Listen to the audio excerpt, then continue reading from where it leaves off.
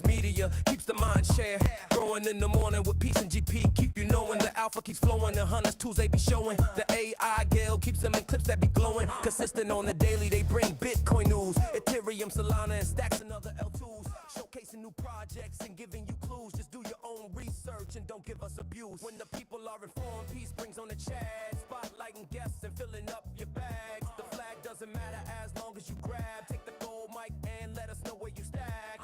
From the underworld, the game master arrives, bringing the games that satisfy the hive. Hunters come running, it keeps them alive, scouring the planet for the treasures inside. Stacks improvement takes a sip, innovating the chain, letting the community know it's the name of the game. Spreading awareness and helping explain why Stacks is where it's at. We are pumping the name.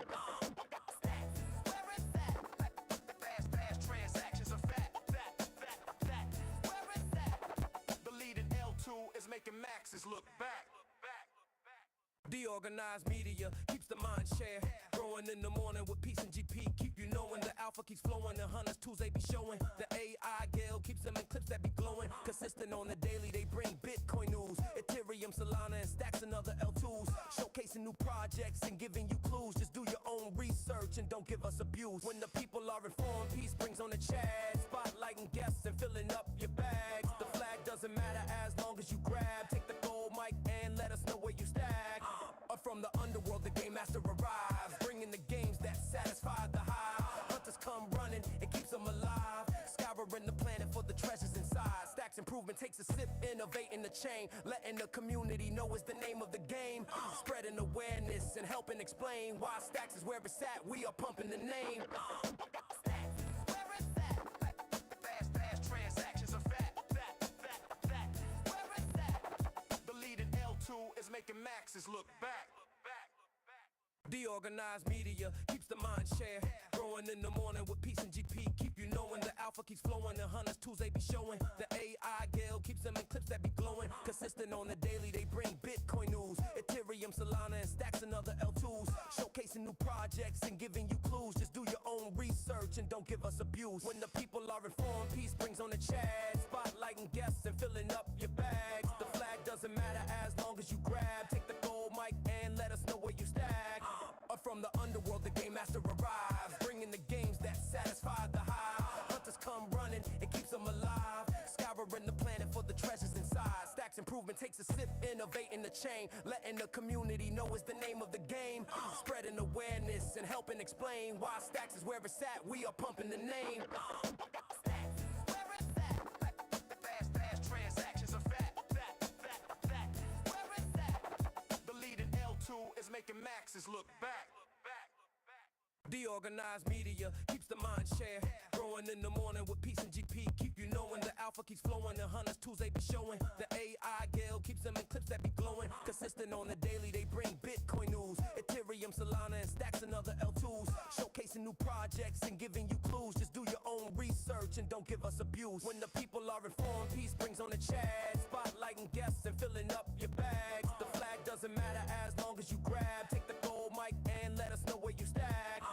From the underworld, the game master arrives, bringing the games that satisfy the hive. Hunters come running, it keeps them alive, scouring the planet for the treasures inside. Stacks improvement takes a sip, innovating the chain, letting the community know it's the name of the game. Spreading awareness and helping explain why Stacks is where it's at. We are pumping the name. Where is that? Fast transactions are fat. Where is that?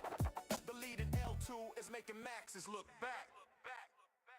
DeOrganized media keeps the mind share growing in the morning with peace and GP. Keep you knowing the alpha keeps flowing. The hunters tools they be showing. The AI Gale keeps them in clips that be glowing. Consistent on the daily, they bring Bitcoin news, Ethereum, Solana, and stacks and other L2s. Showcasing new projects and giving you clues. Just do your own research and don't give us abuse. When the people are informed, peace brings on the chat. Spotlighting guests and filling up your bags. The flag doesn't matter as long as you grab. Take the gold mic and let us know where you stack.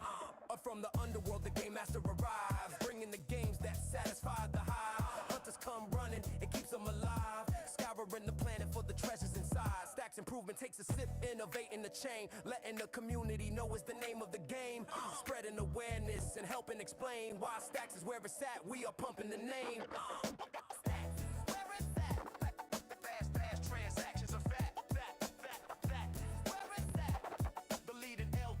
making maxes look back.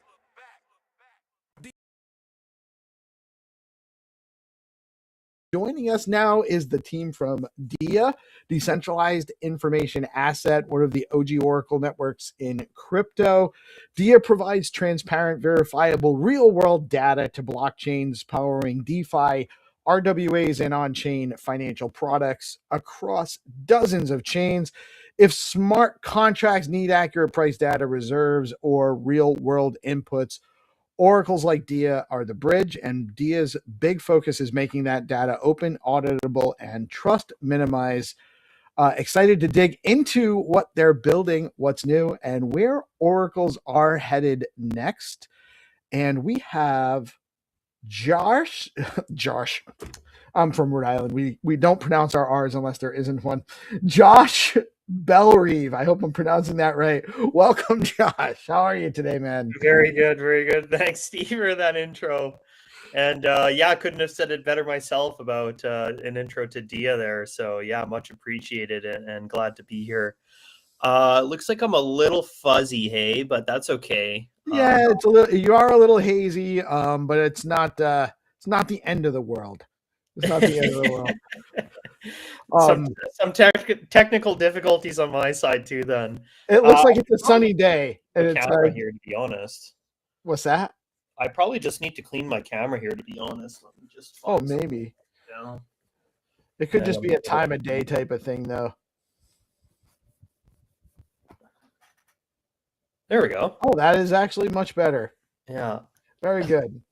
Perfect. I guess when I close the laptop, I probably put my finger right where the camera is. So it actually just looked like it was hazy from the sun time of day, which I am familiar with also.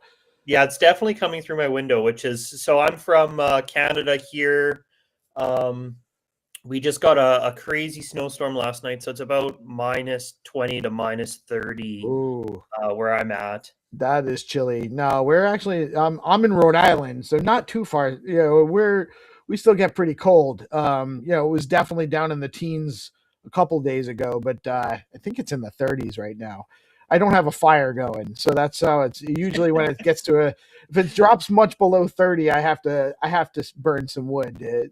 I'm old, you know. I just can't handle it like I used to. Oh, for sure, it gets to your bones. For sure. So we met down in Buenos Aires. I can't remember which. It might have been multi-chain day. I don't remember correct. Which day, which event it was. We worked a couple of them, but you were talking to us about DIA, and why don't you tell us? Well, you're here to talk about what you want to talk about. So obviously, but you're from DIA. And I don't know if a lot of people, our audience, understands a lot about oracles and how that works. So give us the basic background on what you guys do. Yeah, for sure. And to be honest, to be fair, like when I started with DIA, it was kind of the same situation. You know, I'd have been in crypto since 2017. I had a basic understanding of, you know, what oracles are providing, but never really delved too much into the technology. So it's actually much more interesting, especially nowadays than you know I anticipated when I started. I think I'd like to maybe just jump back and just kind of talk about, you know, oracles in general and just kind of what that really means. So I'm pretty sure most people understand them as the price feed part, but I think where it gets confusing is what an oracle really is taking a price and pushing it on chain. So you're pushing it to some smart contract for an application to consume. So a lot of times I'll get people that are, you know, they understand the price feed part. They say, well, where do I access this information? So you can technically access this information through like an API. That could be directly through DIA, that could be directly through another oracle, or that could just be through like a third-party provider like CoinGecko. You could access an API directly on CoinGecko and get that price data. So why then would you need an oracle, right? So the oracle is actually taking that data and pushing that to like the contract. So you could take CoinGecko, you could take DIA, But what you really want with the Oracle is that smart contract basically automatically updating. Now what that really allows is, so I guess there's like 3 steps to like Oracle price oracles today as they are. So the first like least secure methodology is like what we've seen when we originally kind of started looking at smart contracts and building out applications on chain, is like a time weighted average price, something that you could get from Uniswap. You could get that directly from a pool, or you could pull it from like an API like CoinGecko. So what this means is like, this is like the least secure methodology. You're basically taking the trade data directly from either Uniswap or like the aggregated amount from CoinGecko. So this is the least secure methodology because there's not like removing of any transactions, any trade data. If you're, for example, taking a price on Uniswap and you're going to say, okay, now we're taking this trade data, we're going to push this to my smart contract. Say you're running a lending protocol. So what this basically does is any trade data that gets pushed through there is going to update to your smart contract, and then that could potentially cause some issues if there's trade data that's malicious.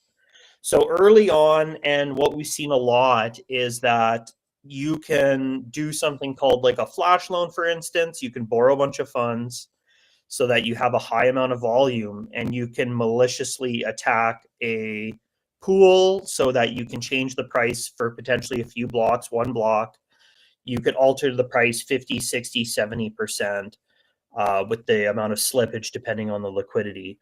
So in doing so, based on that flash loan trade, you may take like a huge loss, but the loss may be higher, or the loss may be lower than the attack that you've done on the lending protocol. So you could, for instance, go into lending protocol after the fact and then cause a bunch of liquidations and then gain the profit from forcing those liquidations, because the liquidators are generally getting 1.5%, 2% on some of those lending protocols. Right. So there is an obvious flaw there. If there's an attack, if somebody is sophisticated enough to pull that off, which is becoming easier and easier these days with the tools available, then that's it. So that is one of the attack vectors, and why you need more security than that. Exactly.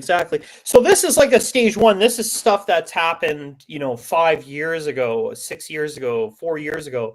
And then most recently, ironically, that happened again on Binance, where, there was all those forced liquidations because protocols were only taking price data from Binance there. So, Oh, really? I didn't yeah, I realize. don't remember the exact situation there. But like a lot of tokens went to almost zero. Some did, like Atom there. I believe this is about a month and a half ago.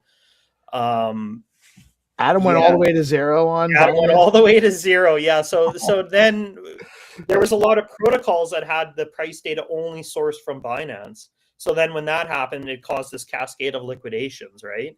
So there's situations like this that are still happening in 2025, which is these protocols set up with what I would call is like a stage 1, like Oracle, right? Right. So Binance was basically not. Binance isn't really an Oracle, but they were being used. Their API was being used as an Oracle for price. Exactly. So in like some of these older tokens, like I'm not sure what the liquidity depth is. Obviously, not high enough to match kind of the the amount of money that people were able to put in to push it down. And then it's always like a measuring act. Like if the value you can extract through the hack is higher than the money you need to put in, then it makes sense to do it, right? So it essentially just breaks down to that. So as soon as they found out that these kind of markets were segregated, then it made it easy. So then that's kind of where oracles are today, is like a stage 2. So that is basically adding the adding the filters, so you're removing any kind of malicious trade data, and then some kind of a system to remove liquidity or liquidity sources that are outside the bounds of a benchmark. So for DIA, how we work is we are scraping data directly from sources. So we're scraping data from central exchanges and decentralized exchanges, all that trade data. And for example, on say Ethereum, we're supporting 20 to 30 different liquidity sources. So all that trade data for us gets aggregated, and then it goes through a filter. So the filter could be like a TWAP filter. For us, we use a volume weighted filter, and we also use something called IR, which is interquantile range. So we're removing the bottom 25% and the top 25% of the trade data. So you're only getting the 50% of chunk of that data. And then that gets processed by the nodes on our layer 2 orbit chain. And then one final system check there is we utilize a guardian, which we're checking against the benchmark price. So the benchmark price is typically, say, like CoinGecko, CoinMarketCap, some source like that, to say, hey, ETH right now is 2,900. What does it say on CoinMarketCap? CoinMarketCap is 2,915. Okay, that's within, say, we typically set guardian price at 5%. So then if the price we're pushing is greater than 5% compared to CoinMarketCap or CoinGecko, we won't push it. We won't add that price there because there's something going on with the data, right? With stable coins, you can go a lot lower. And then once that's confirmed good to go, that's sent to all the available chains we support. So 62, 63 different chains. So it's really cool because it's all done in like a decentralized, transparent way. So a lot of Oracle providers today, you're getting the aggregated data. That could be aggregated by themselves. That could be aggregated through a third party like CoinGecko or Kaiko. And what you really don't know with some of these oracles is the origin of the source of the data. You're just getting the aggregated price, but with DIA, you can actually see and verify the source of the data, and you can actually select the sources of data that you want. Now, it makes, of course, sense to include most of the sources or all of the sources that you can get based on kind of the issues I described earlier. But for example, some applications like to segregate their markets and have isolated markets. So you could say take a price on Arbitrum or on Optimism and have those like separated. So we offer that kind of flexibility there as well. So that's kind of like a stage 2 Oracle where you have that additional security layer there that you didn't have with, like, say, going directly to Uniswap or pulling a price directly from like an API like CoinGecko. Very cool. Very cool. Joining us, well timed, is my partner in crime, GPSC from the Gigapepe Spaceship Club. And he is actually fresh off of winning an award from the Stacks community for being an excellent chat, I believe was the title. What was the category again? It was most positive community impact. Yeah. Come on, Josh, man. Nice to meet you, man. Yeah, nice to meet you. Yeah, glad to be here. Just Yeah. kind of running through the Oracle stuff. Sweet. Hopefully it's not too dry, but Man, let's get to it, man. It's alpha. I mean, it's honestly, these are things that we need to have more awareness of. People need to understand why it matters. Because it is important that the data that's out there, it is largely pricing data right now.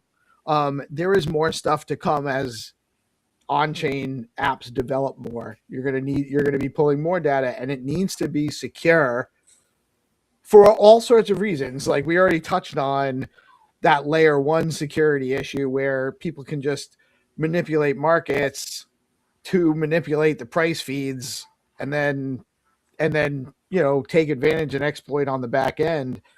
that's a big deal. That does happen, and in this space, any exploit that can be attacked is going to be, so Exactly. it's a huge deal. Like the oracles are utterly important for really all the programmability on crypto requires secure oracles. So it's a fundamental piece of infrastructure for crypto to advance. For sure, for sure. And I think if you look at the data actually behind like attacks on chain, loss of funds, I'd say I wouldn't say like a very large majority of them are oracles related, but I wouldn't be surprised if it's anywhere from 33 to 50% of the the hacks are somewhat oracle related or like price manipulation, right? So yeah, if you can manipulate price, you can do a lot of things, especially if exactly. if you're going to, and that happens, by the way, outside of data feeds and outside of oracle information. There's all sorts of manipulation going on that people exploit.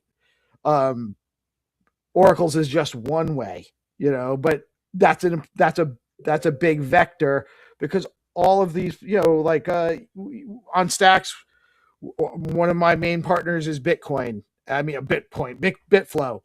Bitflow is the decentralized exchange on Stacks. If that price data isn't accurate, when I go to trade, I lose money, and then I get insecure about using the platform again. So, and by the way, that doesn't happen. I'm very confident in Bitflow. I love the platform. Those guys are doing awesome. But it's important that if the users can't rely on secure data, the whole thing doesn't work. So it's fundamental. It really is very fundamental to the success and the further success, which I think we're through the woods. I think this crypto thing's gonna last. It seems at this point, but it's still, there's still a lot that can happen that can hinder the development and make things take longer to develop. And we're really on the precipice right now with we're calling it onboard your mom. With the with all the the passkey, and we have native passkey and WebAuthn on Clarity now on Stacks, and all of the stuff like Privy's doing, and like making it basically just abstracting away the wallet function and making it real easy for non-crypto natives to engage with applications that are using crypto and built on crypto, but the users don't really need to know anything about crypto to use. That's where we're hoping to go. Right. And we need reliable data for that. Right. We need these people to have good, secure, safe experiences when they come here, or they won't come back, or they won't come back for a long time. So we need you guys to keep doing an excellent job getting us secure data. Oh, for sure, for sure. And yeah, I mean, it's interesting with there's how many of these hacks have driven people away over the years, and it's something, I guess, that needs to happen, because you need to kind of standardize things. You need to have you need to put it in people's minds that, hey, we need to do something different, or as a user we need to think differently and push like transparency. Like a lot of things today, a lot of hacks that we've seen are transparency issues. If we go all the way back to kind of the worst situation, which was Terra Luna and UST, we're talking 30 to 40 billion dollars lost there. That's fully a transparency issue, right? If users understood what was held in the vault or in reserve with Do Kwon, with his team Terraform, then that wouldn't have been such a situation, right? But no one had any idea, how many tokens were minted, what was actually backed, what the understanding there is, right? Right. And that's where users need to say, hey, I'm not going to deposit my money here unless you can be transparent about what's going on, right? Right. No, exactly. Same thing with FTX. Yeah. They were just using people's money. And if Yeah, where's the money? What's going on, right? right. It's So crazy. and really, crypto's built on the ethos of transparency, of Right. understanding where your funds are and being in control of your funds, right? And not So having to trust anybody. exactly, no intermediaries. So it's crazy that people kind of lose sight of that. Um, and you know, it's tough because you see, oh, this is giving 50% APY on my US dollars. I'm going to go put my money in here. And you don't really think about, you know, what's the underlying risk? How are they actually giving this 50%, right? They're Right. likely leveraging in the background. They may Yeah. be providing some points which aren't actually truly, you know, that. We have a I don't know if it's a mantra, but it's, you know, where does the yield come from? And if you cannot answer where the yield comes from, you are the yield. Yes, yes. That's exactly right, for sure, for sure. So, So, and that is, I mean, I'm generally a lucky guy. I didn't get burned with, I didn't feel good about FTX for some reason at the beginning. Something just seemed off to me about it. It was too hype. So I missed it. I was in BlockFi collecting I think it was 8% on Gemini dollars, which was very high at the time. The banks weren't giving interest on anything at that time. right. And I got out of that just, again, I had a hunch. I had, you know, not a ton of money, but a lot for, you know, I'm not super flush. So it was enough for me to be very burned if I hadn't gotten out. And I got out of that real quick, just in time, and before they collapsed. And then there have been a couple. I got out of Gemini just by the skin of my teeth. I had some funds in there before they got, you know, attacked again. So, but these things happen. They're not all data risk errors, but they are situations where you're trusting. You're not really verifying at that point, and so. Right. Good data oracles also help us verify. Exactly, exactly. So that could essentially take us to, you know, the stage 3 then, Oracle, like where we're seeing, you know, more customizability today, more capital efficiency, and that's through something called like nav based feeds, or as we're calling them, fundamental feeds. So nav is like a net asset value feed, and very simply, it's just the collateralization ratio. So we, for example, take the ratio of how much a derivative asset or synthetic asset or stablecoin token, how many of those tokens are issued versus what's held in reserve or what's held in the vault. So we're seeing tons of these tokens come out today, all different kinds of stablecoin derivatives, XUSD, SUSD, USDP, et cetera, et cetera. So we can measure that ratio and say, hey, there's $1 million of these tokens issued, and there's 800K in the vault. So then you're getting the ratio there. The ratio is coming back and saying, hey, this ratio is 80%. So what's in the reserve is actually 80% compared to what's been issued. Then if we can price that derivative token at 80 cents automatically. So, for example, I always like to go back to Terra Luna here. If UST was priced using a fundamental feed, everyone would have known automatically what the price of UST would have been. UST actually had, I believe it was 80% in backing. Now, what happened, obviously, when the bank run happened is anytime there's, you know, not enough funds to back it, it's impossible to keep it afloat. So it dropped down to 13 cents, I think, at the lowest before it finally, like, you know, collapsed and ended itself. But had people known, hey, this is actually backed 80%, that's not as bad as we anticipate. The coin is now priced at 80 cents automatically. You know, maybe there wouldn't have been this huge panic, which ultimately led to the collapse, right? It might have just people seen that there's transparency there.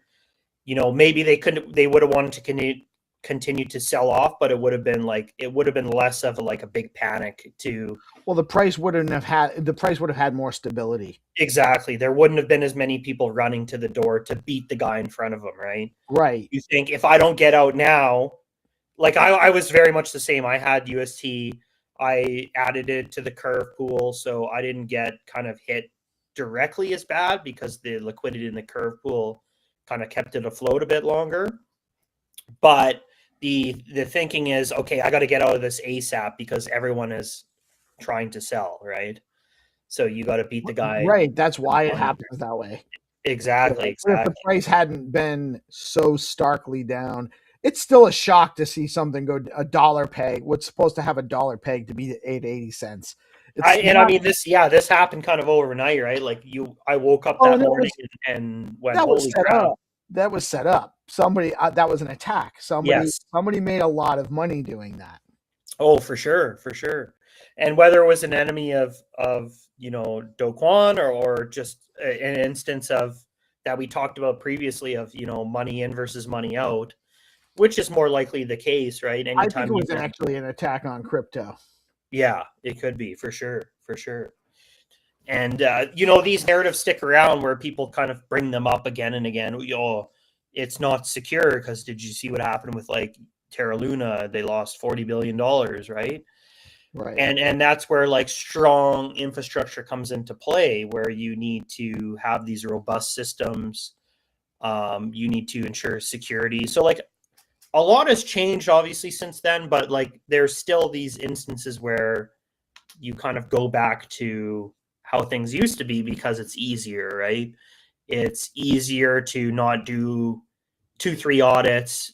It's easier to just go into pull an API instead of setting up a custom Oracle contract, situations like that, right? So what's really cool with the fundamental feeds is you can do them in conjunction with the market feed, right? So you can have your market-based priced, and then you can have your NAV-based fundamental price, and then use those together, and then derive your price of your market from that. So you're essentially taking from two sources, and then you can maybe run your liquidations based on the fundamental side, and then have your market-based price for like redemptions or whatever. So there's I think that's where we're moving today, is to like that stage 3 security where there's more, not only more sources in the market for the pricing, more filters, secure guardian systems, and then different methodologies for providing price that are actually more capital efficient, right? Because you're not worrying about the day-to-day trade. You're just actually taking what's in, held in reserve, which is essentially, the same methodology the banks are using, right? So you're seeing basically kind of the highest level of capital efficiency that we're seeing in the traditional market. So now, do you guys support data for real world asset tokenization, institutional products, stuff like that, or what? Or mostly focus on pricing feeds right now? What are you guys getting into? Yeah, for sure. So we're supporting RWAs as well. We support over 5,000 different assets. So copper, any kind of commodity or stocks, bonds, T-bills, Forex, stuff like that. So teams can reach out to us to set up price feeds for that. One really cool thing we're working on right now is we're integrating the Ondo global markets. So Ondo is providing tokens for trading the stocks essentially. And what's really cool is the stocks are then able to be traded 24/7. So we can get a price for these that apps can use to say trade Amazon after hours essentially. So I think that's a really good use case for crypto. Today we see like a lot of these perp platforms, you can only trade the commodities or the stock within certain trading hours, right? Because they're getting the data from a source that doesn't allow after hours trading. And, we've kind of scoped that out a bit on our side and said, hey, can we provide or can we go with a third-party provider that allows stock trading after hours? And what we found is it's kind of like a closed cabal, right? Like they don't want for one, they don't want you to take this data and then kind of resell it or repackage it or let someone else use it. So we've seen kind of huge barriers to entry that way. And then also with price, like we're talking for us to get data for 24/7 stock trading, it could be 30 to 50 grand a month just to get the trade data. So there's these huge barriers to entry. So I think with the Ondo global markets, us being able to tap into those tokens and then dApp's able to trade these stocks 24/7 is a really cool use case for crypto on the RWA side. So it's just kind of starting. We've seen a few teams tokenizing stocks and commodities and things like that, like X stocks. So you think that trading on Ondo will provide enough pricing data to satisfy overnight trading? Exactly. It's early days right now. I haven't checked liquidity and volume in a while. I know a lot of those tokens have reached over 1 million in liquidity, which is enough for us to provide a price feed on that. Now, you still want to kind of do your research on kind of, how much is the price actually fluctuating from either the after hours or when the stock market opens, how close are we to parity, minutes before or hours before that, right? So I haven't done my research on that, but things will continue to get more robust, definitely. Ondo's a huge team. They're building really cool stuff to allow, tokenization on chain. So I think that's really exciting direction we're heading in the RWA space is, allowing. Sure. Well, and they're also, so Ondo's on Base. And Coinbase literally yesterday just announced stock trading and prediction market coming soon. I have to assume that they're probably going to use some of the information from Ondo as well, and or maybe, I don't know, because it's on Base. I don't know if that's right or how affiliated they are with Ondo specifically, but if not, then there'll be some other option in the marketplace that they're using anyway, right? Yeah.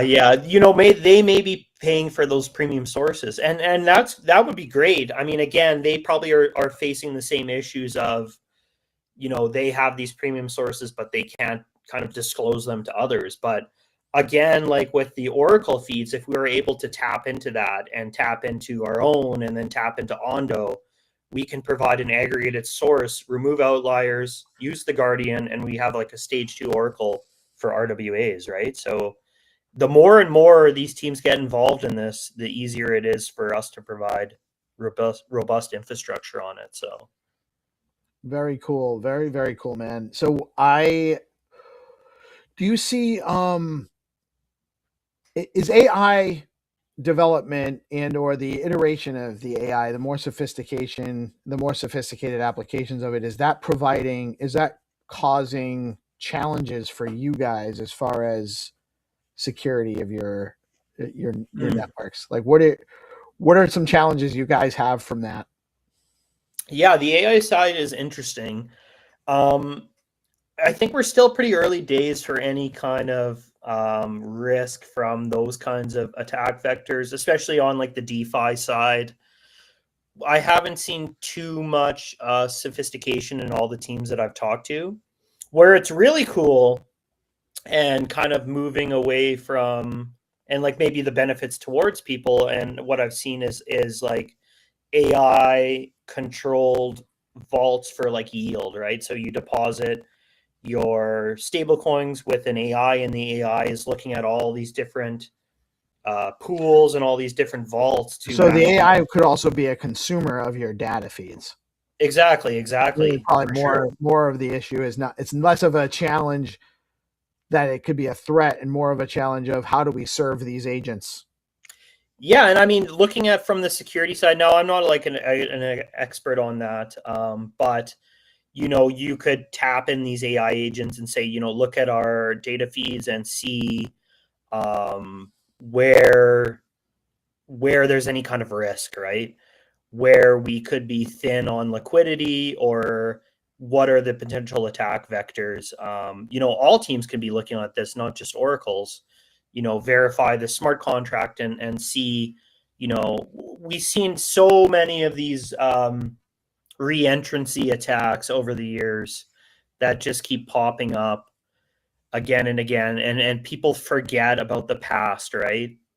And I think where AI is really, really good is analyzing the data, looking in the past and seeing and making sure that, these one or two lines of code are updated, to not allow kind of previous attacks to happen, right? So I think as people forget, or they haven't been there back in 2021, 2019 when these things happened, because it kind of goes through cycles, right? These things get like, these particular attack vectors are like hot, and then they fall off. People forget about them. They upgrade to a new contract, but there's a bunch of teams using the original contracts, and then there's those attacks again, like we saw with the Curve V2 pool there a couple months back. Yep. So, yeah.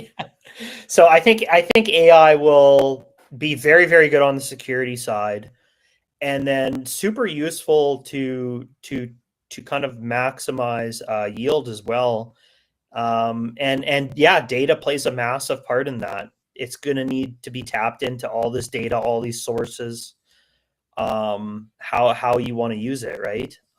So the more data you can feed the AI is going to be, that's the number one thing, 100%. So we have we know a couple of people working on the X402 solution, which is payments between AI agents. And it's a little over my head, the conversation. We've had a few on our show. A lot of these conversations are a little bit over my head. But it's closer than I think we really, it seems closer based on the conversations I'm having with people to this stuff becoming more actionable than, because we play around with a lot of stuff because we're doing a show. We are now a live stream all day. We cover a lot of projects, and we love touching around on stuff that's new, a lot of stuff in testnet, and we've played with a number of trade bot agents in testnet, or even in beta mainnet stuff. Agent Hustle over on Solana. We've played the AI BTC dev guys are doing some really cool stuff on Stacks. There and a number of them, and they're mostly just conceptual. They're not lined up with enough memory. They're not really they're still, just MVP products. Yeah. But there are a lot of solutions that are being worked on right now that I think we're probably a little bit closer than we may really we're trained to expect, because of how fast these things iterate, because they're iterating themselves to a large degree. They're being used to actually build out the agents are actually building out their next iteration. So it's crazy how these things are going. But I think that it's going to be here actionable, like trading on your behalf, agent to agent, interacting with APIs and stuff like that, and different data oracles, and then transacting with Bitcoin, actually, in a large degree, in microtransactions for access to data. I really think that that's probably not that far off. Right. Yeah. One thing that I've always been interested in, and when it came to the space, I thought was like, oh man, this is really going to change the game, was like intents. So that's another one that, yes, that's, yeah. So we have a guy that built basically, subnets on Stacks with intents. It's crazy. There you go. There you go. So basically with intents, you're essentially saying, okay, I want to make a trade, US dollars to ETH. So right now we're seeing intents being used for, I think the biggest one on the swap side is Cow Swap. And then there's a few other ones. I think Matcha uses intents and some other ones, but it's really cool because then, you're taking a idea, and that's essentially the intent of saying, okay, I want Ethereum, I have USDC. Then it goes to a solver network, and the solvers are going to look for the best price for that user. So that solver networks is where it gets interesting, because you have like a level of competition. It's going to look at, the network of solvers. I don't know how many CowSwap has now, let's say like 50. Each of those solvers is going to have a different set of code that it's running through, and in a different, essentially, set of liquidity sources that it's sourcing. So those solvers can say, hey, I can provide this for this price, and the best solver wins. Now, going back to what you said about, abstracting away the complexities for these users so your grandma can use crypto, it's the same idea here. I can go to CowSwap and I can ensure that I'm getting the best price, or that's the theory anyways, around the intent-based system. Once everything is kind of tied in together with these robust solver networks, you're generally getting the best price. And personally, I use CowSwap all the time. That's what I've seen. I'm getting an amazing price, sometimes better than the market rate, sometimes better than Binance, where you assume the highest liquidity source is always going to give you the best price generally. Sometimes it's even better than that. So you really can't go wrong there. And that's all done, through that intent-based system with the solver network. So we also see that with bridges.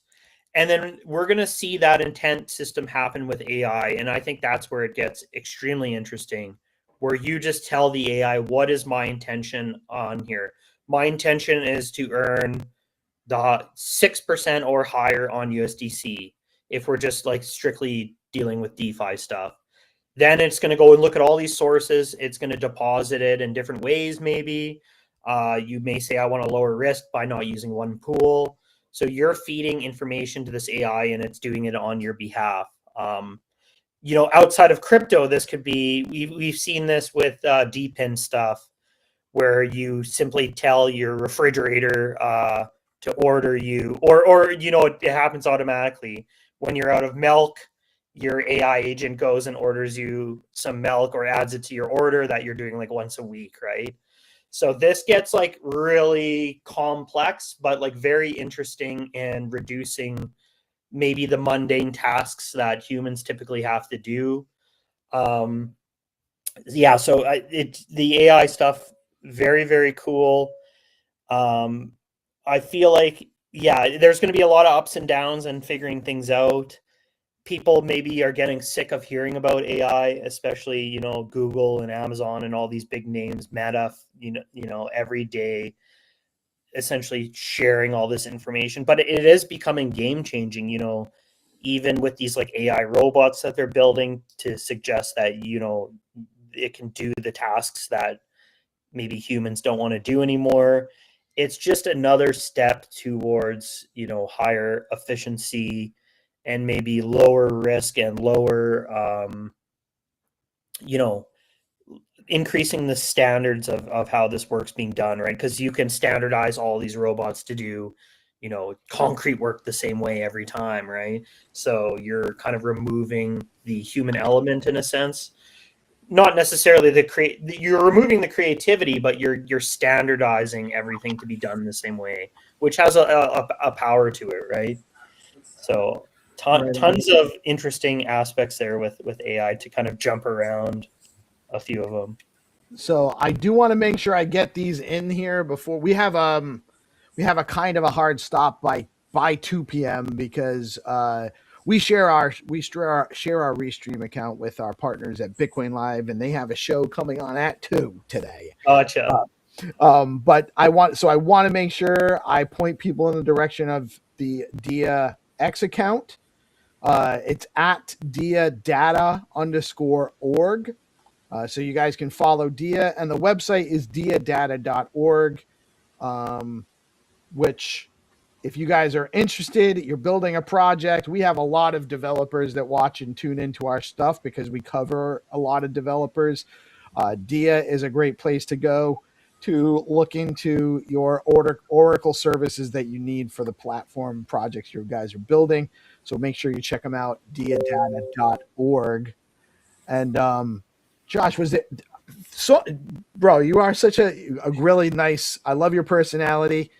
Really even keeled dude. Great chatting with you. Would love to have you on again whenever there's something going on. Even if you just want to come hang out, we do the morning show. Sometimes it's a little more casual. Happy to have you jump in and chat with us sometime. Anything else we should know about Dia before you sign off?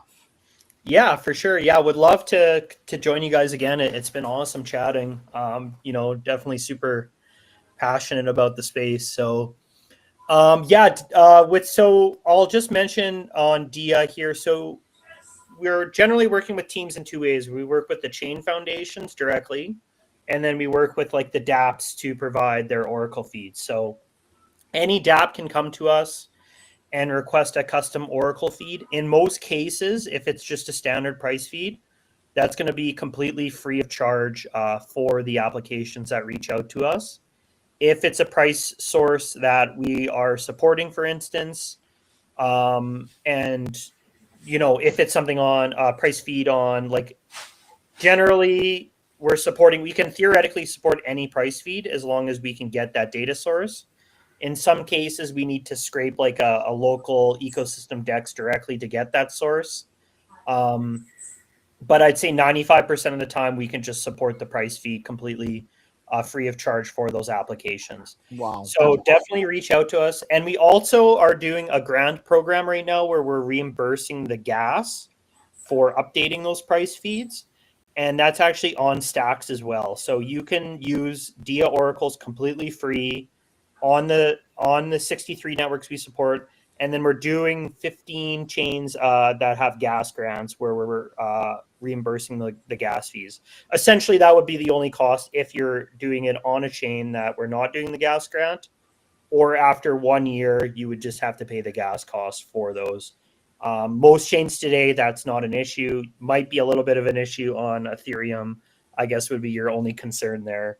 So sometimes it's pretty cheap on Ethereum right now. Though. Yeah, we've seen it lately where it's been cheap. So that's the good thing about the bear market is you are getting cheaper gas.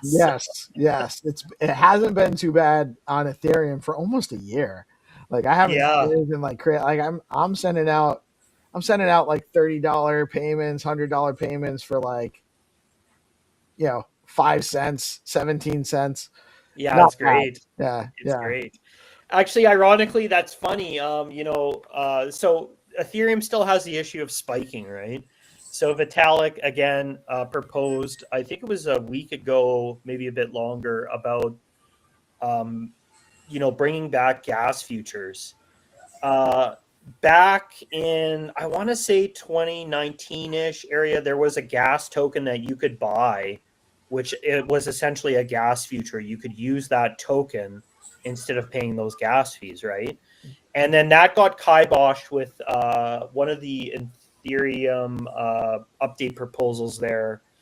And now it's funny that they want to bring it back because it makes more sense, right? You can start loading up on, gas prices today, in anticipation of gas prices going up in the future, right? It's a smart market to make.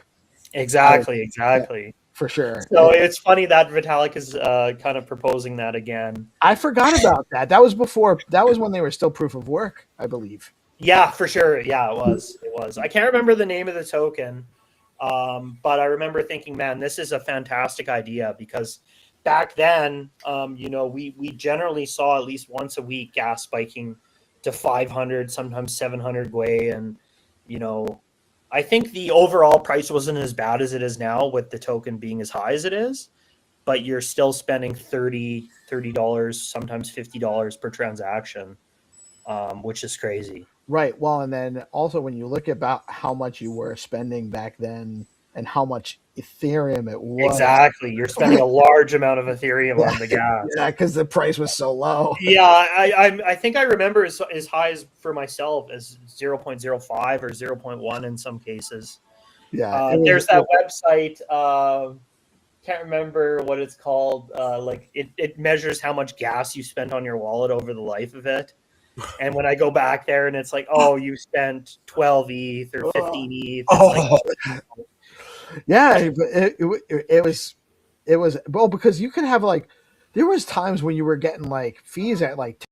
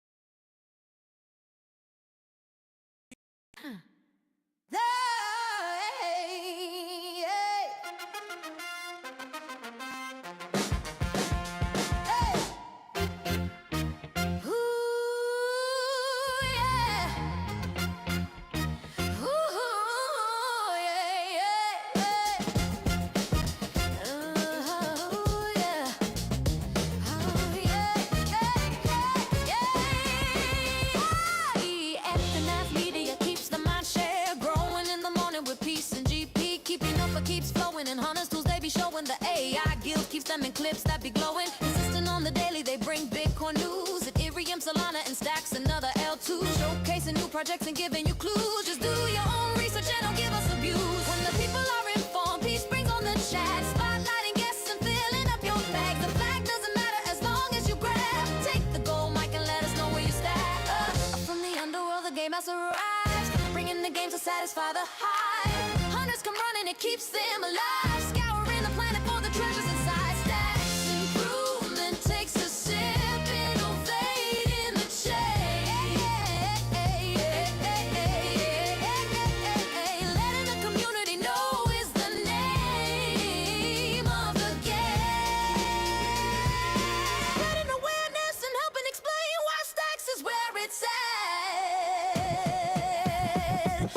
Pumping the name. Stacks is where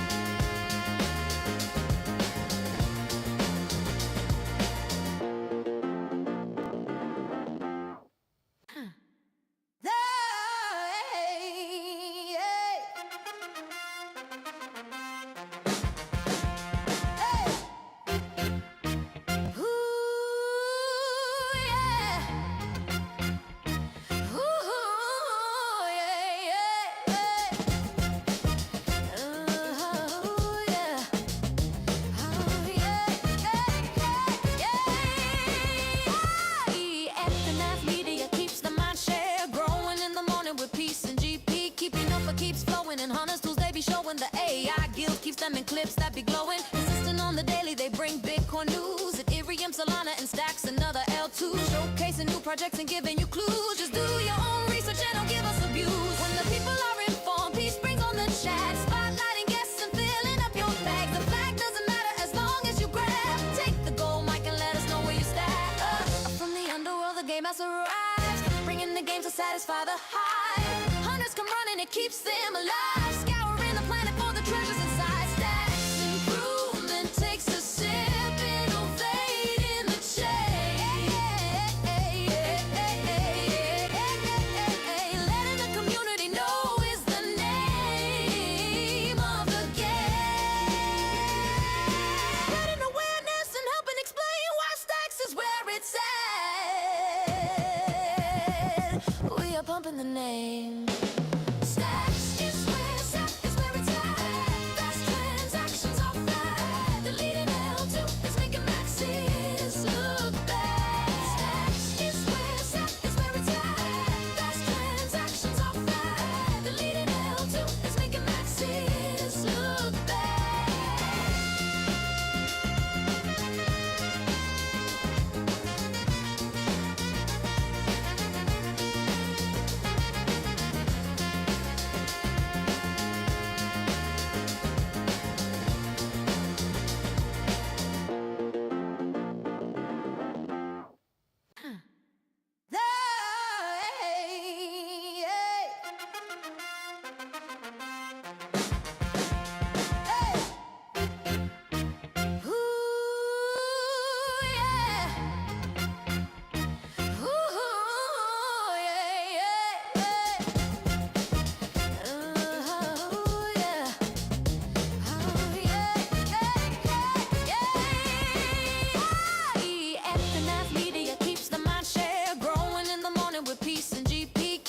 Keeps flowing and Hunters tools they be showing. The AI guild keeps them in clips that be glowing. Consistent on the daily, they bring Bitcoin news. Ethereum, Solana, and Stacks, another L2. Showcasing new projects and giving you clues. Just do your own research and don't give us abuse. When the people are informed, peace brings on the chat, spotlighting guests and filling up your bag. The flag doesn't matter as long as you grab. Take the gold mic and let us know where you stack.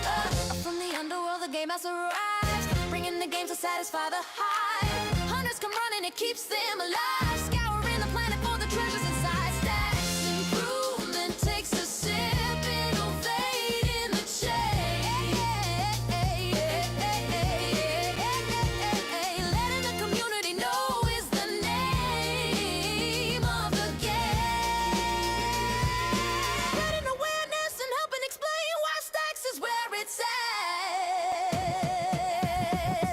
We are pumping the name. Stacks is where it's at. Fast transactions are flat. The leading L2 is making maxis look bad. Stacks is where it's at.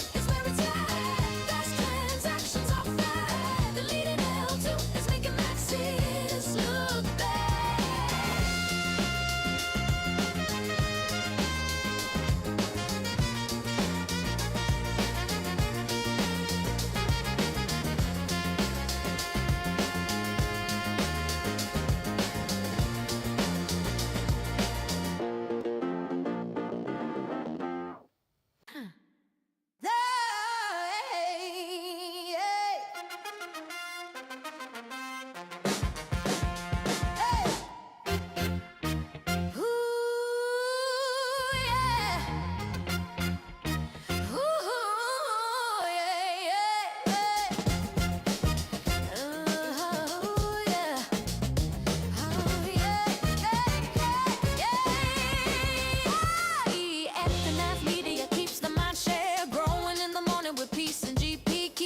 Keeps flowing and Hunters tools they be showing. The AI guild keeps them in clips that be glowing. Consistent on the daily, they bring Bitcoin news. Ethereum, Solana, and Stacks, another L2. Showcasing new projects and giving you clues. Just do your own research and don't give us abuse. When the people are informed, peace brings on the chat, spotlighting guests and filling up your bag. The flag doesn't matter as long as you grab. Take the gold mic and let us know where you stack.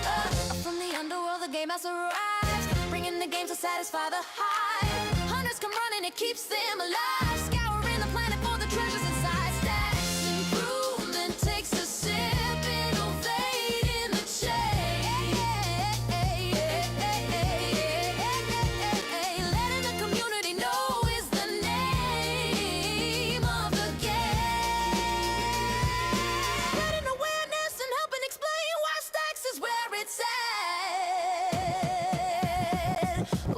pumping the name.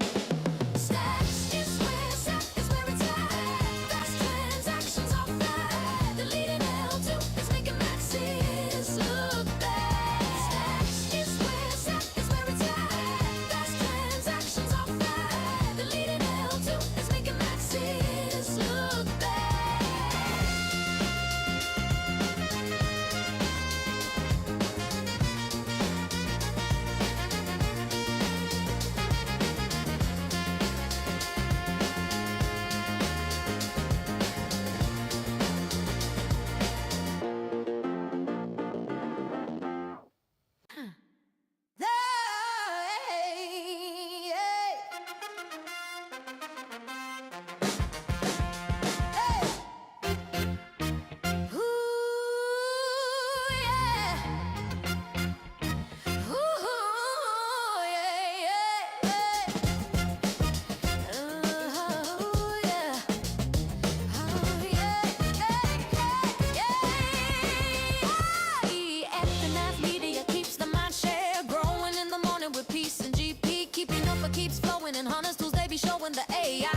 Them in clips that be glowing, insisting on the daily. They bring Bitcoin news, Ethereum, Solana, and stacks another L2, showcasing new projects and giving you clues. Just do your own research and don't give us abuse. When the people are informed, peace brings on the chat, spotlighting guests and filling up your bag. The flag doesn't matter as long as you grab. Take the gold mic and let us know where you stack.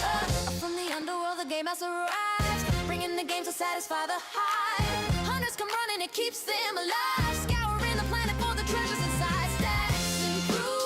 Takes a sip, innovate in the chain. Letting the community know is the name of the game. Spreading awareness and helping explain why stacks is where it's at. We are pumping the name. Stacks is where it's at. Fast transactions are flat. The leading L2 is making maxes look bad. Stacks is where it's at. Fast transactions are flat. The leading L2 is making maxes look bad.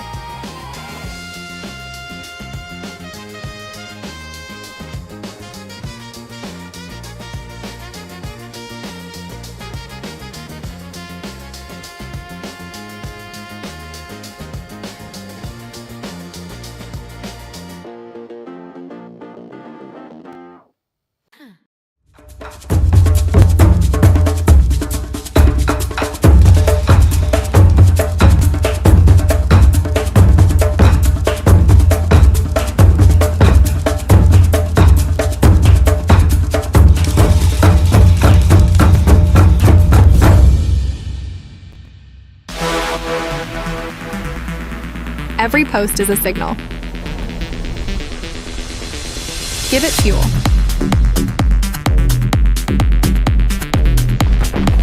BoostEggs, the social value layer.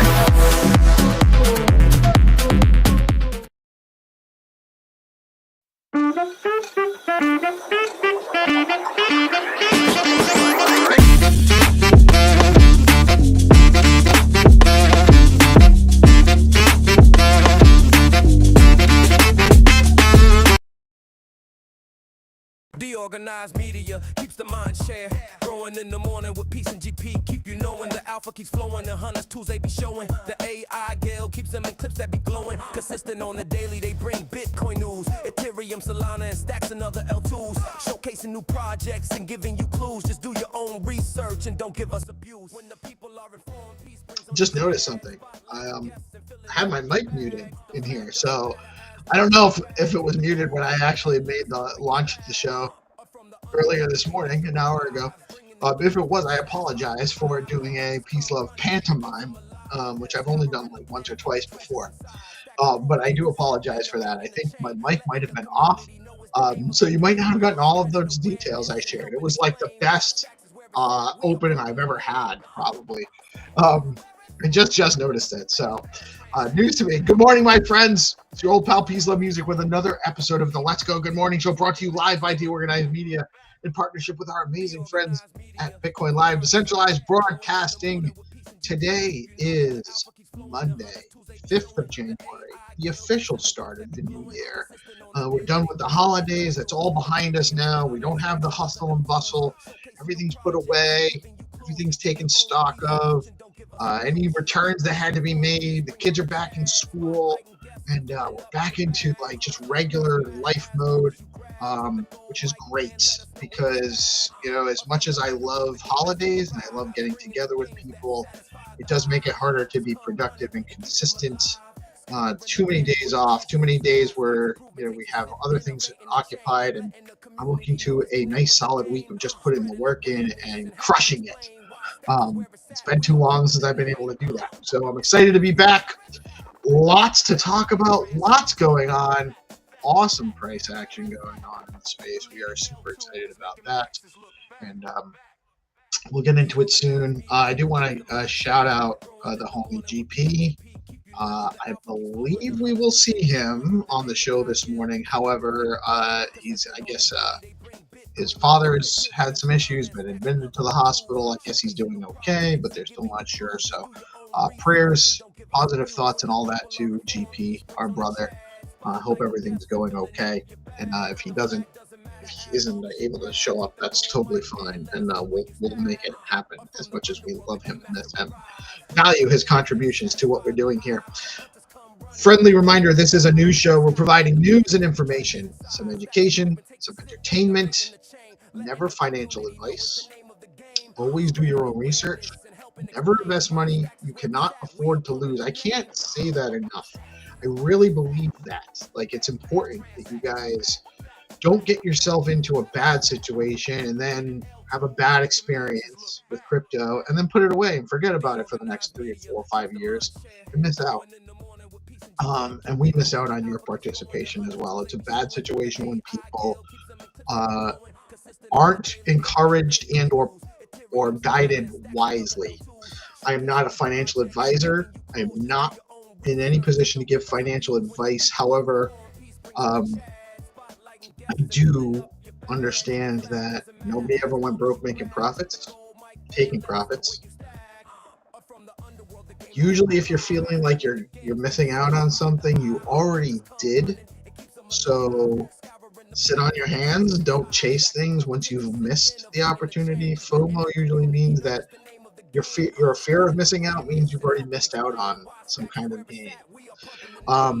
And I just want you guys to be safe, and I want you to, I love the people that participate. I love the people that join in our conversations. You guys make DeOrganized great. You guys make stacks great. You guys make Bitcoin great. Make life great.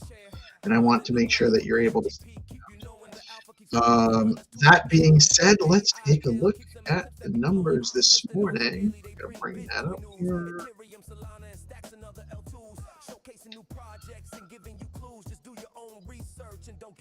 This morning, we're looking at Bitcoin is over 92K. It was actually up at 93 at one point. This is excellent news, up 1.5 on the day, up 6% in the last 7 days. Ethereum solidly back over 3,000.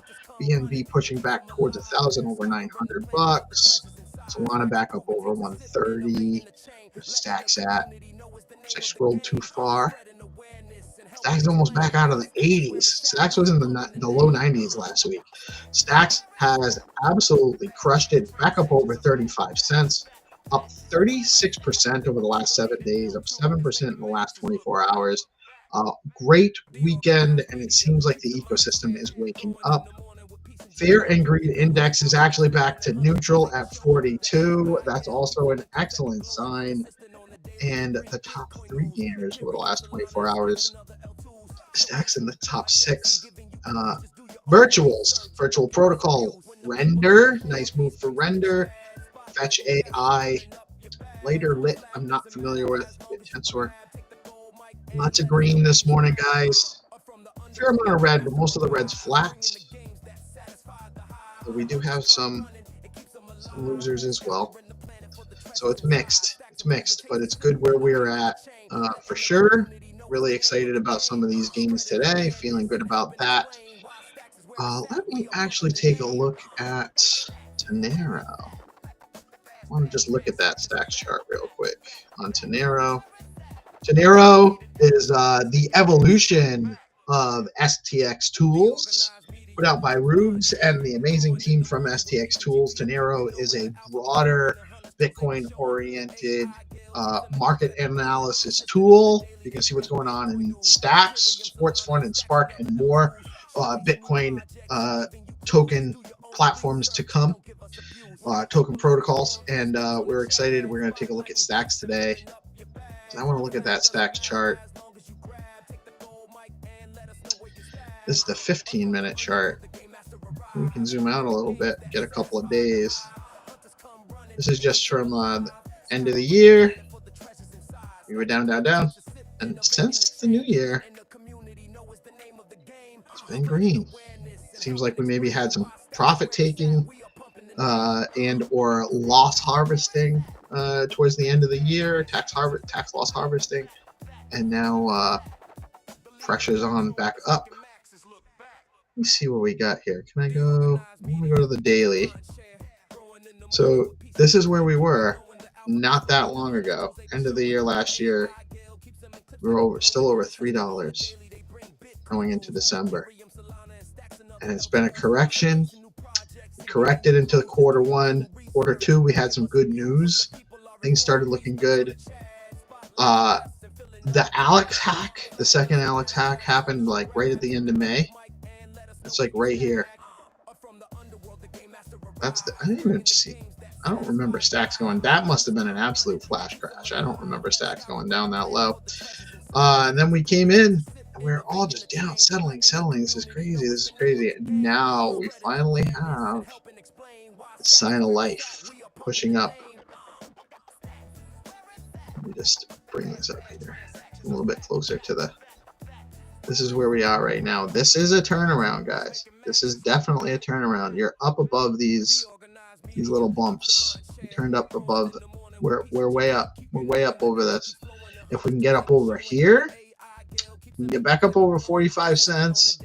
And then the next target is 60, 68, 70 cents. It's not impossible to get some momentum out of this. Look at this volatility and this liquidity here. Lots of push. We're excited about that. So Tenero.io is the place to go if you're looking to do your research on your Stacks. And let's take a look at the news. Bitcoin flips bullish amid bets of a big year. Bitcoin sentiment has turned decisively bullish as traders and long-term holders position for what many expect to be a breakout year. After a period of consolidation, renewed inflows, improving macro expectations, and reduced sell pressure from short-term holders are driving confidence higher. Analysts point to tightening supply dynamics, growing institutional exposure, and anticipation around continued Bitcoin native infrastructure growth as key tailwinds.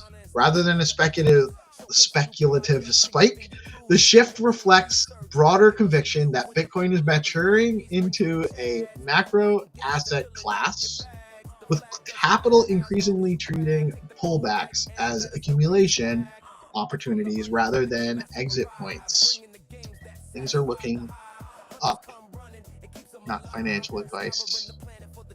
Look at this one. Visa crypto card spending explodes 525% in 2025 as digital payments go mainstream. Adoption is coming, is here. Crypto-linked card spending processed by Visa jumped 525%. That's more than five times more this year than last year, signaling that digital assets are increasingly being used for everyday transactions rather than held purely for speculation. The surge reflects growing consumer comfort, improved wallet UX, and smoother on-ramps between crypto and traditional finance. Visa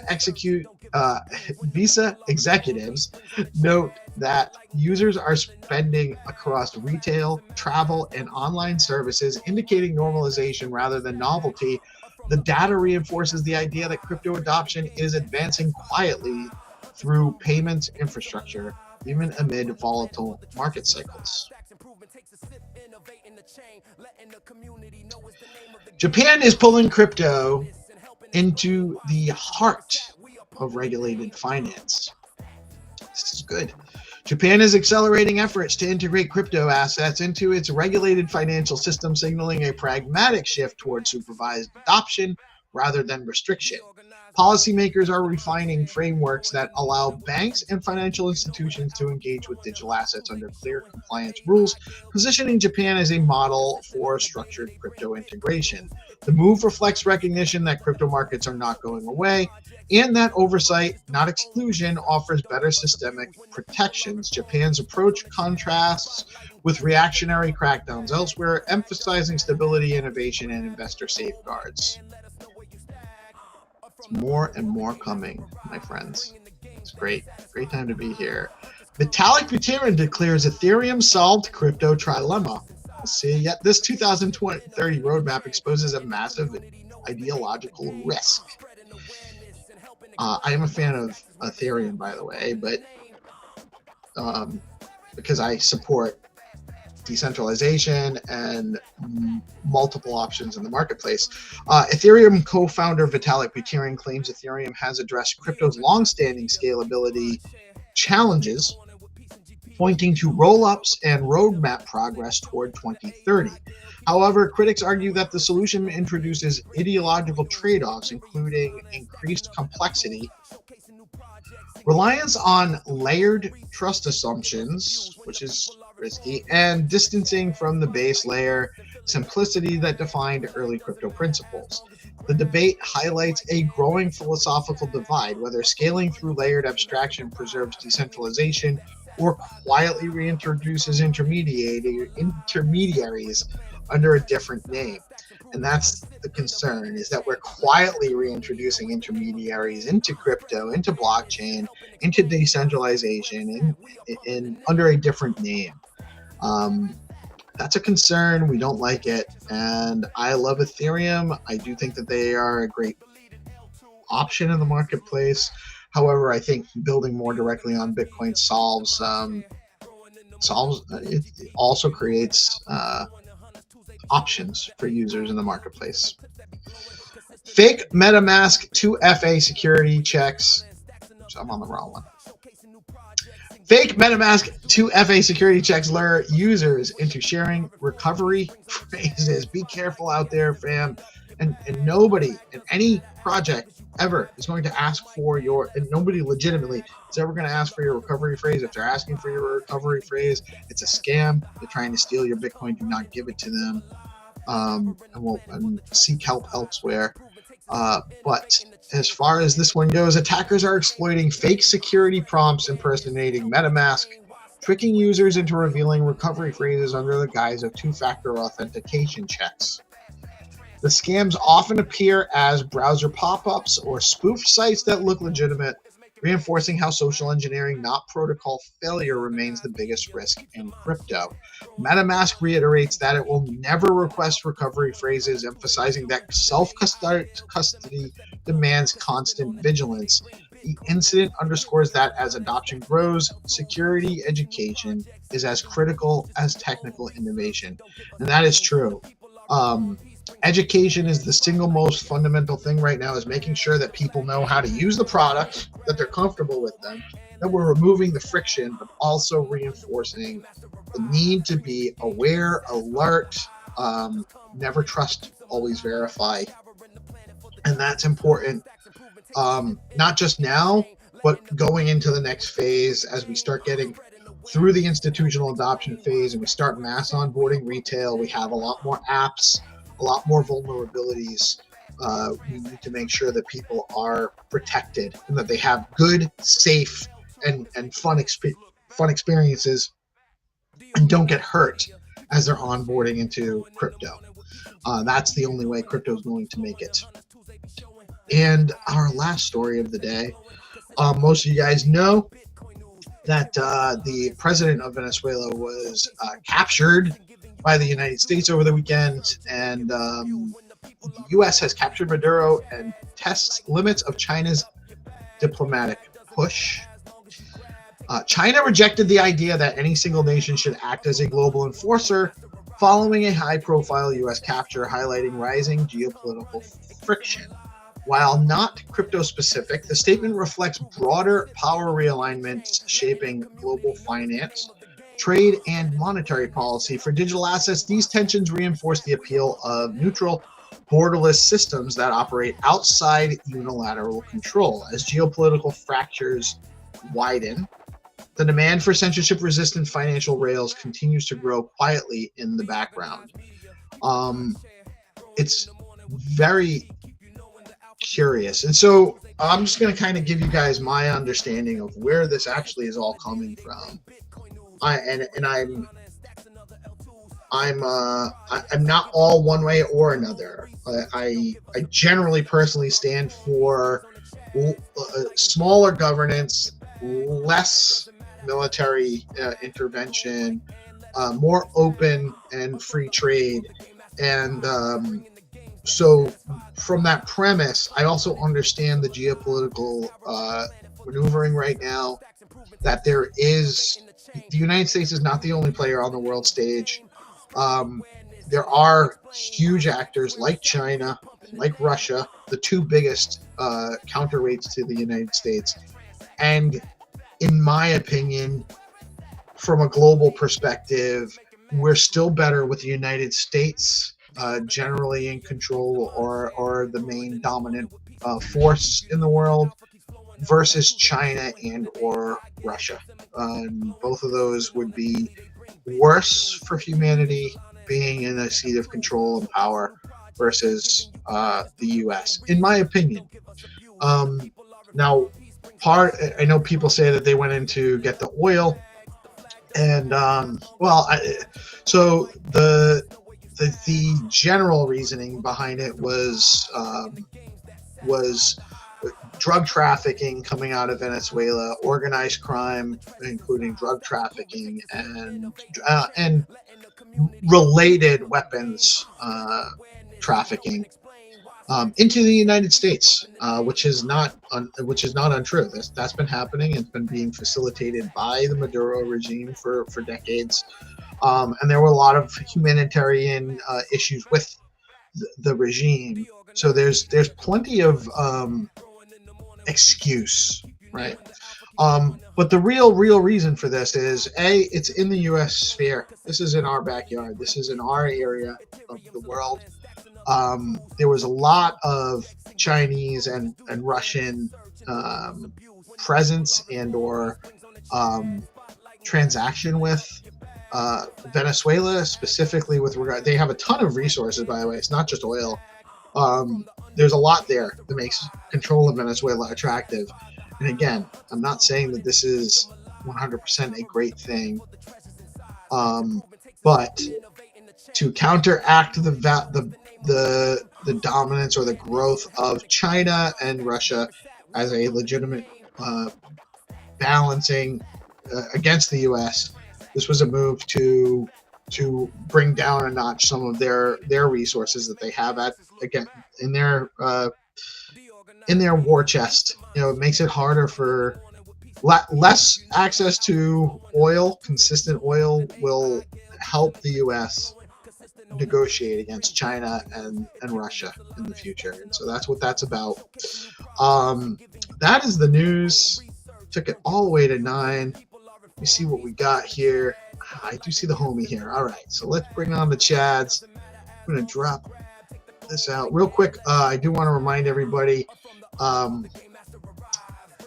Bitflow is the top DEX on Stacks. They allow you to trade runes, USDC, native BTC, SBTC, STX, USDC, USDH. Everything you want is tradable at Bitflow, and they aggregate the best prices across the Stacks.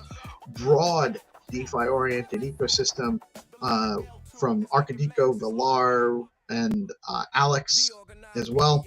So you're always getting the best swap rates, and there's all sorts of cool stuff happening at Bitflow. So get started today. If you're looking to trade, it's at bitflow.finance is the place to go. Let me actually just do this. We got GP in the house. How you doing, brother? Good morning, peace.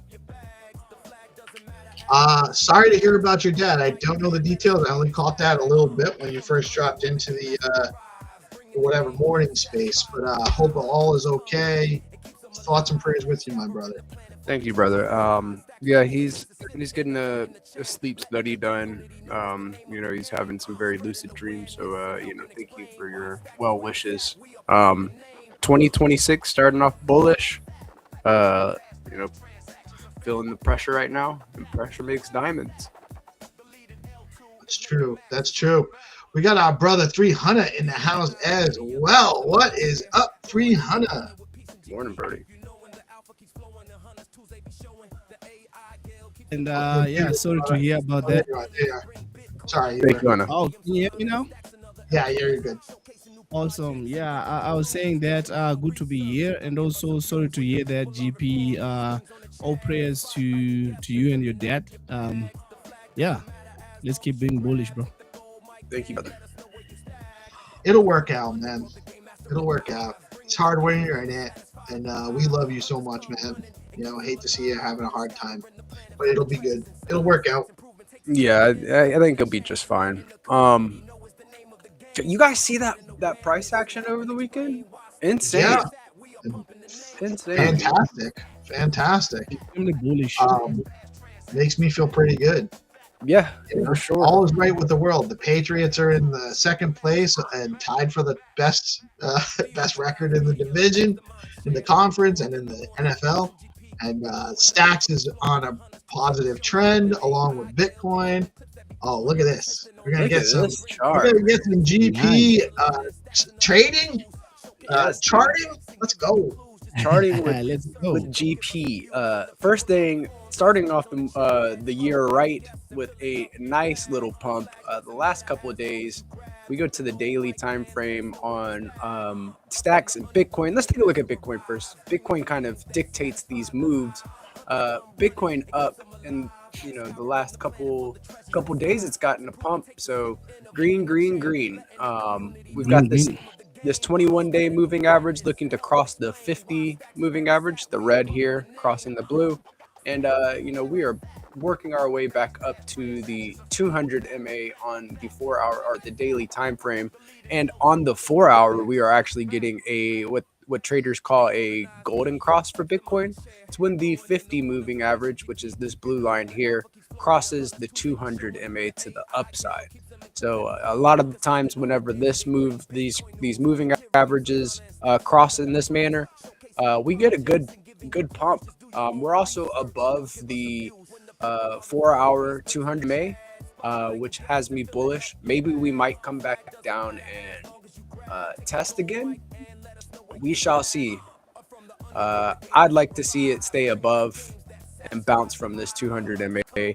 I don't know if we'll come all the way back down to 90K, but it has potential. It has not really tested the 200 MA as support yet. So, but looking at Stacks, man, is that a good looking chart and a good looking move off of the bottom, making a higher high here, breaking through resistance.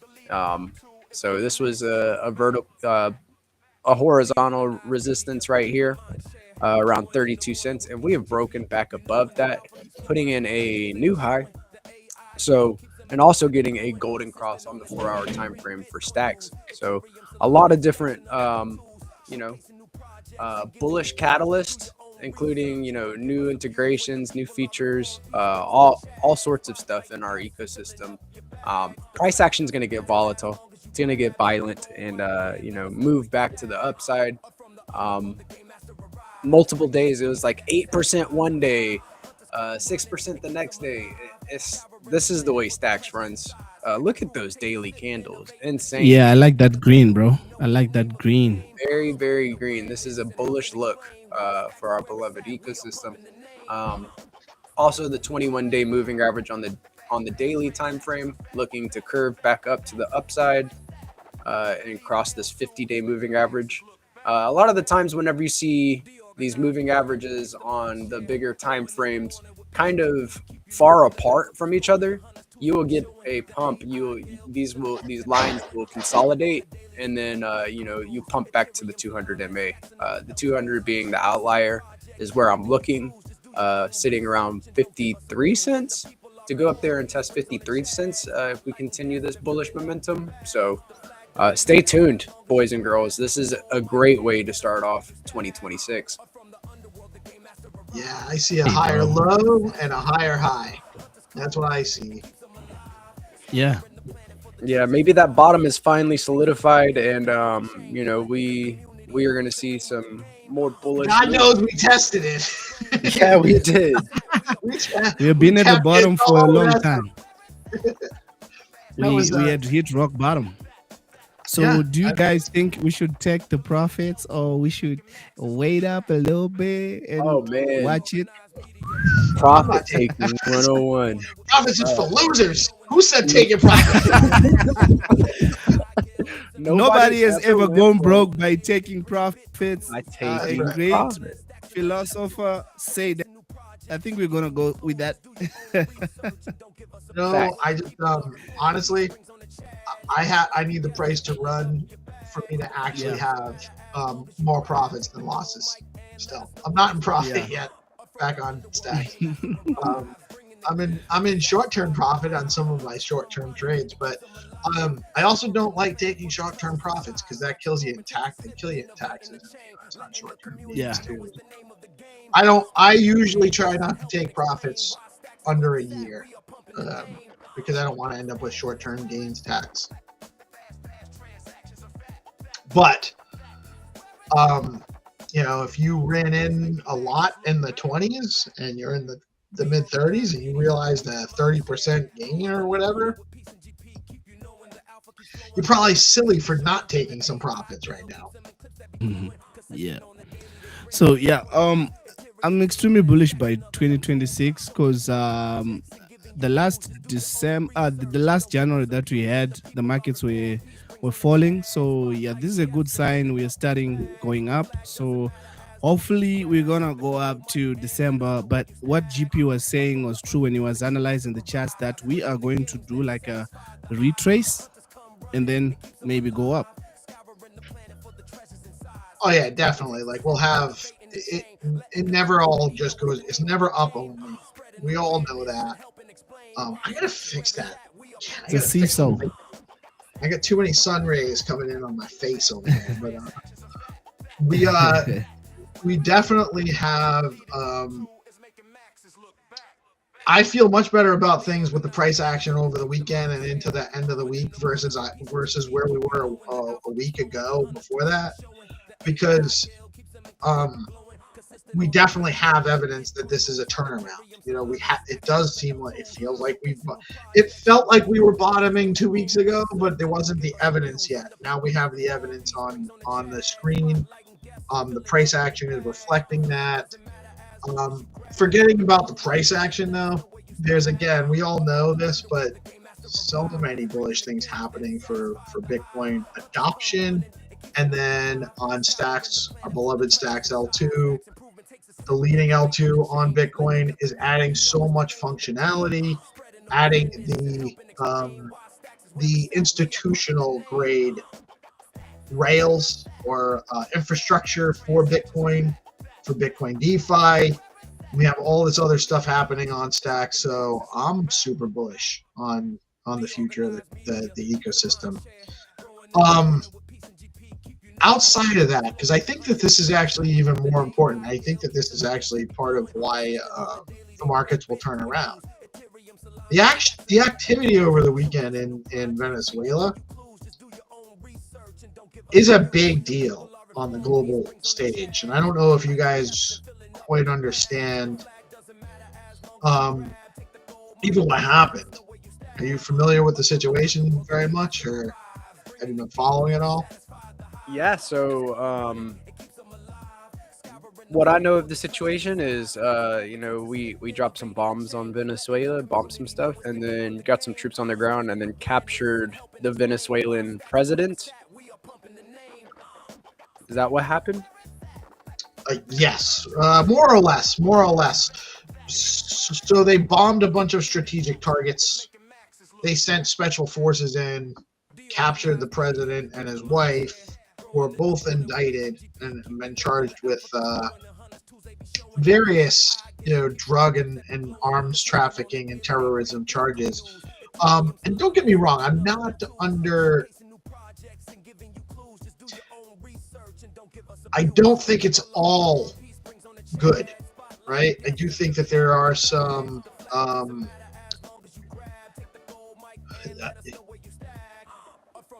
ethical considerations here, right? And precedent set.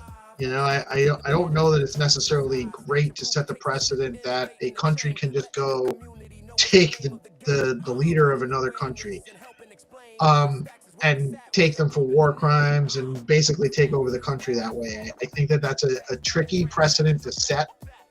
And how would we feel if that's how China and or Russia and or Canada even like any country was acting? Like we don't necessarily want to establish that as a Norm. Model.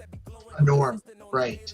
So you're saying that he's going to be imprisoned in the States? He's got a court date. He's going in front of a judge this morning. He might be in front of a judge right now. That's what I read. So he's already been back. He's in New York. He's been charged, and he's going to. I guess he's being arraigned. I'm not sure exactly what the. It's a little strange that this is happening to the head of a country. Right. I don't want to. 100%. There's no doubt about it. Maduro is also a crook. He's a criminal. He's an organized criminal. Narco-terrorist. He's a narco-terrorist. They're. That's the word that they've been using. It's true to a large degree. I prefer to just say organized crime because that's really what it is. They don't actually use that term in the mainstream media. I wonder why. They're afraid of accusing organized criminals. Maybe they don't want to. You mean the government? The government officials? You don't know why they don't use the word organized crime? Right, or their sponsors. Well, anyway, Pfizer.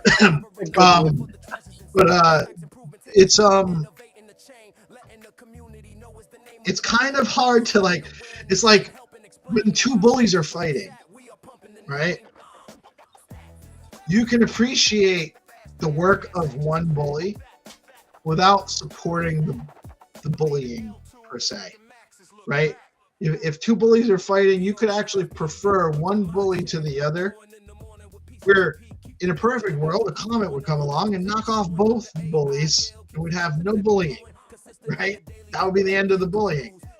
But you can also appreciate them you can be more nuanced in your understanding and realize that, well, this bully doesn't actually take my lunch. He just calls me names. This guy takes my lunch. He beats me up. So the one that calls me names, I'd rather win in a fight between the one that's taking my lunch and beating me up. That's kind of the situation. Yes. And the outcome of this is going to be cheaper oil, a stronger foothold and bulwark of the United States or by the United States against a growing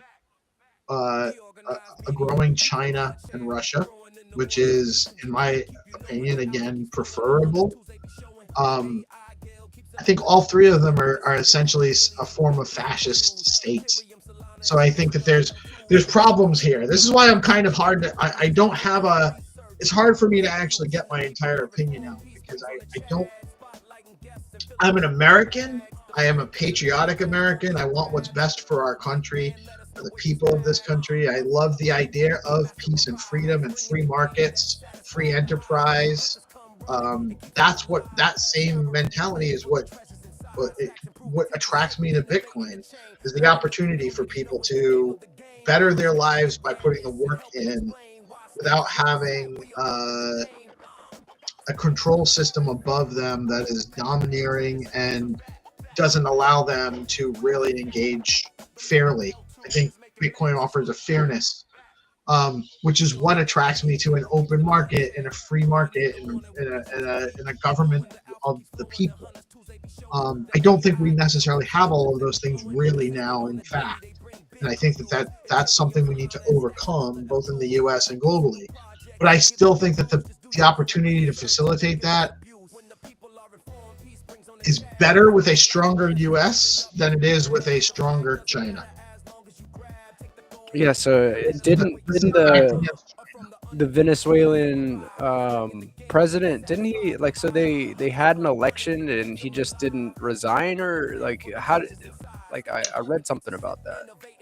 I don't know all the details, but I know like around the last election they like imprisoned like 1,200 people. They're not. He's not a good guy. He's not a good guy, and neither was Hugo Chavez before him. Although they might do things that you like some people see nationalizing their oil industry as a benevolent thing, because on its face it sounds like it might benefit the people of Venezuela. They're going to get more, the resource. They should get the benefit of the extraction of resources out of their country. However, the entire apparatus that's there to facilitate the extraction of those resources was put there by private companies that had paid for rights and paid for licensing and paid for the machinery and paid for the people to be there to use it, and it just got taken by X. It was all controlled largely by ExxonMobil or Exxon. I don't know if they were one company at the time, but so it got nationalized, it got taken over by the state, and that's probably also going to be reversed, to be honest. I think you're going to probably see U.S. oil companies come back in, further develop the oil. That will create more infrastructure, more economic development, more economic activity in Venezuela. It'll probably likely be a net positive for the average Venezuelan, assuming there isn't massive constant civil war over it, which I don't think there will be. I don't know that they really have. I'm super impressed with how we were able to just go in there, extract their president, peace out. And I think that we're probably going to be in control of Venezuela for a long time. I don't think it'll be short-lived. They might prop up a puppet regime that's basically just going to do whatever the U.S. tells them to do. And I hope that it ends up reflecting the interests of the Venezuelan people as much as it can. But I don't know where it's going to go. Yeah, insane to think that, another country can just go bomb another country and take their president. I get why it was done, but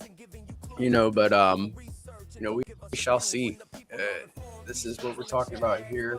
Just another little news article. Sounds unreal, and it's more like a movie. It sounds like a movie script. You're absolutely right. That's kind of what I kept feeling like over the weekend as it was developing. I couldn't believe it when I first read about it Saturday morning. I'm like, this is crazy. And countries from around the world, not obviously like Germany, China, Russia, France, like. Lots of world leaders are coming out condemning what happened, and that's not a great place for the U.S. to be. Except, at some point they can all bitch and moan about it, but what are they going to do about it? And so it's really just another opportunity to flex the might of the country. It's like, you guys can all complain about this all you want, but these guys were facilitating drug running into our country. They were committing crimes. They were arming terrorists that were killing people, killing our citizens, and we put an end to it. That's not the whole purpose behind it. I know it's not, but it is the reality. Yeah, and the drugs they were smuggling into the U.S. kill many like a lot of Americans every year. You know, it's an epidemic. You know, the drug problem in the country. So it's you know, I get why he did it. You know, to protect Americans. You know, made the rash decision. Did he go through Congress? Doesn't stuff like this have to be like has to No. go through Congress or something like The that? president No? actually does not require Congress to send in the military to commit military actions. If they were going to have troops in the country for more than, I think it's 90 days, then they need an authorization from Congress. But they don't require an authorization from Congress to act. So pretty much like to declare war. Well, this wasn't a declaration of war. It was just a military action. Did you see the one he was threatening the Colombian president? No, although they were saying, I read earlier today that they're saying Cuba is ripe to fall, and that's probably the next one on the list, in my opinion. They're probably going to try to topple Cuba, because that would actually give it. That's another strategic. You know, if they can take Cuba and make that a strategic, location, more in control of the U.S. Now we control the entire Caribbean, even more so. All the way down to the northern tip of South America. We got a bunch of countries all along the Pacific in South America that really are part of the U.S. sphere already, too. To the other side of it, by the way, like, I am opposed to prohibition. I don't think drug prohibition is actually the right way to handle our drug problem. I think criminalizing the issue is why we have the crime and violence element to drugs and drug selling. I think that it should be largely decriminalized and treated like a health issue, like it is. That's what drug addiction is, a health issue. It's not a criminal issue. So I do think that we actually need to change that. And that could actually solve the problem significantly. Look who popped in. Is this real or is this a ghost? Let's see what we got. Hey! How's that? Happy Canadian New president Year! himself. Wagwan, bad man. There you go. Dude, Wagwan. Merry Happy. how you When doing, did Mike? DeOrganized start? Happy New Year. When was the first DeOrganized? Sometime in July or August of 24. So it's about a year and a half now? Yeah, just under a year and a half. Wow. Here we are. Time guy? What the hell? I know. Seems like forever, doesn't it? Oh man. How you doing, man? You've been What do you guys hiding do? Blockface. I was actually know. wondering about you over the weekend. I was like, "Where's Mike? Where's he been? He must have." His wife must be on vacation, and she won't let him on the computer. You know, you know how it is. First things first. How you doing, man? I've been watching the Yeah, shows. what I you working saw on, dude? I saw Rafico. Yeah, dude. Yeah. CDC. The Unreal Developer Championship. I'm really excited about that. Getting that lined up. You want to tell us? It's a little bit Unreal or about Ultimate? USDC? Is it Well, I Ultimate? mean, I thought it was Unreal might be Ultimate. the second one. Well, that might be. There's no reason Yeah, we can't maybe Unreal one, too. Unreal might be. Yeah, that's a great idea. Yeah, actually. I said Yeah. Unreal because I'm working in Unreal Engine. Yes, we Ultimate should do an Ultimate Unreal. Developer Championship. No, we're It Might changing be it now. Unreal That's a might be better the idea. better because then it slightly Unreal. differentiates from UFC a little bit more. Unreal might be Yeah. the way to go. I like it. Good job, GP. Cool Yeah, ideas being spun up on accident there. Yeah, that's everything. How it all started, bro. Even that's how the Sticks Hair Guild started. You remember that? Facts. Right? So none of this happens without the Stacks AI Guild. Let that be 9%. And so, you know, we've been in the community for 3 years now. We had the idea with the Stacks AI Guild before I went to Buenos Aires, and after going to BA, we're like, okay, well, these are all the competitors. Here they are.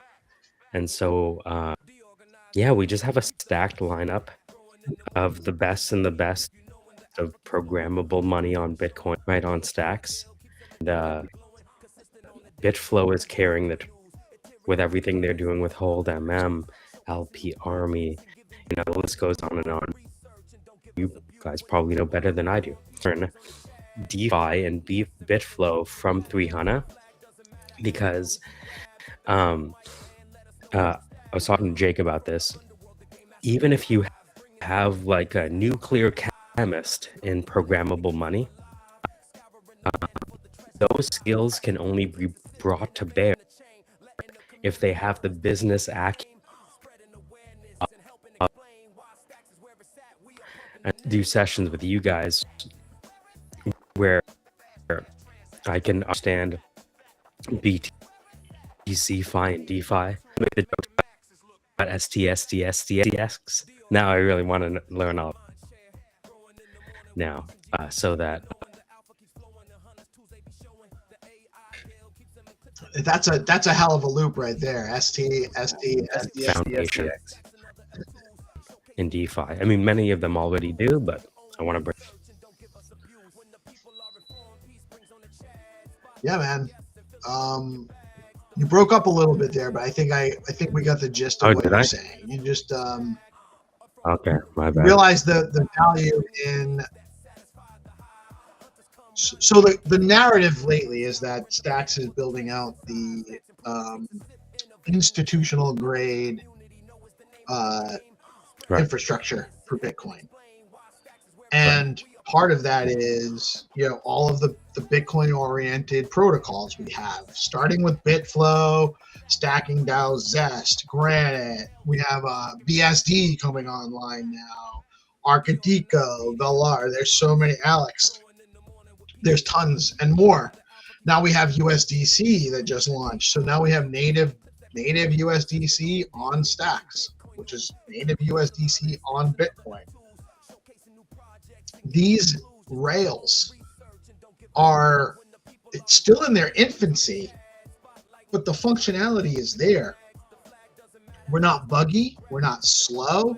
So a year ago when we first launched Nakamoto, it wasn't buggy, but it was inconsistent, had to be tuned. It wasn't always fast blocks. Sometimes we lose a tenure block and all that stuff. And I'm talking a little over my head as far as the understanding of the technical side of it goes.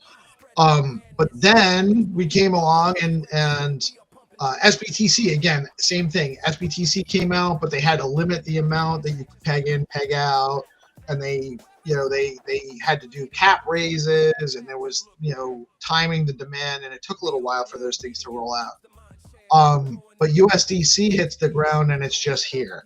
Wallet Connect hits the ground and it's here. We have, a lot about passkeys with, what's it? What was it? Not Privy. What was the other one you guys were working with? Turnkey. You guys won a hackathon with Turnkey, didn't you?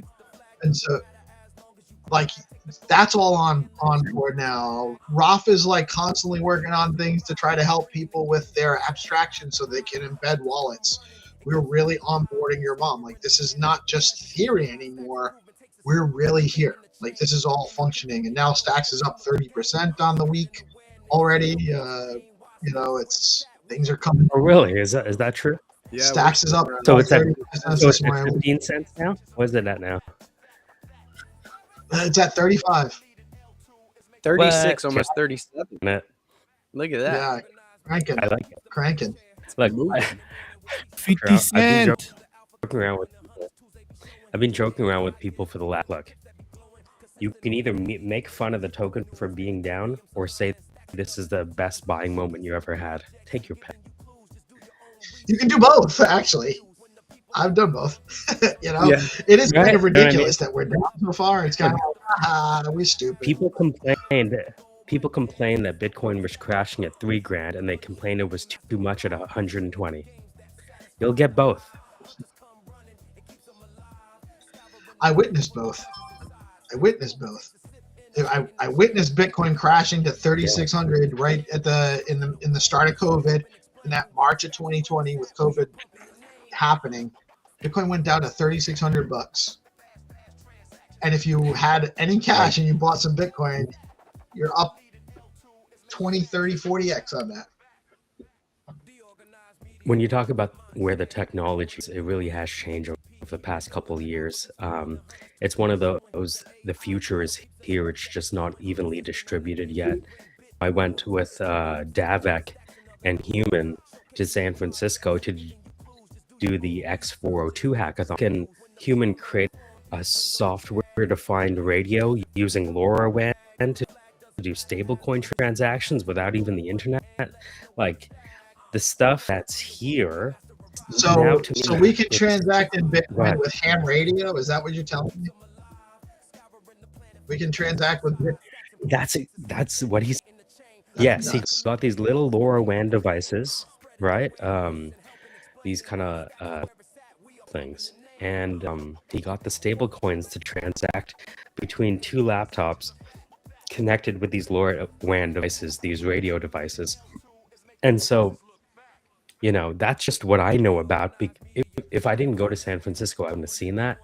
But when you see this potential, to me, it's how do we get this technology in the hands of voters, if that makes sense? Right?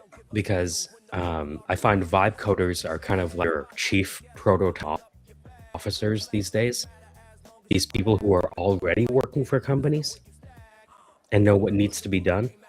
So that's what I'm looking forward to with, again, the EDC and bringing together all of these developers, which is not only showing people what can be done, but I remember talking to Trip and we asked ourselves, why don't people, vibe code or whatever, even though we know how it works. And he said, it's not that they're not intelligent. These people are very intelligent. There is a fear factor involved in anything with the C word coding. You know what I'm saying? And so if we can lower that I fear think there's level, a number of factors there. It's not, the process isn't clear. The process isn't clear because there's not just one process. There's almost infinite ways to go about it. So I think part of the hang up is there's too many choices on how to get started. You don't know exactly where to go. I don't even know which AI should I use. Should I use Gemini? Should I use so you're like at a ChatGPT Chinese or buffet. Infra? So you're like at a Chinese buffet. You never had Chinese food before, and they're asking you, "Hey, what would you like for?" I don't know. I guess I'll go with these chicken tenders. I know what that is. And many people do. Right. So what we're saying is we need to,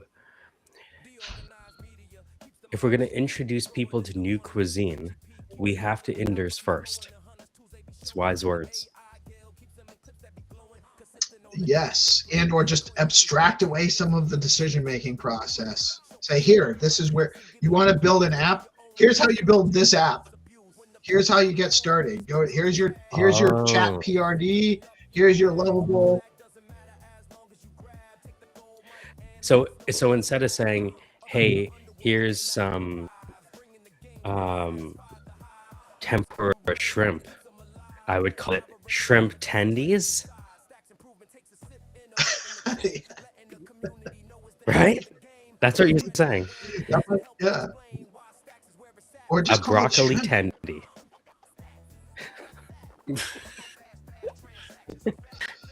Yeah, broccoli tendies. I like it. I'm in.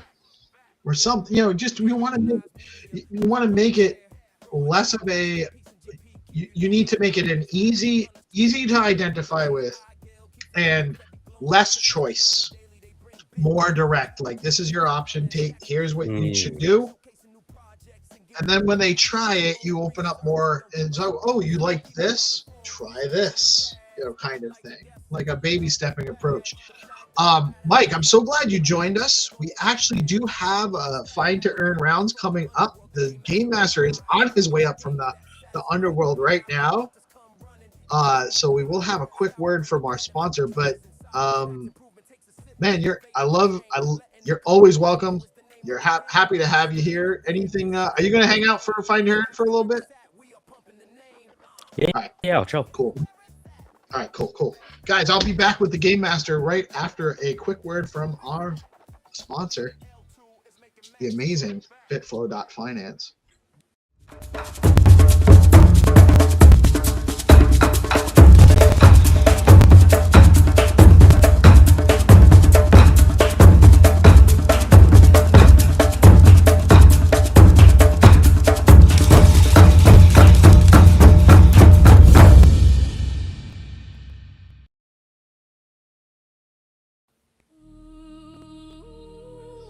The Game Master has arrived in his true form. How are you today, sir?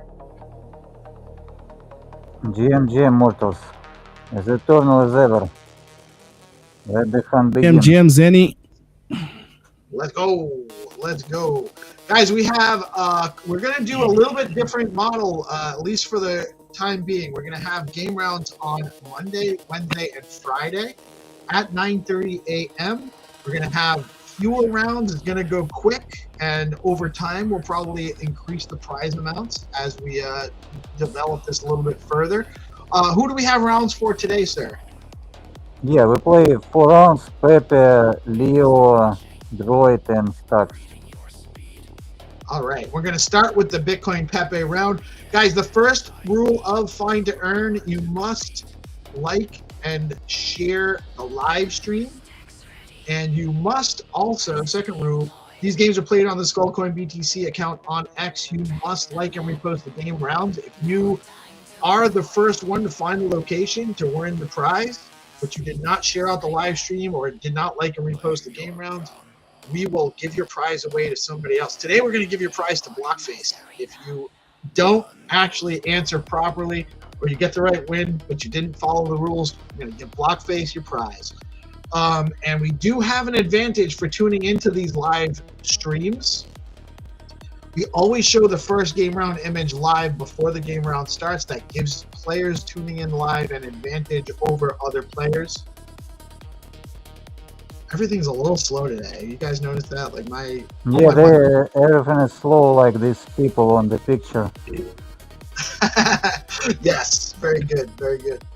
Okay. So first game round, we're looking at Bitcoin Pepe walking along the streets in, I don't think it's Venezuela. It's probably not Venezuela this morning. Yeah, like there is no Google Maps on Venezuela. That's why. Shut up. That's why that's why they capture it to make it Find to Earn there. I thought we were supposed to keep that top secret. That's why I didn't tell anybody. The real reason why it wasn't the oil and it wasn't the geopolitical maneuvering. Yeah, we need just to explore this country finally. We need to get into for Find to Earn. So we will now be able to expand Find to Earn in Venezuela. I thought they went to Venezuela to farm. They did. That's exactly it. That's why we're gonna have Google Maps there now. They just have the coordinates that they follow. Delta Force follow the coordinates. Okay, let's go. All right, let's go. GP, you want me to play? Yeah, if you could, I'm will. gonna have to bounce in a few minutes. Not a problem, man. So Not play. a problem. Do you want to quarter? Oh, Mike, you want it? Yeah, no, Mike, you want to play? Do it. It's been a while. Yeah, let's do it. Let's Get do him it. off. Yeah. Test this off. All right. So We'll wait until Mike has his screen up, and then we'll do a countdown. All right. So this is up. Yeah, we got you. You can see my screen. Yeah, you're on X right First now. things Here we go. First. Come on. Buddy. So we have to do this critical step of, okay, this is playing. Beautiful. That's us looking at us. Yeah. That's us. So we have likely shared the round. And now we go to Skull Coin. Bang. Come on. All right. Showing that again. Oh, look. All right. Here we go. So now we are going to do it again because that's what we like. No, you have just to count down, Michael. You have just to launch the game. 10, 9, 8, 6, 5, 4, 3, 2, 1, 0. Let's go. Andiamo, Ande, Hajime, Igzu. Let's go. Let's go. Hajime. Hajime. All right. So let us refresh. Oh yeah. So this is a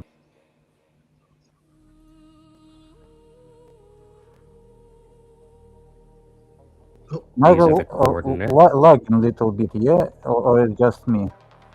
Mike's lagging slightly. Yeah, he lagged. Oh, am I? He lagged Okay, for let a me. bit. Yeah. One second. But you did have a all right. babushka on. There was definitely a babushka on there. It looked like a babushka. Yeah, you see it? And at one point, I thought about creating a character called the Crypto Babushka, and then I would come online dressed up Yeah, like it will be funny. Oh, I should definitely do it then. Okay. Denatron thinks you think I'm gonna do it. We'll have the Crypto Babushka. I was actually trying to talk one of my sons into doing it, but I'm not sure I can really coordinate it properly.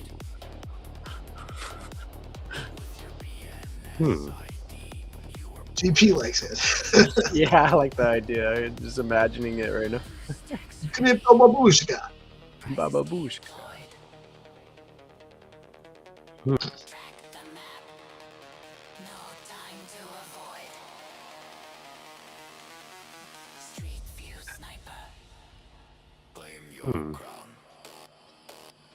Things that make you go, You remind me of a search wizard on Windows 98. It was the one that was when you try to search something. Oh, we found one old person. Okay, while Michael is searching, we'll launch the whitelist game. All right.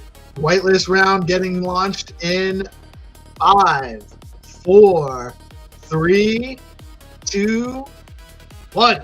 Jekalo! Andiamo, Hajime, Whoa, Igzu. is the map changing? 3D view is sick. Whoa. It changes periodically, and sometimes different features are available in different locations. Oh, that's right. So the more civilized they are. Gotcha. So it's like they have like first world Google Maps. No. I don't know. I wonder if the technology is actually based on where they're trying to surveil the most. We never had this before.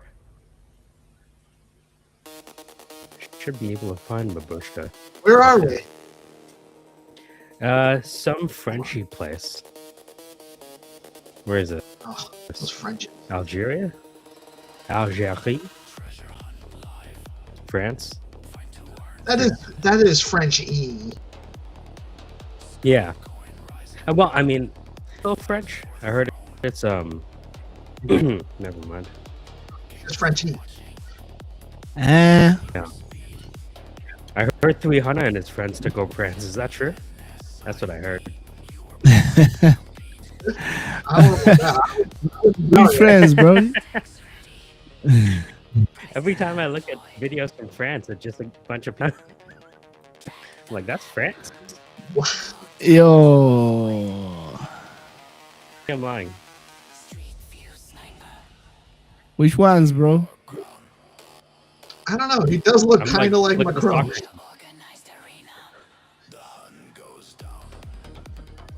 What did he say? Did he just say, look at the soccer team? Look, you know the who got suspended sentences for online cyberbullying of Macron. So watch yourself.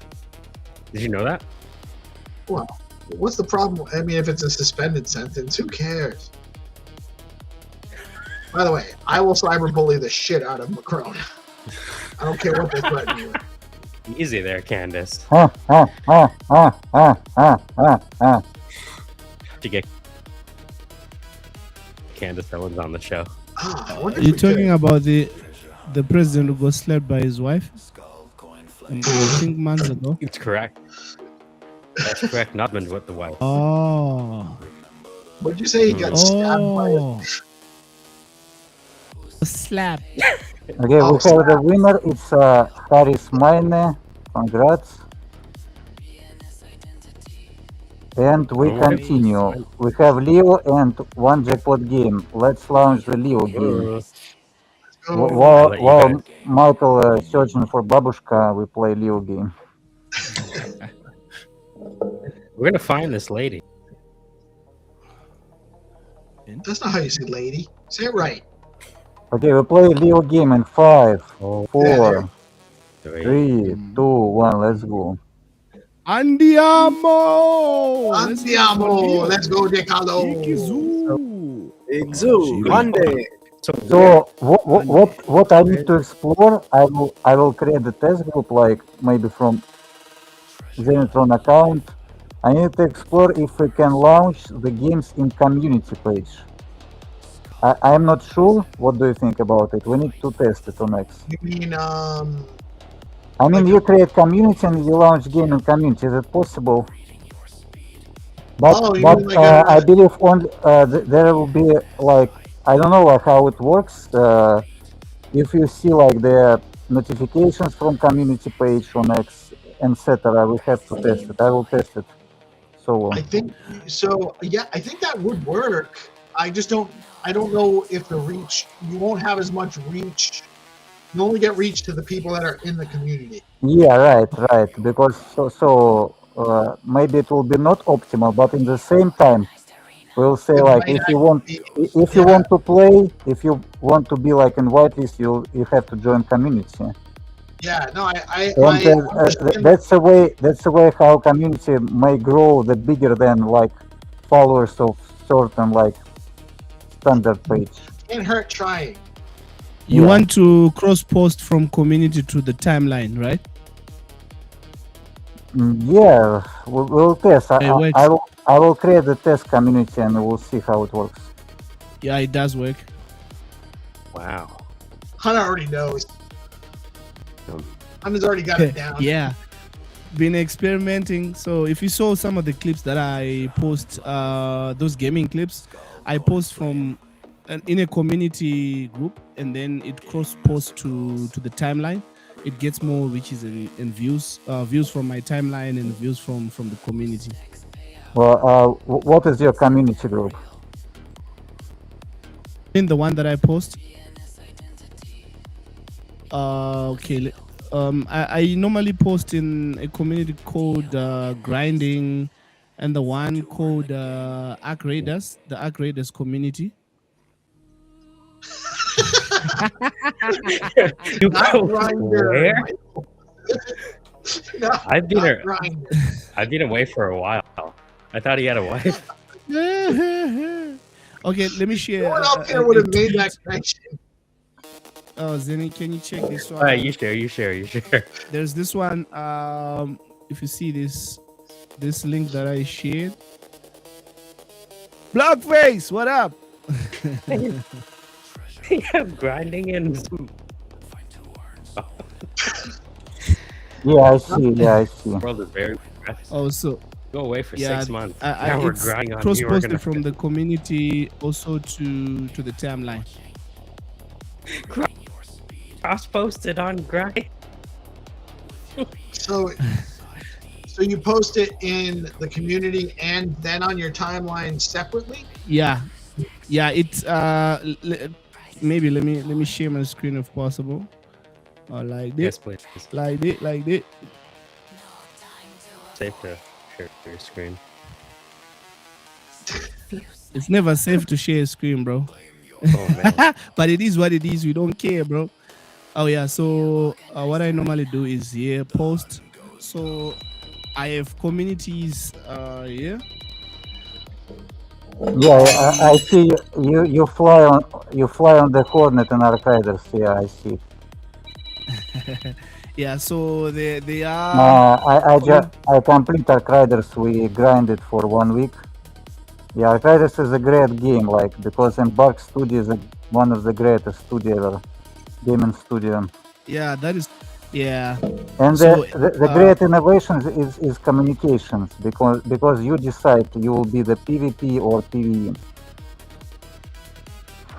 Yeah, okay, So those guys we'll explore it maybe together. I will DM you today or like tomorrow.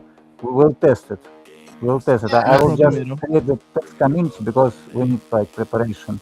We prepared this Find2Earn for years to make everything like right, everything correct. We have the winner. It's imid.btc for the Leo, and we play the last game for today. The price will be 30 stacks. If there will be no winner, the price will go with the day after tomorrow and will double. So it will be 60 stacks. You have 5 minutes. Also, I have to mention the price of stacks just skyrocketing, and we believe stacks is the future for L2 Bitcoin. It's a rails to Bitcoin, and it's very cool. So the prizes will be bigger for Find2Earn. Are you ready? Who want to count down? I'll do it in 5, 4, 3, 2, 1. Let's go. Checalo. Andiamo. Exude. Maybe sometimes we'll drop random games, but in the middle of month we really want to focus to scale Find2Earn to whole crypto Twitter, and we want our community to help us to share, make good words, and to grow together.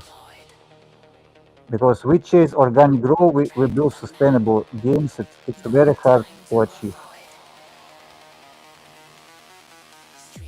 I dig it. We're looking for the stacks truck on this one. Let's go. Let's go. Checalo. I always like to look at the compass here because it tells me which direction we're looking in. Very smart.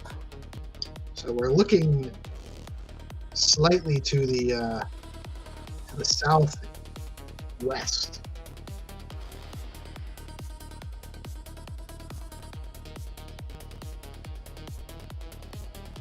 This is the jackpot round.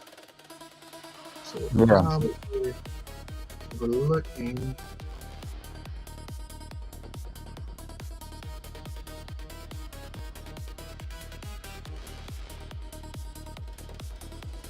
Treasure hunt live. Skull coin flame. Game master calls. Remember the name. Also, I believe like heroes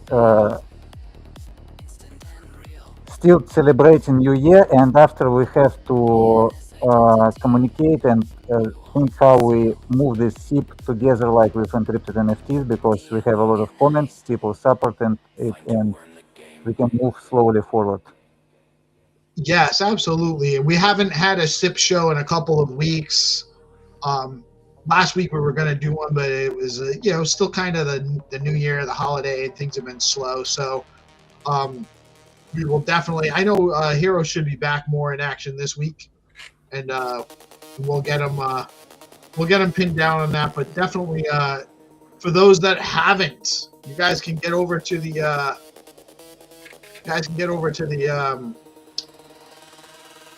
the forum right now and read about the encrypted NFT SIP. Yeah, I believe like it's more for developers and for our community. It's already like based on their feeling in the game. They play it first hand, they like it, they adore it so much. They have like teams, they have bluffs, like friend or foe. They decide to like whom to share their seed words, and it was fun, and people really like it. So that's the best reward for me, like a game designer, and for our like stacks community developers, whatever.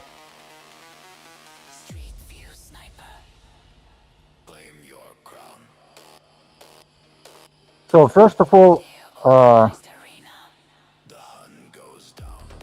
look on the picture. It's sunny weather, and it's not in the city. It's outside the city, far outside. I see a lot of trucks, people dropping, but come on, chat. We need like blue truck. You dropping like white truck, black. It's original picture. It's not the Ghibli image.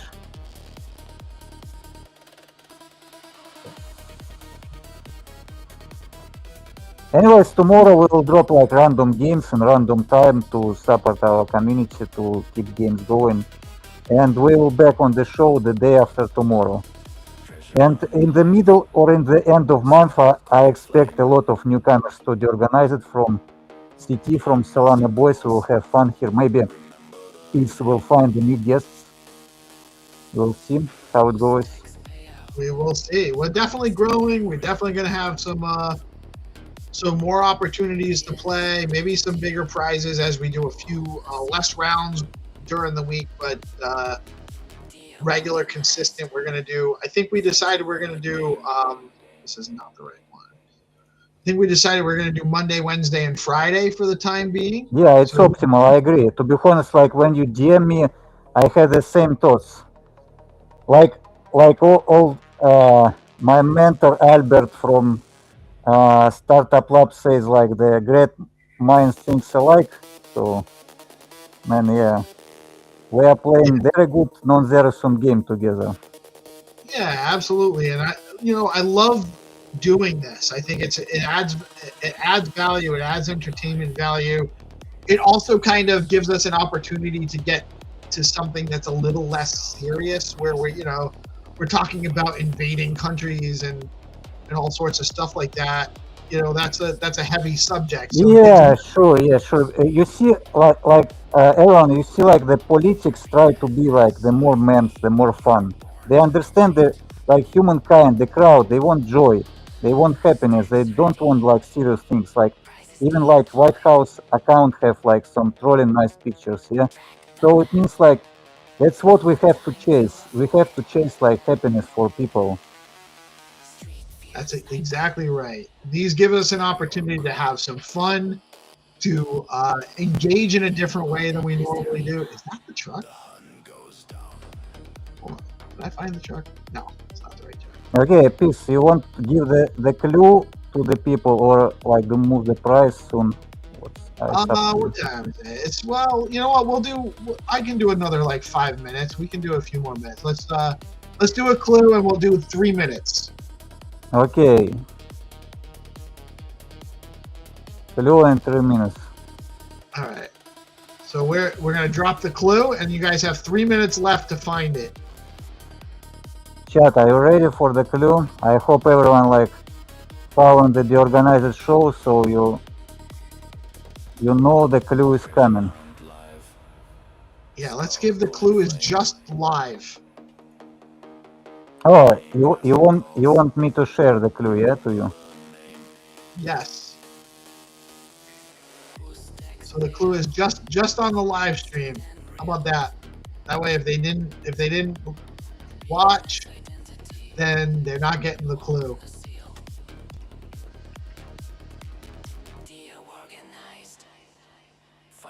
So I'm giving you the compass, right?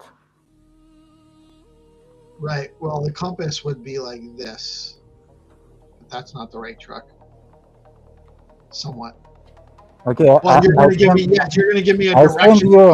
I send you our mystery compass, treasure compass in DM. You can show to the people, so people focusing more on the organized and they follow the clue to find easily.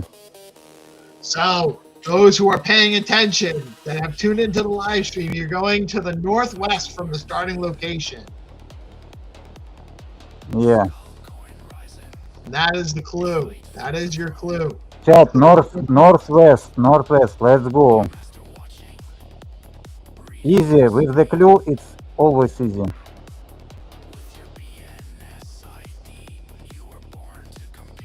So northwest is this way.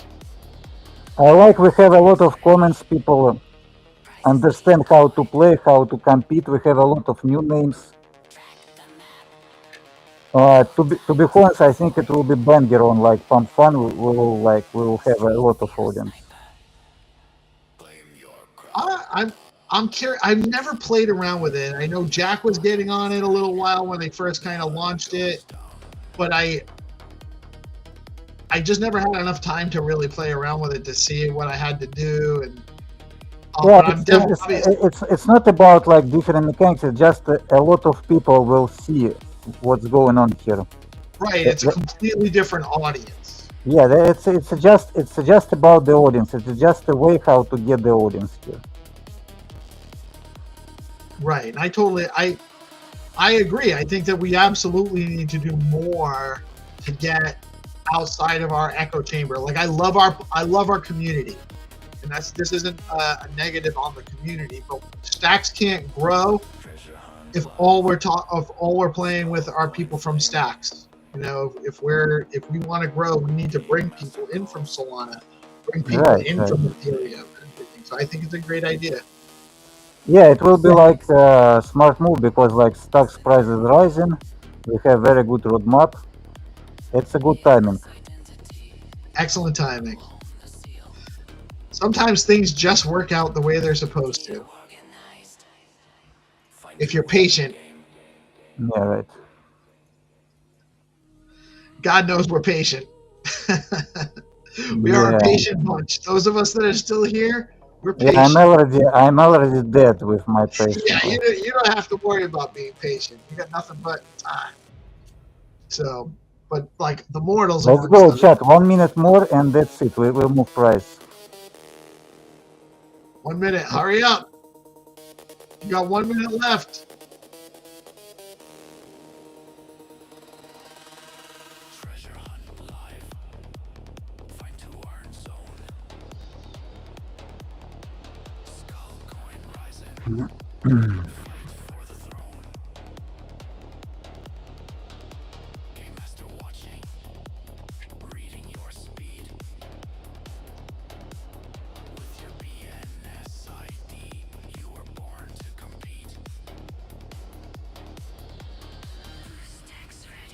I don't think I'm going to get it this time. But, okay, chat, I don't see the actual, like, the win. Seems like we'll move the price day after tomorrow and today. Okay, tomorrow I will drop you more games, but today we have no winner, like. No winner today. We'll bring the jackpot to Wednesday. Yeah, like I'm refreshing last time. Let me check.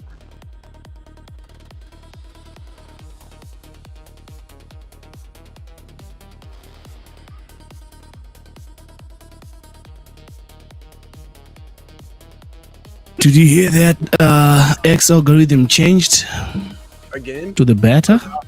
Yeah, they say that maybe we might go viral because Grok was a bit mean, so I think they changed the algorithm. But I never asked Grok about Find2Earn. Okay. Yeah, I definitely don't. I definitely have not found it.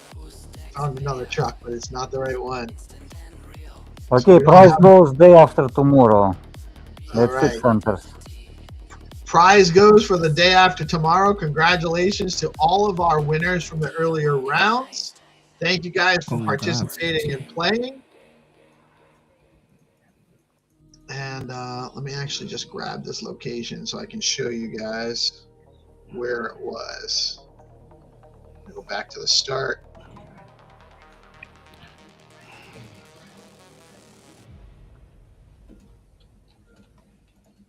I'm going to get directions. Let me pull up the posts.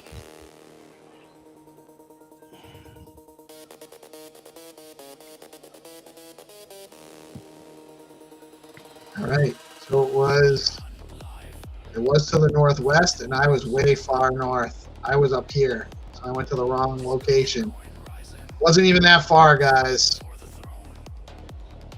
Yeah, congrats everyone. Tomorrow I'll drop like couple games and be ready to be active in January. We want really to share with you rewards if we will be recognized in the whole crypto Twitter. Okay, thanks everyone for playing. We're still in development strike. We still decide, make different decisions how to make it better. We do it slowly. I believe we pass our milestones slowly than other projects, but we need to ship the good product. It's complex product. And since it's holidays, like my co-founder Anton, like on holidays, he will be back like in 5 days and start coding. Like, yeah, that's a lot to build. Oh yeah, and yeah, I'll be waiting for your DM, Zenny, for that community thing. Okay, we'll test it today or maybe tomorrow. No problem. Awesome. Okay, thanks everyone. I'll join too, just to that's the extent of my participation sometimes. But I'll join the group too, and that way you have some guinea pigs in there to mess around with, see how it works. Awesome stuff, Zenny. Cannot wait. We'll be back with you on Wednesday. We'll definitely be looking forward to some rounds dropping on the TL tomorrow as well. Thank you, Hunters, for joining us today. Thanks, everyone. See you. I know GP has to wrap. I don't want to keep him too long, but we have. Oh yeah. I want to play something real quick that Michael had left from his hackathon in Arizona. He said it's like a 3-minute video. You guys got time? Drop that real quick. I got it. All right, cool.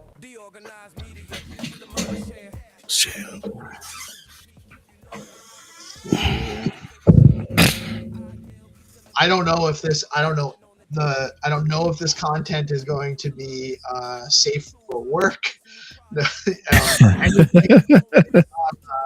Who provided it, but I will play it here, and we'll see what happens. This is from Blockface. This is for mature audience only, so make sure viewers' discretion is advised. There are children in the room, send them out just in case.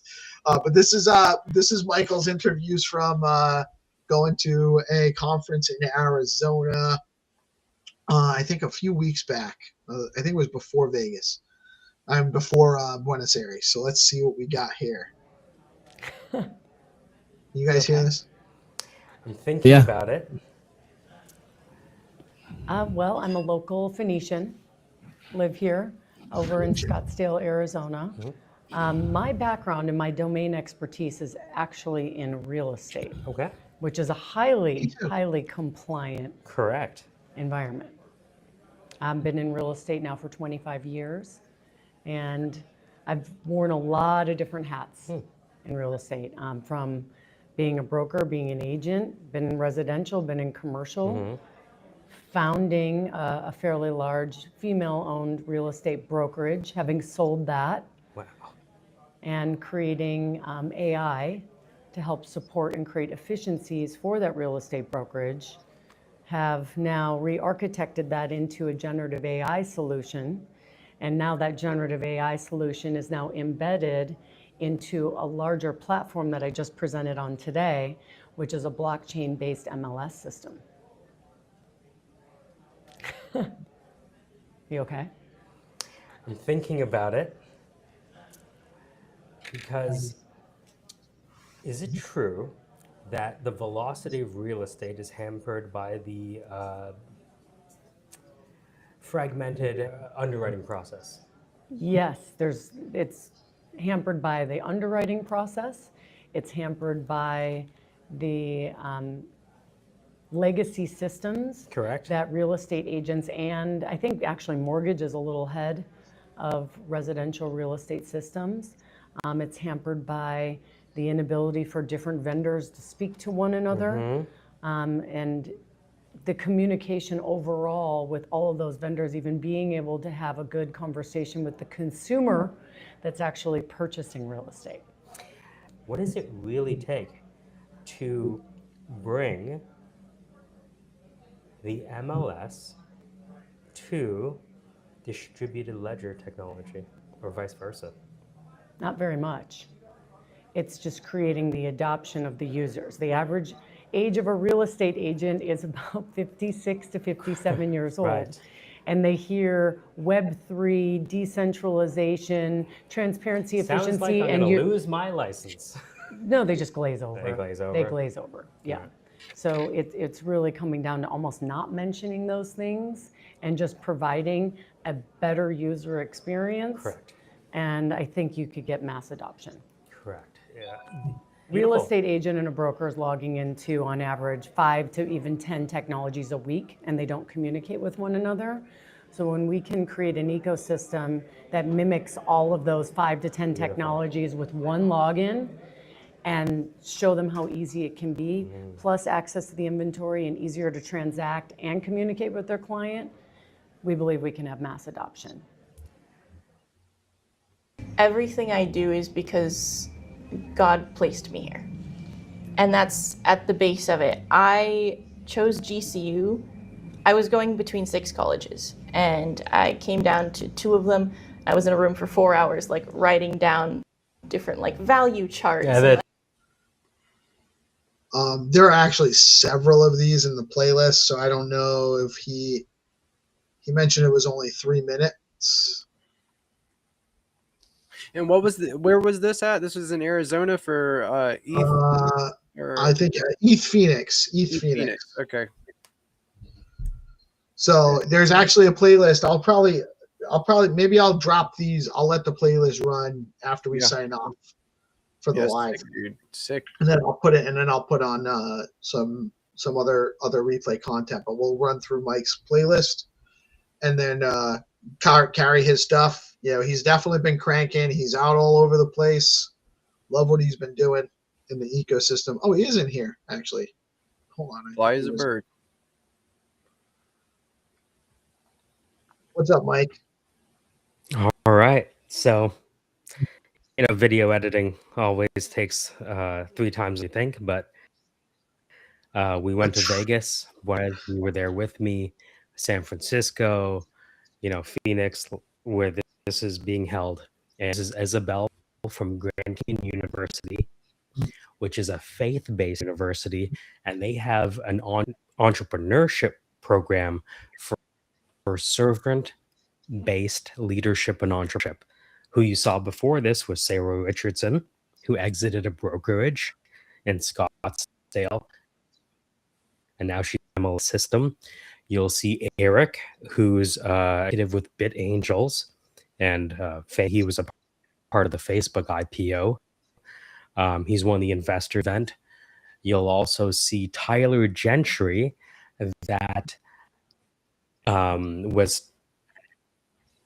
is endeavoring to bring stable coins to domestic SNAP benefit payments for Americans.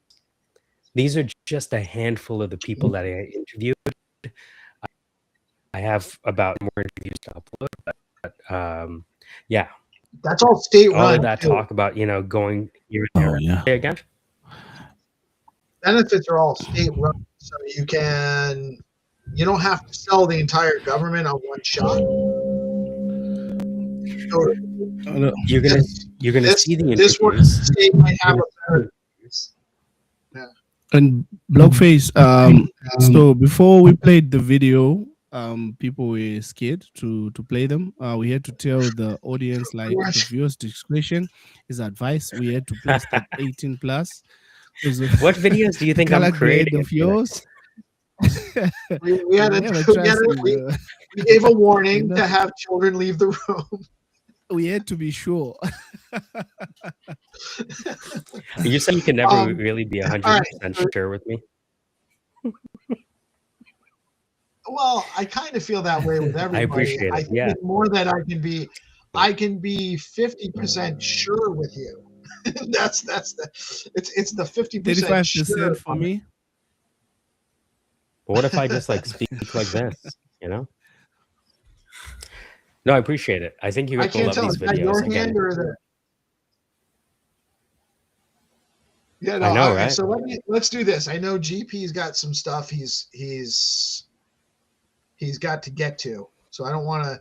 Why don't we officially wrap up good. the morning show segment? GP, are you good on time if I play through these videos? Yeah, or?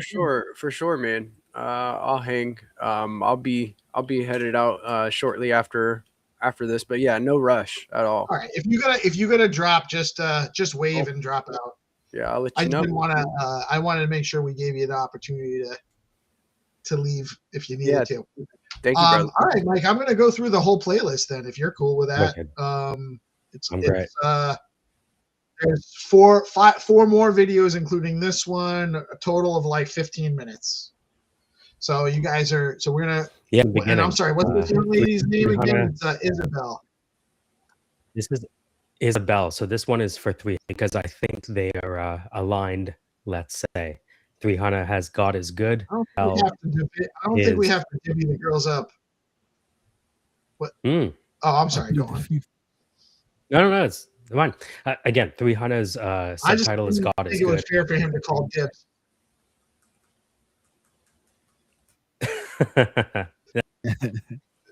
No, I'm sorry. I'll stop talking over you. What?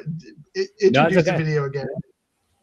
All right, I'm just gonna play it. Yeah. Just she says it better than I ever could. Everything I do is because God placed me here.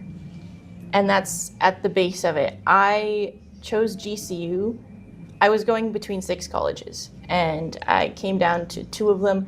I was in a room for 4 hours, like writing down different like value charts. Yeah, the the Ben as Franklin. one does, Yeah. normal things, right? Mm-hmm. And I was sitting there, and I just could not make a decision. And I was like, I haven't actually prayed about this, so I should probably do that. So I sat down and I closed my eyes. I was like, all right, Lord, GCU. I was like, wait, I didn't ask yet. And really, it was such a complete surety that this is where he wanted me to be. And every step of the way, every person that I've met, every opportunity to grow as an individual, to grow in my faith, to grow as a business professional, has all been because God put me where I'm supposed to be. That must be one of the most powerful feelings on the planet. It is. And it's incredible. And we're consistently, new things are coming. And I'd love to just be in a place where I can watch all of these people come together for God's purpose. Like GC right now is putting together an ETF. You're kidding. No. And for like faith-based companies. Yes. Has that ever been done? I don't think so. Wow. And like, but you would be the people to do it. We are the people that would do it. Yeah. And we are like, GCU is building a faith-based, servant leadership-based John C. Maxwell-driven approach, to teaching students how to enter into the workforce, teaching them entrepreneurship. You go into our business building, it's the CCOB, you see big letters on the wall about servant leadership and entrepreneurship, those 2 things. Right.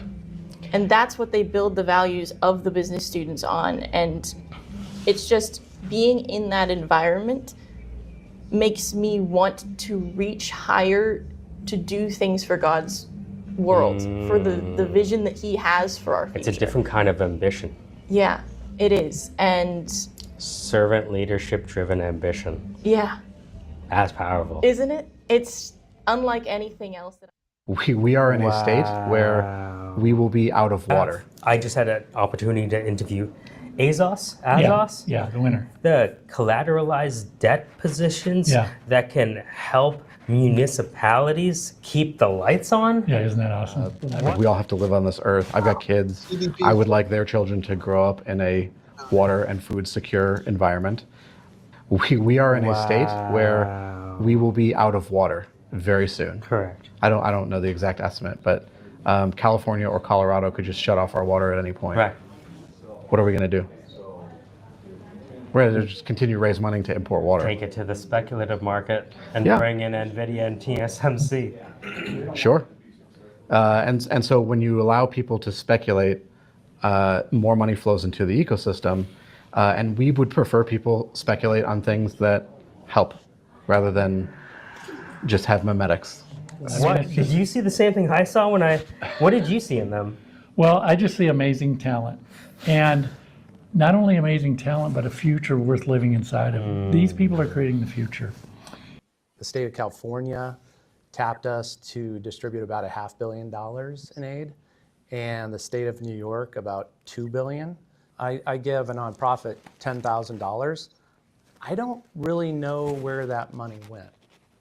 But I also found a tremendous amount of fraud. Not all the money was being used on the prepaid cards.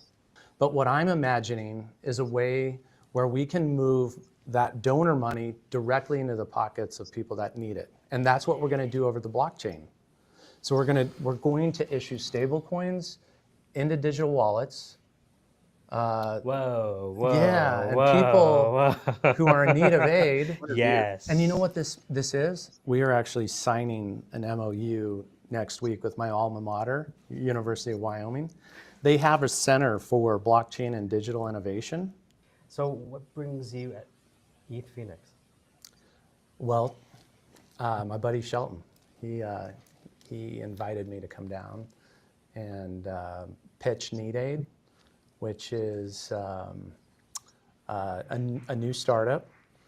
I've been in the payment space for years, and over the last 7 years, well, because of COVID and pandemic, I was at a place where I was distributing aid on prepaid cards. Yeah, the state of California tapped us to distribute about $500 million in aid, and the state of New York about $2 billion. I worked with hundreds of government agencies and nonprofits over that time, and it inspired me. I mean, it made me angry because so many people have been left behind in this country. What do you mean? Well, they've either, 60, 70, 80% of Americans are not making ends meet. Correct. And so, they qualified for this emergency assistance.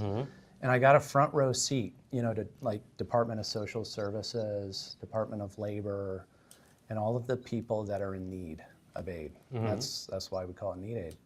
I am now creating what's called a DUNA. It's a decentralized unincorporated nonprofit association. Yes. It's a legal framework out of the state of Wyoming, which is where I'm What a great originally place. from. Really? Yes, and I graduated from the University of Wyoming. The most important state in the Western Hemisphere. Well, for crypto and digital assets, Wouldn't you say? they're I think they've penned over 40 digital asset laws or related. For Wyoming to have a relationship with Arizona, yeah, that's just the best because you got the accounting from here, and now you have TSMC and everyone else kind of building here.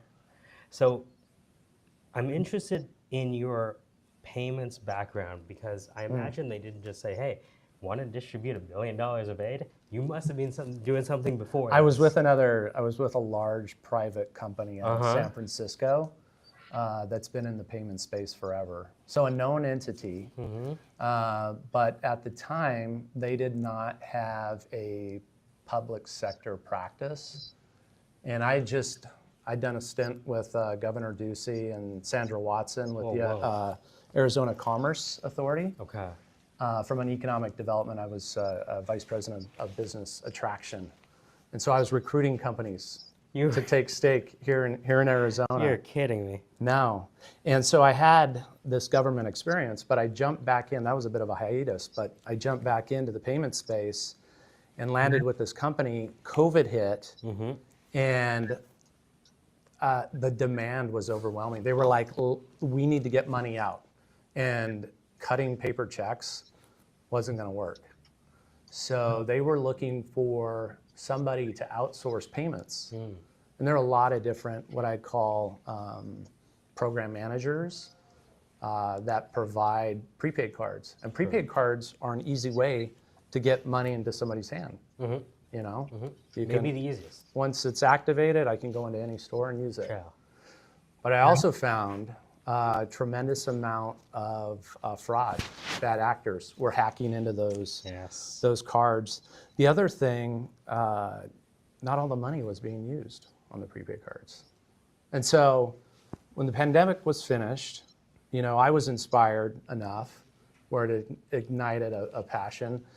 And I said, how else can we do this? And I've been a huge fan of Bitcoin since 2014. I opened up my Coinbase account and started buying a lot of different cryptos.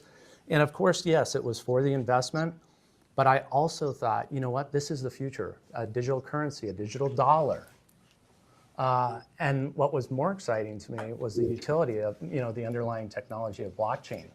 And it being For the consensus and the AML and the fraud. immutability, the accountability. I started to see that connection of transparency and governance. Because I went to school so long ago, we were talking about double entry accounting. And what I saw with Bitcoin is N-entry accounting, where you can have as much metadata as you please about any debit and credit transaction. Yep. And what that does for KYC, AML, I imagine distribution of aid, has never been seen before. It's, you know what, in the it's payments trust. industry. It's a way to build trust. You are right. It is a trust. And I'll tell you, like donors, there's a lot of fatigue because, you know, you think about it, I give a nonprofit $10,000. I don't really know where that money went. You know, they can tell me and I can believe and them. You can look at the pie chart, but what does that mean? Well, and so much of the money is going to administrative expenses, and that's fine. Like, they need to sustain their organization. But what I'm imagining is a way where we can move that donor money directly into the pockets of people that need it. And that's what we're going to do over the blockchain. So we're going to issue stable coins into digital wallets.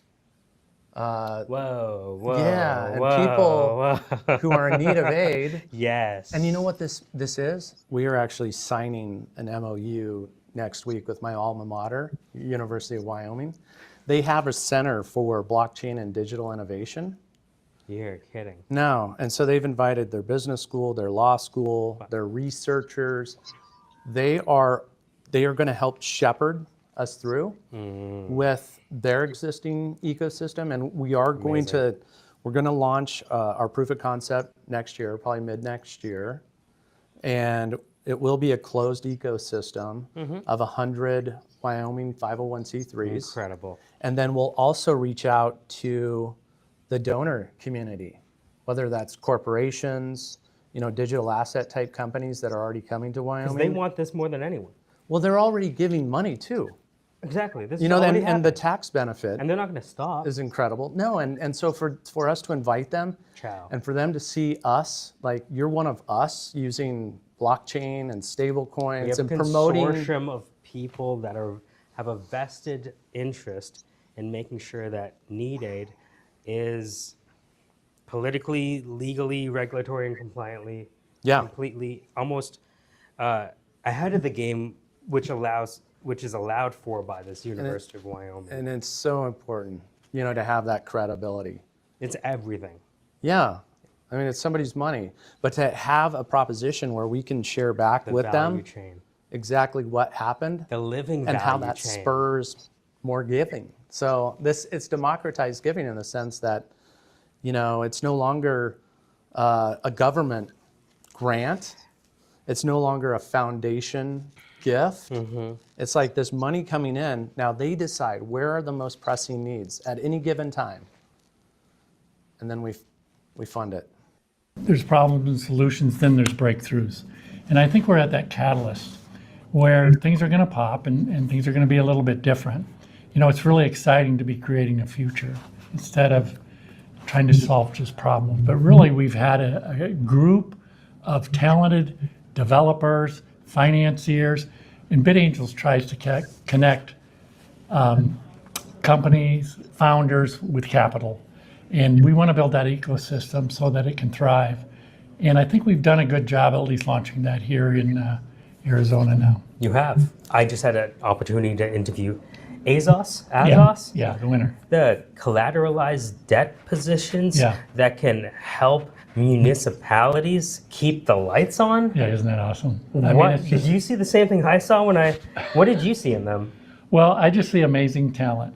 And not only amazing talent, but a future worth living inside of. These people are creating the future. And it's just such a relief to witness that kind of commitment, that kind of talent, that kind of drive. Because the world, you know, people are wondering what's going to go on. But we're in good hands with people like this. I believe so. Yeah. Any final words for the people that are looking to attract capital in this space? Can you let them know what kind of competition they're facing? Because this room had some of the stiffest competition I've seen. Yeah, well, competition is really a good thing. It is. Because this is a collaborative effort, and rather than compete, we collaborate. And to do that, we create a whole ecosystem that builds things that work and a better life for everybody. I can't imagine it was easy, but I imagine it is worth it. It is. Congratulations. Thank you. Sick interview, dude. Awesome. I think was that all of them? That was all of them. No, there's one more. Yeah, these are there might be one more. There's problems and solutions, then there's breakthroughs. And I think we're at that catalyst where things are going to pop and things are going to be a little bit different. You know, it's really exciting to be creating a future instead of trying to solve just problems. But really, we've had a group of talented developers, financiers, and BitAngels tries to connect companies, founders with capital. And we want to build that ecosystem so that it can thrive. And I think we've done a good job at least launching that here in Arizona now. You have. I just had an opportunity to interview Azos, Yeah, the winner. the collateralized debt positions that can help municipalities keep the lights on. Yeah, isn't that awesome? Did you see the same thing I saw when what did you see in them? Well, I just see amazing talent.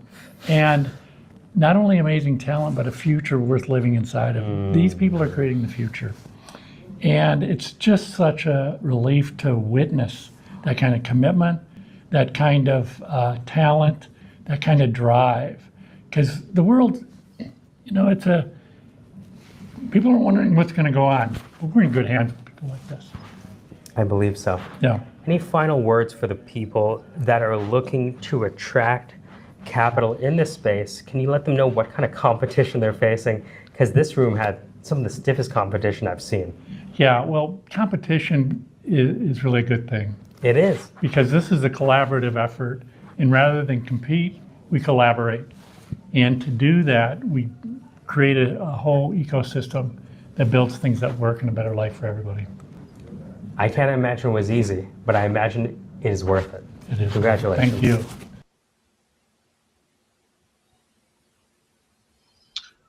Awesome stuff. Yeah, some more to come. More because you're going to more places, or more because you have more content to get through? 3-minute clips of 2-minute interviews. Like that was like I think I spent a good 15-20 minutes with Tyler. You can imagine, right? Wait a minute. And you think they know about stacks or SBTC? They don't. And he's at Eth Phoenix, but guess what? Bitcoin first. Show me an Ethereum person that didn't own Bitcoin. You know what I mean? You can't find them, right? And so Ethereum and Bitcoin and right? Ethereum people are all Ethereum people are all Bitcoin people. No one goes into Ethereum being like it's the opposite of XRP, right? XRP people hate Bitcoin. They like, if you try to, you can't just They hate Bitcoin. Ethereum is the exact opposite. They were the whole purpose for Vitalik was an Ethereum developer before he made Bitcoin Magazine. Was a Bitcoin developer before he made Ethereum. Yeah, Exactly. like it was. Ethereum was built kind of for the same purpose as Stacks was built originally. Ethereum was built to add functionality that Bitcoin couldn't do. Stacks The just slogan was doing "Let's it bring on Ethereum to Bitcoin." Yeah, the whole message when I started was, "How might we bring Ethereum to Bitcoin?" Well, Stacks. That's when I first found Stacks. I without any slogan or anything, I was like, "Oh my god, this is actually Ethereum on Bitcoin. This is actually what this is." And then and then we started trying to be like, well, maybe we should call it Solana on Bitcoin because Solana's taking more of the market share right now and stuff like that. But Ethereum is really the de facto smart contract layer right now. There's going to be multiple options in the marketplace for sure, but I think Stacks is base there. Stacks is definitely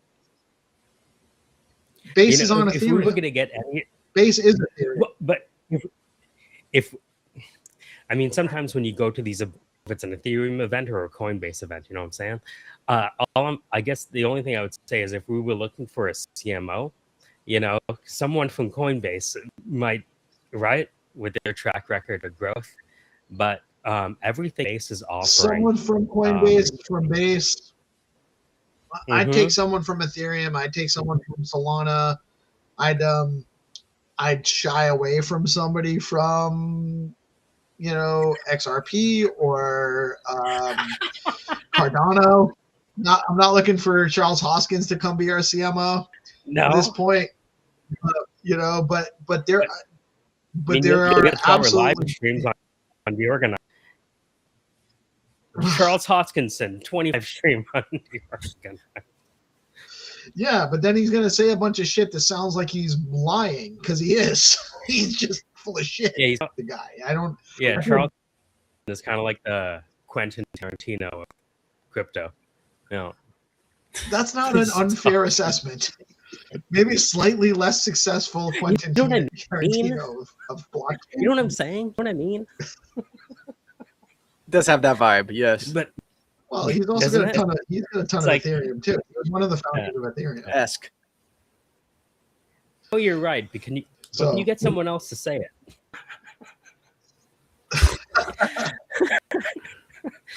So more interviews to come. But again, the interviews that I'm doing in person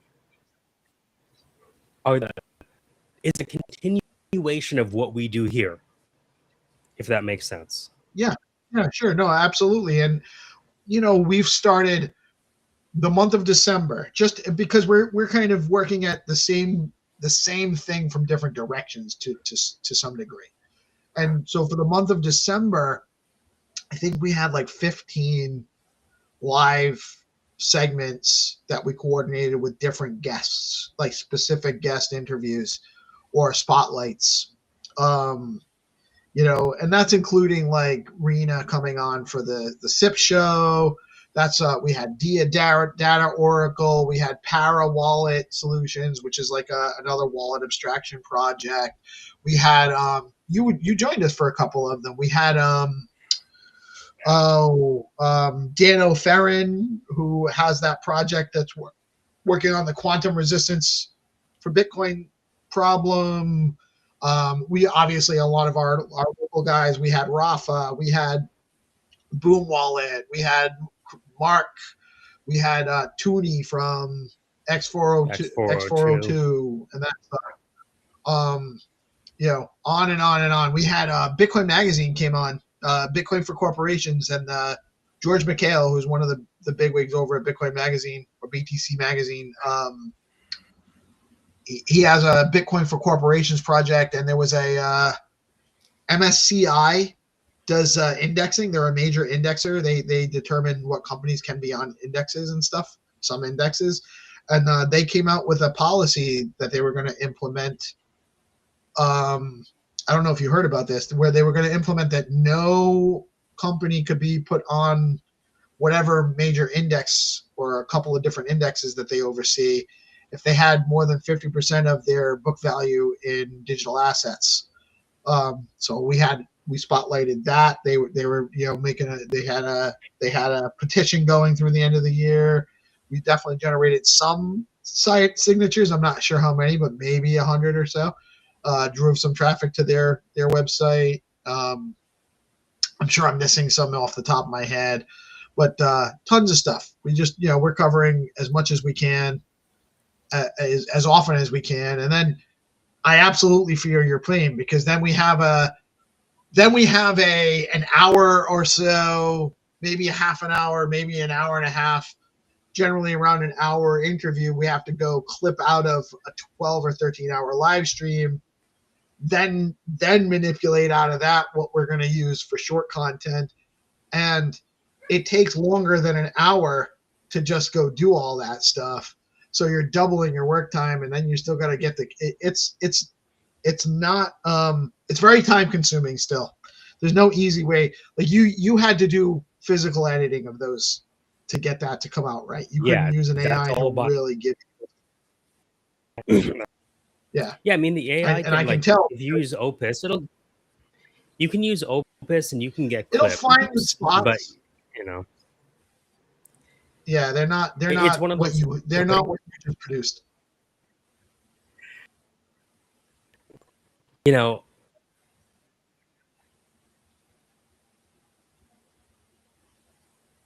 Freezing up, Mike. Check. Oh, No, it caught up. It caught up with you. But yeah, when You're you good. interview Tyler Right. and he's doing things with the University of Wyoming, it's like, to just have it arbitrarily cut off, spell Wyoming wrong, all that kind of stuff. Because these are fancy people, and these are going to LinkedIn now, right? Right. Like it's topic is mainstream. What we're talking about in terms of our corner may not be there yet, but you can hear it in Tyler's voice. What does he want? Accountability, blah, blah, blah, blah. And we're in an era of Minnesota and whatnot. So I think there are going to be more than a few people who are. I'm just interested in, is it possible that SBTC can be introduced to people like Tyler? And everyone that I met, all of those people that I interviewed, I didn't necessarily talk about stacks because I only had 20 minutes with them. You could imagine it's one of the topics I want to discuss. Sure, and you have a limited amount of time. You can only do what you can, but I mean, I think you got a lot of great content. You got into a lot of great conversations for sure. And the people you were talking to also seemed to feel heard. They seemed to feel like you were paying attention to what they were saying, which is important.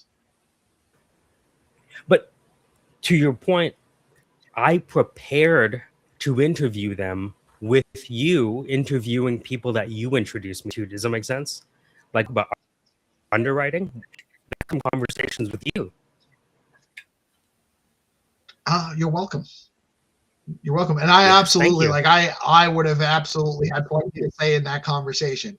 Listening to just that short. Exactly, right? I was like, oh my God, I want to talk to her.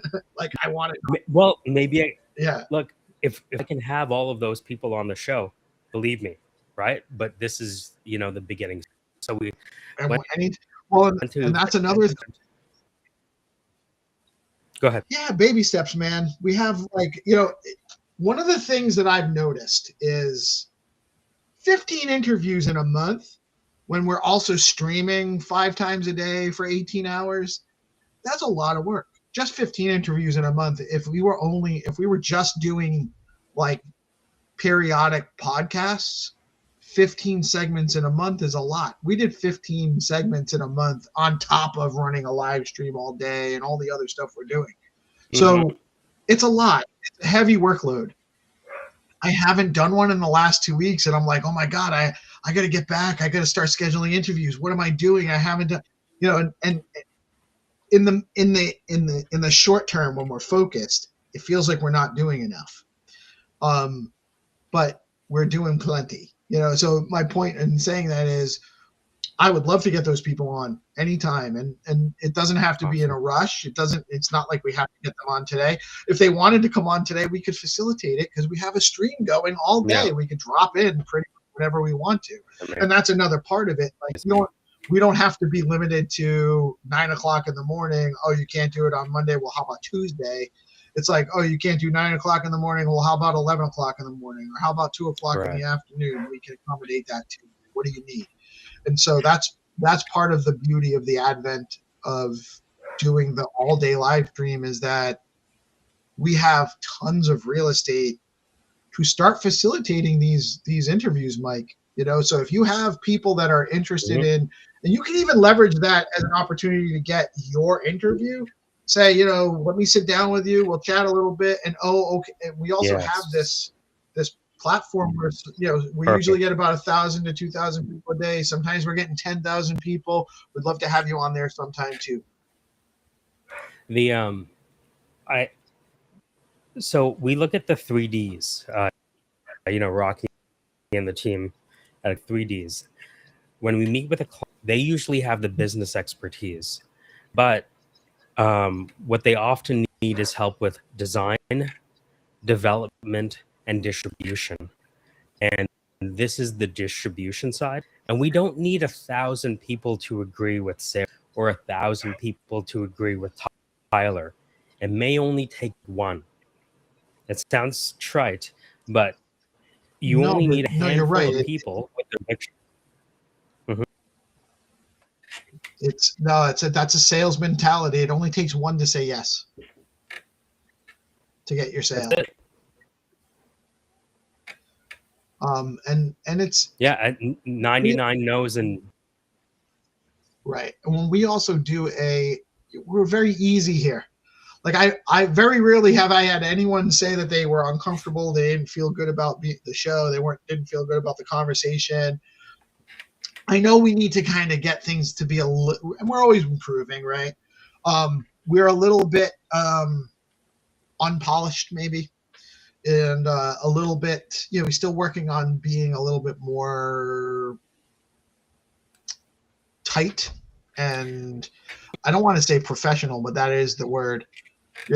We're not unprofessional, but we're not maybe I think it also, we're not what people expect. Yeah, I think you'll notice in those interviews I virtually cut myself out, right?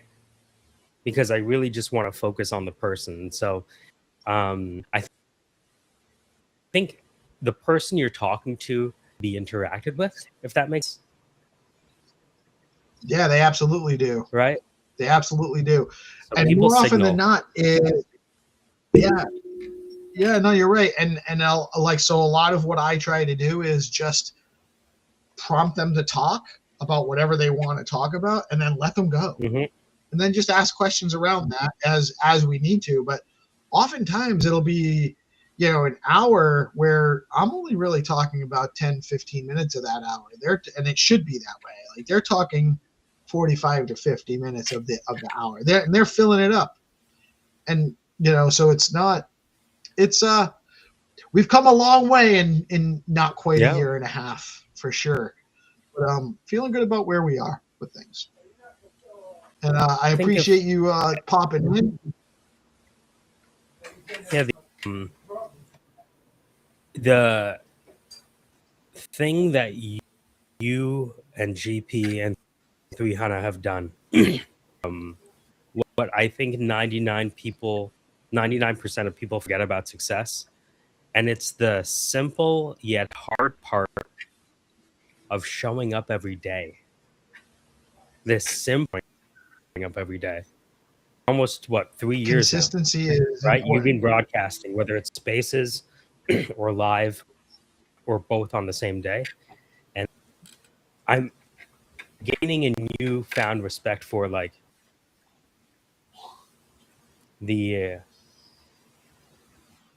you think to find the perfect strategy, and sometimes the perfect strategy is showing up every day for a couple of years and there is a delayed gratification in that. And but it's beautiful when you're on the other side of it. But I think emerging from that sowing of energy investment to the reaping of the energy investment, so to speak. I think you're right, and part of the reason why that has such an impact is because we become reliable, undeniably reliable. Yes. People know. Yes, reliability. That if they have something they want to share, DeOrganized is here for that. We're not the only one. We're not the only one here, but we are here, and they know that they can rely on us. And we're going to be here tomorrow. We're going to be here next week. We're going to be here next month. We're going to be here. We're going to keep doing this, and that the consistency, it breeds trust. Ultimately, the reliability turns into trust. We're a trusted provider. They know we're going to be here. They know we're going to be providing, they know the type of opportunity they're going to have too. Like, Rena, the chief operating officer, I'm not sure exact. She was the chief operating officer at Trust Machines. I'm not sure her exact role at Stacks Labs. She's also the only employee position on the Treasury Committee or working with the Treasury Committee. She felt comfortable coming on our platform. She felt comfortable coming on our platform because not only are we here every day, but we're here every day in the same way. We're not trying to sensationalize things. We're not trying to create scenes. We're not even if there's someone on here with something we don't really necessarily agree with, we're fair about how we're engaging. And that's different. That's novel than a lot of at least traditional media, So it's even for the Ultimate Developer Championship, it was a no-brainer that we were going to broadcast with DeOrganized. Does that make sense? It wasn't a conversation about, where should we go? And there's no conversation. It was only one option. We're here, and we'll do it. Like I think I suggested it before you guys said anything about it. When you guys were first having that conversation about it, I was like, I believe I interjected when you guys first were talking about it. I just said broadcast live on DeOrganized Media because and I know we can do it because we're here every day. So of course we can do it, and we're happy to do it. And we know almost all of the people that are going to be involved anyway. So we have good relationships with the people that are going to be on, and it's just a matter of figuring out how you guys want to do it, and then figuring out the technical aspect of things to make sure we can do it how you want to do it. But however it ends up going, I'm sure it'll be fine. And the content's going to be great. And we'll probably show that stuff over and over again for weeks and weeks afterwards. Make smaller clips and all sorts of stuff because it's great. It's going to be great evergreen content for the ecosystem. Yeah, there is no win-win relationships. If anyone's on Stacks, this is the only way to. If Rafico has a new product to launch, coming here, right? There's not a single person in the community here to show off what they've been working so hard at. Sure, and we're happy to have them all. And by the way, there's other people that do decent stuff in the ecosystem and do coverage and hold interviews and No, not really. Melanie's doing her thing. Jake Blockchain does his thing. Right. Melanie's the exception. She's the exception, right? But she from right through this, right? You learn from the best. Yeah. Yeah, and she's doing a great job, by the way. That's my point of bringing that up is like I don't look at that as a competition because we can't cover everyone all day, every day, and we're not going to cover some. I've been saying this since we started this. I want several DeOrganized popping up. I want there to be more options like doing what like we're doing, giving more exposure to crypto, more exposure to stacks, more exposure to building on Bitcoin, so that we can actually keep pushing this whole thing forward. That's the whole purpose. This isn't to build something, monetize, and then retire. This is to build something that can actually help grow the entire ecosystem and make everything compounded, so to speak. But anyway, I'll digress because we can talk about No. Look, even if Bitcoin was $1 million, do you think there still wouldn't be a need for a daily show? It doesn't matter what price Bitcoin is, right? So, this engine more is fair. more so. Exactly. Right. This isn't right. This is will there be other options that pop up when Bitcoin has that much more liquidity in the space? Yeah, of course. There's going to be more people chasing that liquidity. And when Stacks is the de facto, second, the de facto transactional layer for Bitcoin, which is very much, I think, is going to be, you're going to have more people trying to do this so that they can monetize. And good. If there was only ever NBC, and there was no other channels, we would be the market would be much more boring, and there'd be a lot less, and development would take that much longer because people are getting exposed to less ideas and less perspectives. So the more perspectives we can provide, the better. But we're here to provide that, and until we came along, there was not quite the same option for doing so. So anyway, the last thing I'll share, I'm not share it before. I know you're going to put on some recorded shows. This is an I did with Aztec, and I was really interested in Aztec because Stacks is a layer 2 on Bitcoin. Aztec represents layer 2 on Litecoin. And so everything I learned with you guys, I talked to him about. Right? So nice. Bitcoin I've never is heard the of gold. Neither had I. So they're looking at Bitcoin is the gold, then what is the silver? Stacks. And they're looking at Litecoin via, right? I know. So, I'm familiar. So when I first got into crypto, when I first started trading crypto on Coinbase, you could only trade 3 tokens: Bitcoin, Ethereum, and Litecoin. That was it. You could buy Bitcoin, Ethereum, and Litecoin on Coinbase. And back then, that's what people were saying. Litecoin is silver to Bitcoin's gold. But really, Litecoin is just an alternate version of Bitcoin, in my opinion. But you never know. Like, there still should be options in the marketplace. And the reason I'm interested is because I believe that the interoperability between network states will happen on layer 2. So I was like, I wonder if there's a way for us to mutually benefit from these disparate liquidity pools that always are for circulation. Yeah, go for it.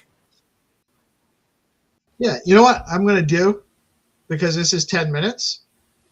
Unless you think we should have a conversation afterwards, I'm just going to drop everybody out. We'll sign off, and this will be the first content I run after the stream. And then I'll just go after this. I'll go into the other loop of some of our prior guests and stuff. But this is we'll leave with this. So what just for the audience that may be just tuning in, what are we watching here, Michael? So welcome to Ethereum Phoenix, held in gorgeous downtown Phoenix, Arizona. And as we've just discussed, there is no Litecoin or Ethereum without Bitcoin. So who you're seeing, even though they might be Bitcoin maxis, they all are. What you're looking at is Aztec.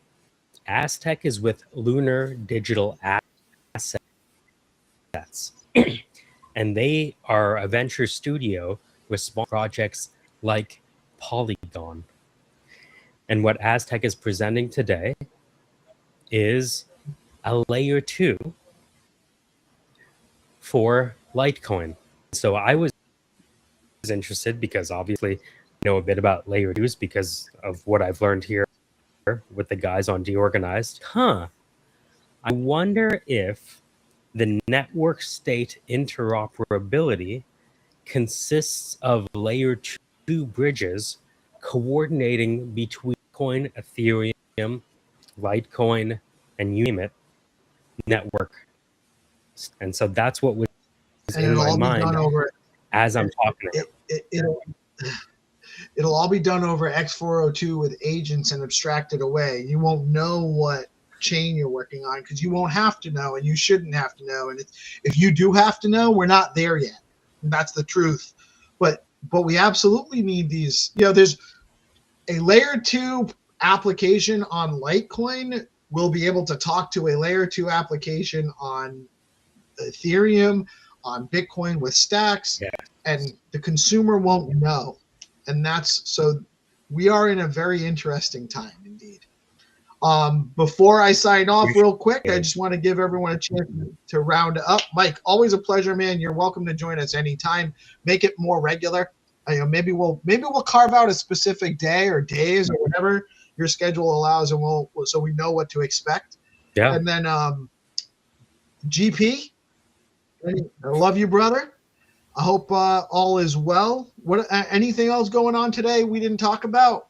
Yeah, I just I posted the new activity schedules for the Zest protocol and Stacking DAO Discord. So you know, getting that done, and then I'll be doing a screen share later this afternoon for the weekly update with the stackers and the Stacking DAO Discord. And I'll be making some video style content and exploring the tools there available for video content. So if you're interested, jump into the Stacking DAO Discord and meet up with me around 3 p.m.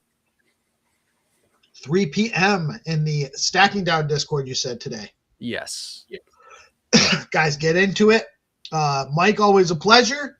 I am Peace Love Music. We are DeOrganized Media, and we're going to leave you with this interview with, I'm sorry, it's from Aztec. I forget the guy's name.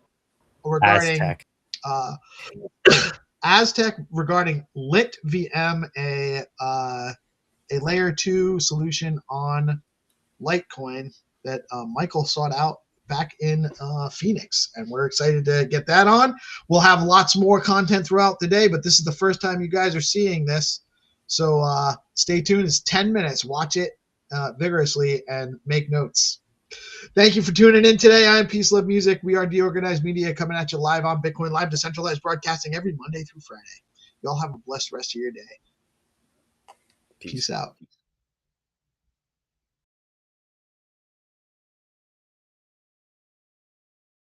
Hello, my name is Michael Jagdown. I'm a headhunter launching startups with the Syndicate. I am in gorgeous downtown Phoenix, Arizona.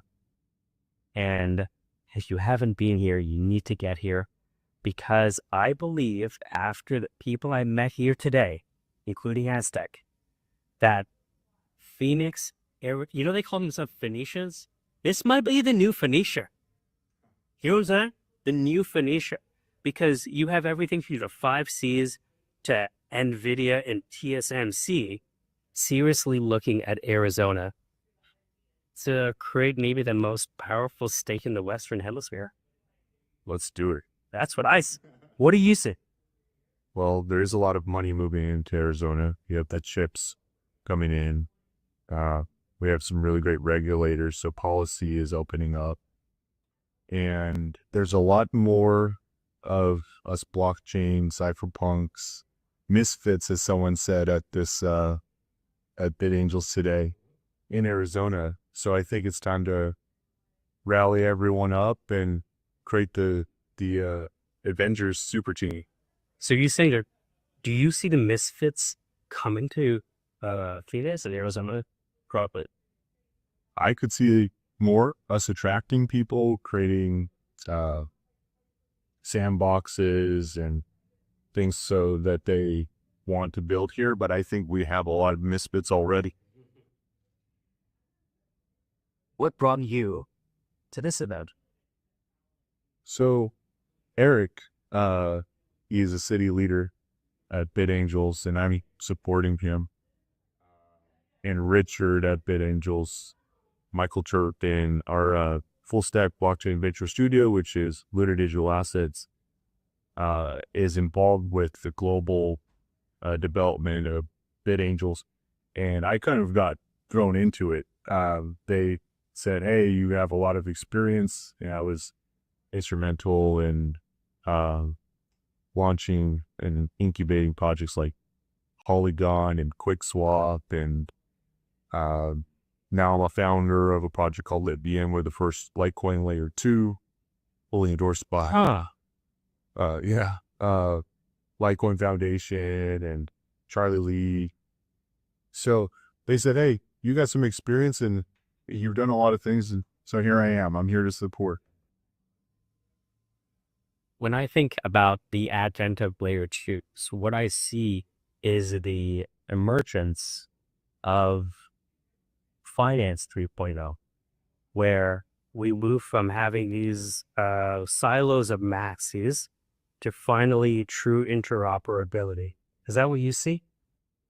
That's definitely where I think everything's going. You see all these different camps, and everyone's kind of building in their camp. There's mind share in each specific camp, but interoperability by way of ZK technology, because that technology has matured greatly over the last couple of years, is really going to, in my opinion, bring everyone together. So you're going to see the sound money, hard money guys starting to collaborate more with the Ethereum bros, and all the UTXO bros are going to be able to do things that they haven't been able to do in the past. AI is going to help with user experience, and all the other categories are basically going to kind of intersect over time. And that's been winding down. Here right now, it seems like we are surrounded by the tri-opportuna of design, development, and distribution. But this is just my third day in Arizona. What do you see with this combination of designers, developers, and then the marketers or distributors kind of all coming together at the same time? Well, basically, are you asking mainly like in Arizona or more broadly? It's your experience with the people that you've met here, because I found them to be very mature thinkers in terms of how interoperability will work. Because design and development without the political, legal, and regulatory client side is almost dead. You just have that here. So the amount of coordination that you have compared to other ecosystems, you're very mature. Is that what keeps you here? Definitely. Also, I think we're still very early. A lot of people at this event were talking about how we have a lot to do in Arizona. The good thing, though, is that we're seeing that there is a lot of appetite and hunger to build freedom technologies and work together. So what I think will happen is that essentially everyone through events just like this are going to start working together. And as technology gets better and better with like AI, we'll be able to do a lot more with smaller teams. And I spoke to many really talented individuals, like you're saying, that want to put all of our heads together on distribution, marketing, but also, infrastructure, sandboxes, regulatory type endeavors, et cetera, et cetera. And I think this is really actually the starting point for something really great for Arizona. Now, the last thing I'll say as we wind down here is you said a phrase there, freedom technologies. As someone who had their parents leave Guyana and come to Canada because of a loss of freedom that happened in the 70s, right? If America has done anything well, it is adopting freedom. And at a time where technology almost allows us to break that freedom and just delete it from history, I believe that Arizona and North America at large, if we have a competitive advantage, it's to almost re-embrace freedom. What do you think? Definitely. And I'm excited to see that, there's really brilliant minds coming out of ASU right now and in ACU, Grand Canyon. Oh my God. And what's exciting is that a lot of these individuals that I'm speaking to care about freedom. They care about decentralization. And this is so important because in a world, there's kind of two paths where one side, the technocrats or, these really big tech companies essentially could come in and turn us all into, just consumer-based drones. Lemmings with an alphabet. You know what I mean? You're right. Yeah. Or we can come in with all these brilliant minds, come together, build decentralized communities, and the future could be more. We could protect our privacy, our fundamental rights. We could build freedom technologies, and the future could look a lot better. So hopefully that's what we all fight for here.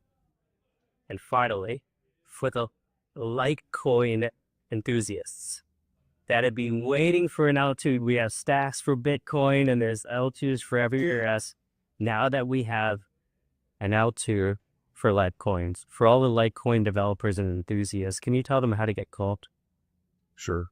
So I would say start off with our K-Team page research paper. You can get it for free.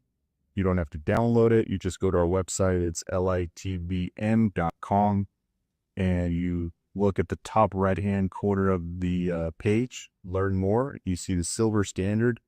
We go really deep into why Litecoin and the opportunity that's there. We also silver standard. Is that the way you look at Litecoin? I do. There's a gold standard, there's a silver standard. Ciao. We need to spend a lot more time together. That silver gold relationship is very powerful. Definitely. I don't think Litecoin's going away anytime soon. And if that's true, that silver analogy might be very powerful. If you look at what happened with the appreciation of assets, both the guy debating Peter Schiff and Peter Schiff were both right because gold and Bitcoin were at all-time highs together. So it turns out that the debaters were both right. And that goes to show that multiple people can be correct at the same time. Definitely. And that is a great news for every maxi or a mini or anyone in between. Aztec, thank you so much. Pleasure. Thank you. Honor.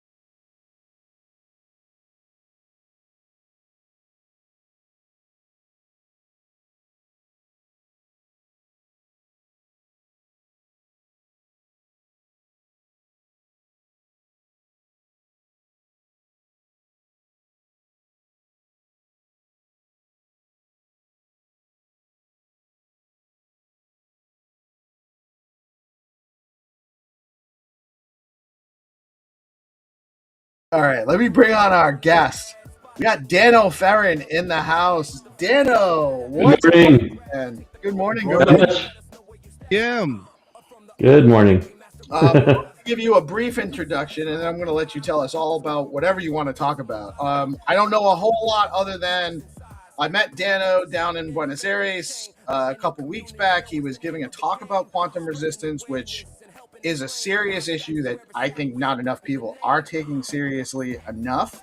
And then in my little bit of research after I chatted with him then about coming on the show, I did a little bit of research, which oftentimes I do no research because I want everything to be authentic when you're talking to me. But when I was doing just kind of find out how to best present him, it seems like Dano's an OG developer in crypto and a bunch of projects. He's been around the block a little bit. He knows what he's talking about. So I'm super excited to have him here today to share his wealth of knowledge. With that, Dano, tell us about yourself. What's the most important parts of your background? Because there was too much for me to pin. Yeah, I've been around for quite a while. I'd say I'm early. I'm not OG, but I'm really early in some of this stuff. Before this crypto stuff, I had a previous life as a desktop developer in Java. And that's really kind of what got me into Bitcoin. I was working on, there's this thing called graph analysis where you take, dots and lines and you connect them together. And there's really fancy algorithms from this one company that I wanted to try and use to lay it out cool. Because there was this new framework called JavaFX. It was entertaining tech for me, but I needed some real data to lay out some of these graphs. And that's about the time that Bitcoin hit its $1,000 hit. And so I started reading up on some of the Bitcoin libraries and said, you know what, UTXOs, there's these acyclic directed graphs that I want to kind of render on this graph algorithm that I've been working on. I wanted to see what it looks like. And that really just started my descent down to the rabbit hole. I generated it for a Coinbase hackathon. I used that as a forcing function to get me to finish to build something. So I built a little program where you could graph your UTXOs. I briefly thought about building a forensics company around it, but I just don't have the government contracts. And having been on both sides of the forensics bit, it's kind of creepy. It's not too comfortable. So I sold it off to someone for a chump change. And then I spent nearly 3 years at Google thinking, you know what, if I work at Google, I can get this blockchain stuff out of my system. Didn't work. At Google, every few years, you kind of switch, unless you like going, super staff engineer and you're going to be committed to this feature for life. Every few years, you tend to switch groups. And it was about the time that I started to need to switch groups because we had shipped our products that we needed to do. And that's when a recruiter Consensus called me up and said, hey, do you want to work on a Ethereum client? It's written in Java. And I've been following it the entire time I was at Google. And I'm like, yes, I do. So it wasn't too much of a hard sell to get me to work at Consensus. I started working there. The client I was working on, this was before it was called Hyperledger Besu. It was called Pantheon. And the idea was it was going to be an enterprise Ethereum client. And at the time, that was a great idea that needed to be explored. We needed to figure out exactly what was going on with it. So we spent a lot of time. We brought Besu up to, we named it eventually to Hyperledger Besu because Pantheon, the name was taken by some other project. And we joined the Hyperledger project, got it up to active status, got Hyperledger Besu up to fully functional, fully performant mainnet basis. And about that time is when COVID crash hit. So I had been working on some deep database layer stuff, trying to improve the speed of our performance to build this bonsai tree thing. I'm working on that database that's running in COVID. Kind of burnt me out, and there were some changes going on in Consensus, and I'm like, this isn't quite my vibe. So I spent a few months at Reddit. They had an idea they were working on. Community Point, some of you older people may remember that, where they're going to take all of their Reddit karma and move it on chain. There were scaling problems at the time, like just about every crypto project. But I think the bigger problem that Reddit had at that time was they were in the process of going public. So anything that had just a whiff of legal problems got the kibosh really quick, because what was more important was that Reddit survive and go public. And that was totally the right business decision. So it was kind of a rough stay there. And then I switched over and I worked at Hedera. I spent almost 3 years there at Hedera as well, and upgraded their EVM. They had a really old version of EVM. Their focus wasn't really EVM. They had this really fancy consensus algorithm called Hashgraph that's leaderless. You don't need it's not like you need to have one person in BFT, everyone builds it together. There's some really fancy math behind it, but what they needed was to improve their smart contract system. And being in Java, I worked on Java and Besu, spent time improving the EVM there, and bringing it up to standard, bringing it up to snuff, and bringing features where I could integrate their native token system to where they could then do DeFi on Hedera with native Hedera tokens. So that was my major contribution there. And then I took about a 2-year detour, part-time at Hedera, part-time on my own, trying to get this feature called EOF finished. People may have heard about that. It went the distance. It's one of those features. I think Ethereum development and research is a problem sometimes. Features kind of languish, and they don't know if they're going to ship or if they're going to get killed. So when I started working on EOF, I thought it was going to solve a lot of key problems at Hedera. And then I saw that it was really pointing to some key problems at Ethereum as far as the governance. And so I made a commitment when I left Hedera. I'm going to spend the rest of the year on this, and I'm going to bring clarity to EOF. It's either going to be shipped or it's going to be killed. And that actually leaked into 2025 because it was in the process of being shipped. But ultimately, it wound up getting killed. And I'm fine with that. And my goal was to bring clarity to it. And I think it helped Ethereum in its process of figuring out what it's trying to do. So after that, after I worked on EOF, I started looking for other things that I wanted to work on. I was briefly in a prototyping group at the Ethereum Foundation. But eventually I got contacted by Ron from Tectonic. And Tectonic is working on, we're in stealth, so I'm only going to reference what we have on our webpage, quantum secure defense tech. I'm working on quantum cryptography, learning a lot about the quantum threat. And this is some very important stuff that we're doing. I really want to talk about it once we go public some of the stuff I'm working on. But quantum's really been the next rabbit hole I've been going down. There's a lot of great opportunities for it, and there's also, more importantly, some important things we need to do before we really chase the brass ring and try and do all the real fancy stuff with quantum. Probably the top level line is that quantum is on track to basically destroy elliptic curve cryptography in all ways, shapes, and forms that it's used. It's kind of scary when you think about it. So, and it's only a matter of time, by the way, right? I mean, it's definitely happening. The only variable is when, and if it happens sooner than we expect, it's going to be it'll be catastrophic for crypto. Right. And so, like all things quantum, there's not much certainty when it's going to ship. It forms like this bell curve. So a couple of weeks ago, one of the I think it was Scott Aronson was his name. Someone who's been in the crypto industry for a long time, not the crypto, the quantum field for a long time. And he kind of has a reputation as a timeline skeptic. Says, hey, yeah, this quantum stuff is cool and awesome and everything, but it's going to take forever to ship. We don't have the technology. A few weeks ago, he combined his change of position in a joke. He was kind of making a joke that, we don't know if there's going to be presidential elections next. So he said that we're going to have a computer implementing Shor's algorithm before the next presidential election. And he kind of hedged that and said, yeah, 2028. And that got a lot of people talking. Now, a couple of things, put some caveats in what he was saying. If we have a quantum computer that runs Shor's algorithm and it factors the number 15, that meets the standard. But even that is a huge milestone. Because the quantum computing, it was an idea that came up in the early 80s of a new way to do computation, to use quantum mechanics and all the weird fancy stuff about how quantum mechanics work together. But it took about 10 years before someone figured out an algorithm that would actually use quantum mechanics to be useful rather than being an academic curiosity. And that was Peter Shor, and he came up with Shor's algorithm. And it solves a rather difficult cryptography problem, which is how do you factor large numbers? RSA at the time that he invented this was the number one cryptography, public key encryption cryptography. And all cryptography depends on algorithms where there's an easy part and there's a hard part. And the easy part is what you do to encrypt it, and to break the encryption is the hard part. You want it to be really, really hard, as in age of the universe, heat death of the universe hard to run backwards. So you want these algorithms that run forwards quickly and run backwards really slowly. And that's what makes it cryptographic. And so in this particular case, it was factoring large numbers. And factoring a really large number to primes can be really, really difficult, like 4,000 bits is like the typical high end that they're using for some of this stuff.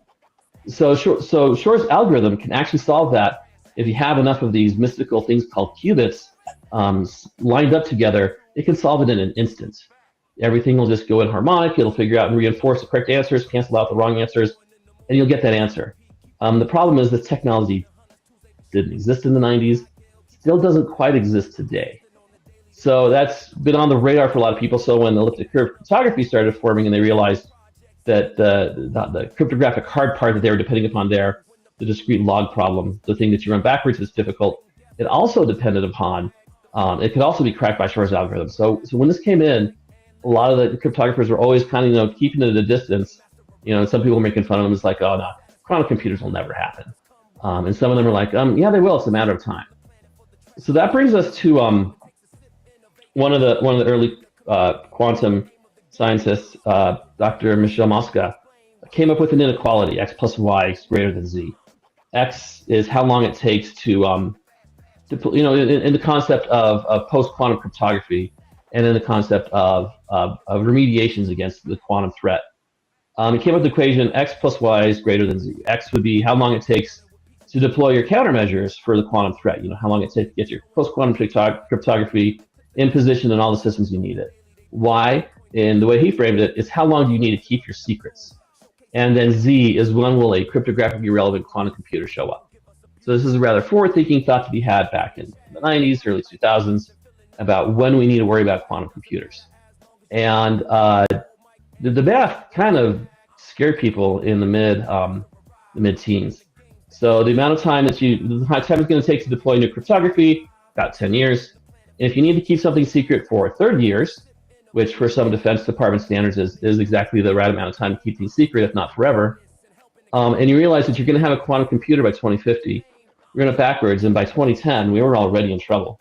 We weren't going to be able to keep our secrets as long as we needed to do. If someone got the encrypted data streams with all our secrets, they'd be able to run it backwards before we needed to keep it secret. So in 2016, NIST launched a process to establish post-quantum cryptography standards. And that resulted in about 22. They ran through several rounds, and they came up with a few winners. Dilithium, Falcon, and Kyber were the three winners that came out of that. And a fourth one, a hashing algorithm that is standardized as SHLDSA. Dilithium got standardized as MLDSA. Kyber is MLKEM. And Falcon still hasn't been standardized yet. But those are the three cryptographic things that started showing up around 2022, and that's when people really started getting excited about post-quantum cryptography.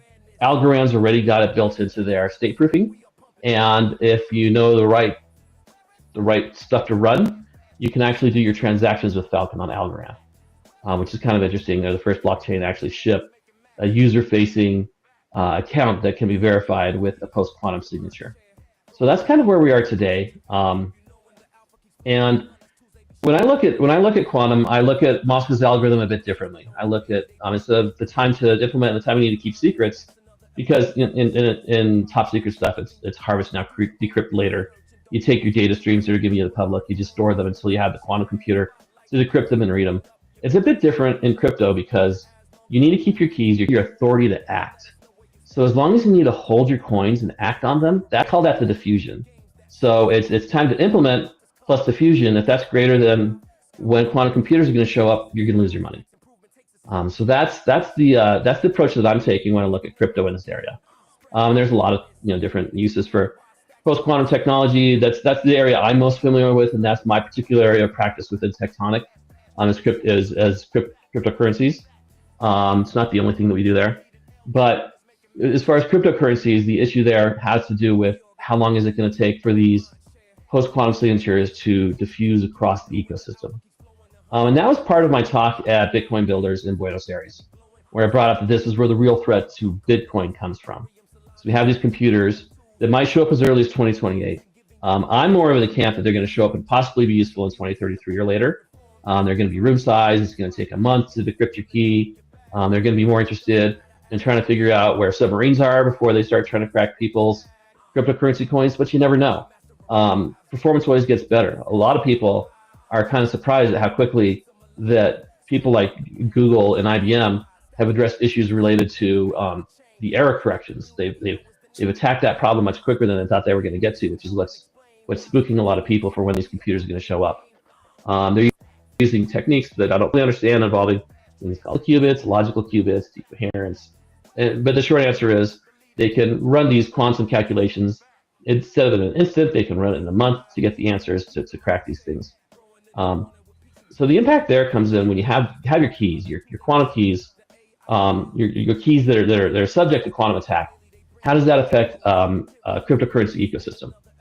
And I think Bitcoin and Ethereum are the top two, and they have two very distinctly different ways that I think they're going to go about it in the next 5 to 7 years, to address this threat.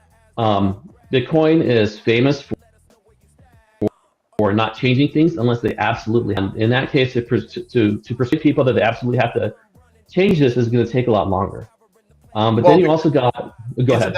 That's the conundrum, right? How do we, once the threat becomes apparently absolutely have to, it's too late. Yeah. So how do you convince these guys? We got core versus knots right now arguing, and so how do we get them? It's 2 days before the day after tomorrow. Remember from South Park? Yes. Yeah. So yeah. Welcome, Michael, Dano, Michael. So, Dano, it sounds like there is a countdown to someone breaking into Satoshi's original Bitcoin, broadly speaking. And it could be as early as 2028. And by the way, when someone has a quantum computer and can do this, they're not going to say, hey guys, look what we built. They're just going to have it and then kind of abscond with the money as and when they choose the timing of.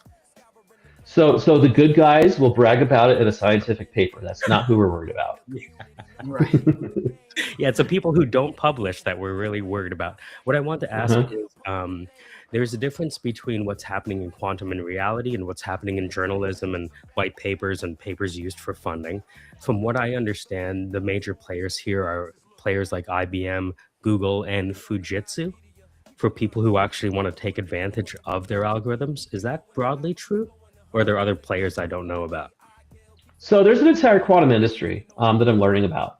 Quantinuum's announcing a chip today that I'm going to tune into their live stream and figure out. They're a company based here in Colorado. There as well, yeah. Yeah, Blue Wave. There's a lot of smaller companies that are producing these devices. So one argument that people might make that these are only going to be, these are going to be Defense Department computers no one's ever going to get access to.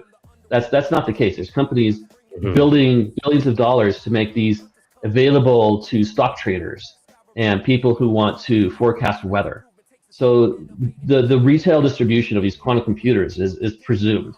They're going to be out there. You can't just presume that it's like a nuclear secret and no one's ever going to use it.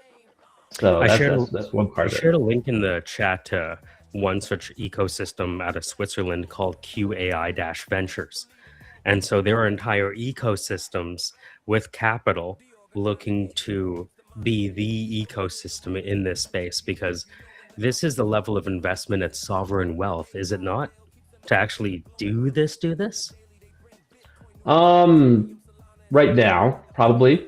What is needed right now is basic level engineering. I think so.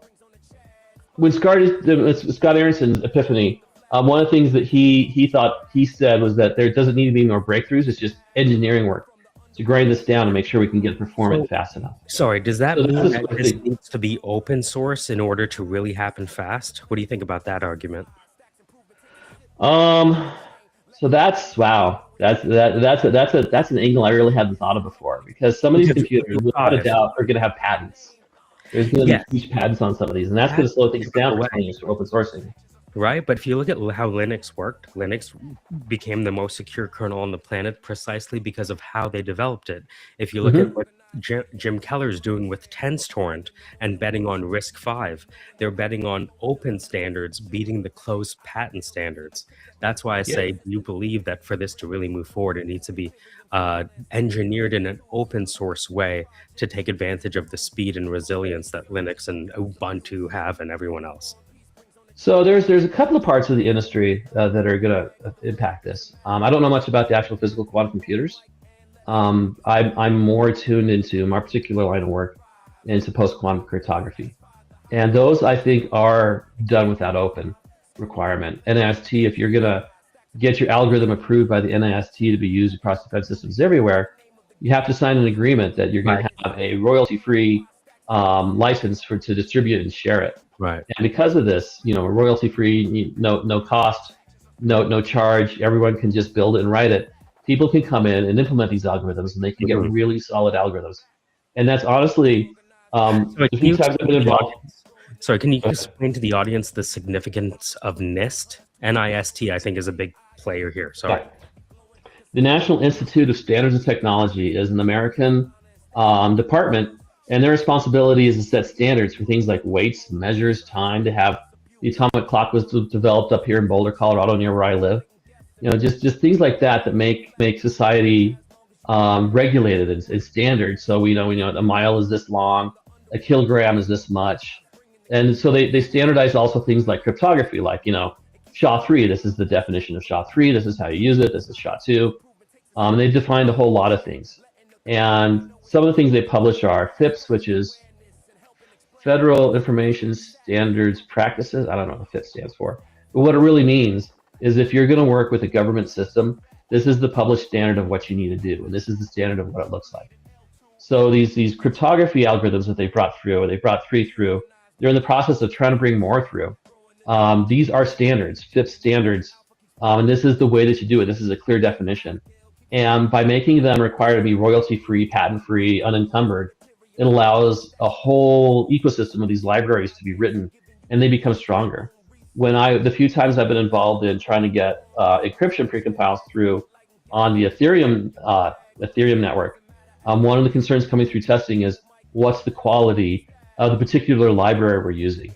And what we found is the more standardized it is, the more people that use it, the more there's a spec and utility, the stronger those particular libraries are, the more resistant they are to things like crashing and side channel attacks. And so you make it open source and free and available, and you make everyone use it. And if I come up with an improvement, like there was a patent that used to cover SECP 256K1, where there was like a 40% speed up that came just from that. So when that patent expired, Bitcoin Core immediately put it in their code. Everyone started using it, and everyone's using that code, and things just got better. So when things are uncovered and open to everyone to build it, and everyone can share their secrets, and there's the spirit and the intent that I've done an improvement. If you think it's valuable, please you use it too. You integrate it in your software, and I'll integrate yours. That sort of working together and builds a much stronger lattice, because everyone's out there trying to. Yep. Iron sharpens iron. So the open source technology and the post-quantum cryptography, I think, is really going to be valuable. The problem with quantum technology is there is clearly and definitely money to be made, and that's where things get difficult in open sourcing, like say a standard quantum computer. And that gets into more complications because there's more than one way to build a quantum computer. You could use optics, you could use trapped ions, you could use superconducting, because these qubits are not necessarily a physical phenomenon. There's just ways that you express it and get the math going with these. So it's tricky there. But can you say that part again and maybe explain these quantum qubits are not necessarily, these are just conceptions, not necessarily what's happening physically, so to speak? Right. So the theory of what we call classical computation resolves on bits. Bits have 2 states, true or false. And you put them together, you put 8 of them together with these true and false states, you can represent a number between 0 and 256.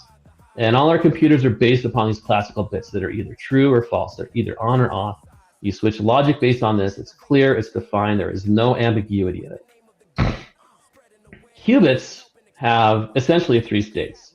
There is 0, 1, and then there's a superposition. And even the superposition is multiple states within that. Because in that superposition, you got to say how close it is to 0 and 1. You need to know what the phase is. Some of these states involve complex numbers. Huh? Is that the qubit trilemma, where you have on, off, and both on and off? Yeah, in a superposition. And to call it superposition is to paper over a whole lot of the complexity that makes quantum mechanics work in quantum computation. So the language we use isn't necessarily reflecting of what's happening at a scientific level. These are just abstractions we use in settings like this. Gotcha.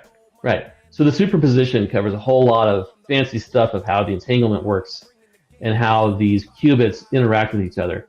So the idea is if you make these, and there's another complex thing with quantum mechanics. In the superposition state, you never observe the superposition state. When you measure it, it collapses either to 0 or 1 based on some probabilistic function of the superposition. So it's like you got this bell curve that's in multiple complex expressions and phases, and it's people get PhDs on this stuff. It's that complex. This is so powerful. You're kind of describing like there's 2 points and a sine curve between the two, but every time we look, we only see the result of one of the 2 points, not the sine curve that actually is there. Yeah. So I'm yeah, gonna this stop is exactly interrupting, that. But thank you. This is very interesting. I apologize for interrupting. Oh no, it's great. It's great to dive into this. And it's not just a sine curve; it could be any curve. The shape of the probability is actually what makes it work. The So you might topography. get, yeah. So there's ways to get these qubits to interact and sometimes they entangle, sometimes they don't, but they interact with each other. And so you get these probability curves and you superimpose all of them. And what happens is the correct answers get magnified and the incorrect answers get canceled. So that's why when you get 3,000 of these working together, you can suddenly just shake out a 256-bit encryption key for RSA or It's kind ECDS. of like a decision tree that gets pruned in the end. Right, except it's really fancy math and it's really hard to grok. Gotcha. But the math proves that it shakes out in the end. I mean, this is like if quantum mechanics is to calculus as calculus is to arithmetic. It's probably the way I would take an approach to it. I don't really understand much of the quantum mechanics. So Say that one more time. Those levels. there's arithmetic, there's calculus, and then there's quantum mechanics, and like the levels of logic to go in there and abstraction. It's not something that I understand. I think the math I topped out in engineering school was differential equations, and even that made me scratch my head. It's like, how on earth is this working? But I'm it still does. trying to understand what a partial differential is, and I'm learning category theory right now. So yeah, I feel like I never made it to category theory. I'm struggling my way through the monad and other Leibniz's ideas. Yeah. But what's interesting, I mean, talk about math. I learned all this advanced calculus, and I think I actually have used some advanced math. I actually had to use linear equations to do a 3D transformation, a pinch and zoom transformation. So like the one class that I thought I would never use, that I thought it was boring, that I hated the teacher in college, was the one class that I actually needed professionally. Never had to use calculus in the software version. Is it because of the consistent scaling? Ha ha ha! Its the rate of change is what a pinch zoom is. It's the 3x3 matrix. So you do, and in that you can say what the tilt is, what the focus point is, and what the zoom a is. 3D object, not a flat thing. It's not 2D. It's really 3D. It's 2D. It's 2D, but you need a 3x3 matrix because of the way the math works. And I guess probably a good example of the quantum mechanics. Even though we see the 1 and the 0, there's hidden variables that very much impact and influence the way the mechanics work, even though we only ever observe a 0 or a 1 when we measure it. Which brings in the magic. Which brings in this whole idea of sometimes the truths that we think are truths are simply truths from the perspective of one of a myriad of observers. Right. And that's the thing, is like sometimes when you observe these systems, you might think it's the exact same state, and they'll collapse to something different. So it's the measurements destroys a lot of the data. Yeah, and in fact, that property, This is all very where you observe it and it resolves one way or the other and destroys the information. This is some of the more exciting stuff of quantum mechanics that like 5-10 years off before we could actually use it. You use that feature of the state being destroyed and a measurement happening, and you can create a cryptographic key with quantum technology and classical technology, so that you can create a signature that I can prove that I've signed once and I can never sign again. So this is called a one-shot signature. One of our advisors submitted a paper of the year in Crypto 2025 on that. Wow. About one-shot signatures. What's one-shot signatures? His name's on our website, Omri. Omri, okay. Yeah, I only know first names. All our emails are first names. Omri Shmuley. Okay. The reason I ask all of this is because I've had the opportunity to talk to two people that have graduated with masters from Cambridge from my travels to Buenos Aires and San Francisco and whatnot. So I've talked to them about this and, you know, what Fujitsu's doing and the difference between journalism and actual production ready systems. And the last thing I would say is I understand there's a gulf between the qubits we can operationalize today and the qubits we need to operationalize this and manifest reality. And a lot of people are debating on how quickly we're going to get to this gulf of the qubits we need. Is that broadly right? Yeah, that's probably right. There's people who think that we're just going to hammer right through this and we're going to figure it all out by 2028. And then there's people that think, you know, this is going to take us to 2040. It's harder than it looks. Correct. So that's why there's like a range of estimates that we don't know when quantum computers are going to land. Because we're not actually putting 3,000 qubits and entangling them. That's something that's beyond our ability. We're entangling like 2 or 3 qubits together, and we're running like millions of these with like 9 digits of error correction on it. And from that, we're estimating what, you know, from these gate operations, what the full qubit farm would have looked like if it would have shaken out. There's still a lot of classical computing that goes along with this quantum computing. So you're saying that we're limited by the amount of decimals we have with the mantissa that we're currently using? No, that's the error correction rate. We need like we need some like millions and billions percentage of correctness. We need to be correct that much of the time. We need to have an error like 1 out of 1 quadrillion measurements. We can have an error for this to work is kind of what we're saying. And that I think is where most of the advances from what I've been reading. You know, I'm not a PhD, I'm not deep into it. I just really got into quantum a few months ago, but all the papers I've been reading is a lot of the advancements and a lot of the excitement comes around this improvements in the error correction rate. So and that is what some people thought the hurdle was going to be. So the Thomas Edison light bulb moment is reducing the amount of errors that these algorithms produce in their solutions, right? And doing it at scale. Yeah. And one of the critics papers that I read, they said, great, we can do this, but the number of qubits you're going to need, is that going to fit on a chip that you can cool? Because you've seen these quantum computers are these chandeliers. The chip's actually at the bottom. It's fancy cooling stuff to bring the bottom layer down nearly to absolute zero.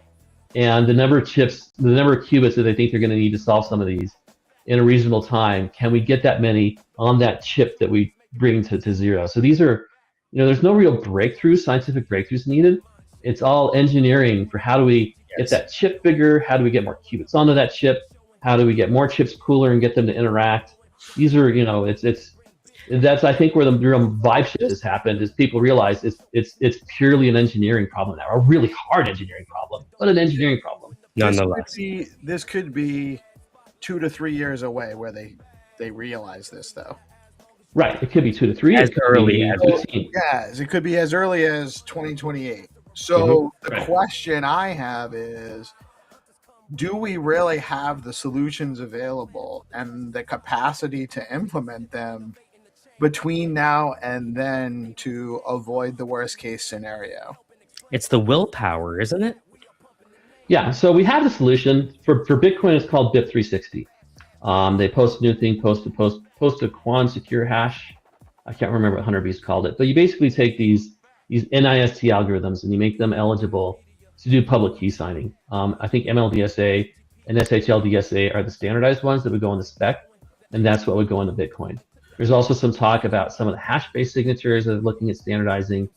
But if we needed to flip it on today, we could easily get those written and integrated into the next version of Bitcoin. But writing the PR is the easy part. Does it automatically change everybody's wallet addresses? No. So it's not it's a big problem because you got to how do you get Satoshi's wallet to not be exposed? Because it's exposed now. Right. So you essentially have to transfer all of those funds to a new wallet address. Right. And that's where the where my phrasing of Moscow's inequality is, the time to implement plus the diffusion across the ecosystem. How many people are going to move their coins to a quantum secure address? And as he pointed out, some of them might never, because it's based on some accounts, Satoshi has lost the keys to those. or if he hasn't lost them, he's letting that rumor spread around quite a bit, assuming Satoshi's still with us. Exists, right? It's in all around. Yeah, So and that's why I these keys. Go ahead. That's why I say in the beginning, there is now a countdown to who's going to abscond with Satoshi's money. Right. Or there could be a governance breakthrough, and another option, one is to see who's going to steal the money and just say code is law. But another option is to set a date, set a red flag date, and after this date, all Bitcoin nodes are going to disrespect ECDSA signatures. You're never going to see another ECDSA signature on chain, and that will effectively burn Satoshi's coins and burn everyone's coins who hasn't brought them forward. So that's why it's controversial. But if you set this date like 4 or 5 years in advance, it should be enough warning for people to move them if they want to keep them or if they want to burn it. Software companies do that when they say, look, we're sunsetting support on Oracle 8.11, so we have to move to 9.I by 2027. Right. Well, it's the only way I see to secure the network. Otherwise, because if the Satoshi wallets get drained, that's going to have a huge detrimental effect on the entire network because of the price impact. Like it just won't, so it has to be. There's no other way around it, is there? It depends on who gets the coins. So there's the possibility that has not been completely disproven is that Satoshi has his addresses, he has his keys, and he'll just move them. That's like the absolute best case scenario. But there's a lot of people and there's a lot of credible reason to believe that those keys are gone and never going to be retrieved. And I could see him burning it for the good of the network, thinking that this will never be a problem, and never thinking that quantum computers would actually be relevant in time to crash the system. But when he was doing stuff out to 2198 to say how long the curve was the payouts was gonna come, you surely would have to think that he was thinking longer term with that. I don't think he would burn the keys intentionally. But he could have lost them in a server upgrade. It's it'll be curious to see how this goes, but because of the worst case scenario prediction, it seems like this is really an imminent problem that we need to get resolved sooner than later. Yeah, it's something that needs to have a discussion. So as far as the deadline, quantumdoomclock.com, that's run by some people at Quip Network, who's running a wallet that's kind of one of our competitors, kind of not. We're still trying to figure out the field. But quantumdoomclock.com tracks what the earliest credible date would be. But that's just the earliest possibility that it could show up. I personally am in the camp that this is going to happen after 2030. But we need to prepare for the disaster scenario of what happens if it happens earlier. It could happen in 28. You can't discount that. But I do think that we have 5 years to figure this out instead of flag date. So that's I think that's the earliest credible time that this could happen. Now there's also the way it's phrased, it's cryptographically relevant.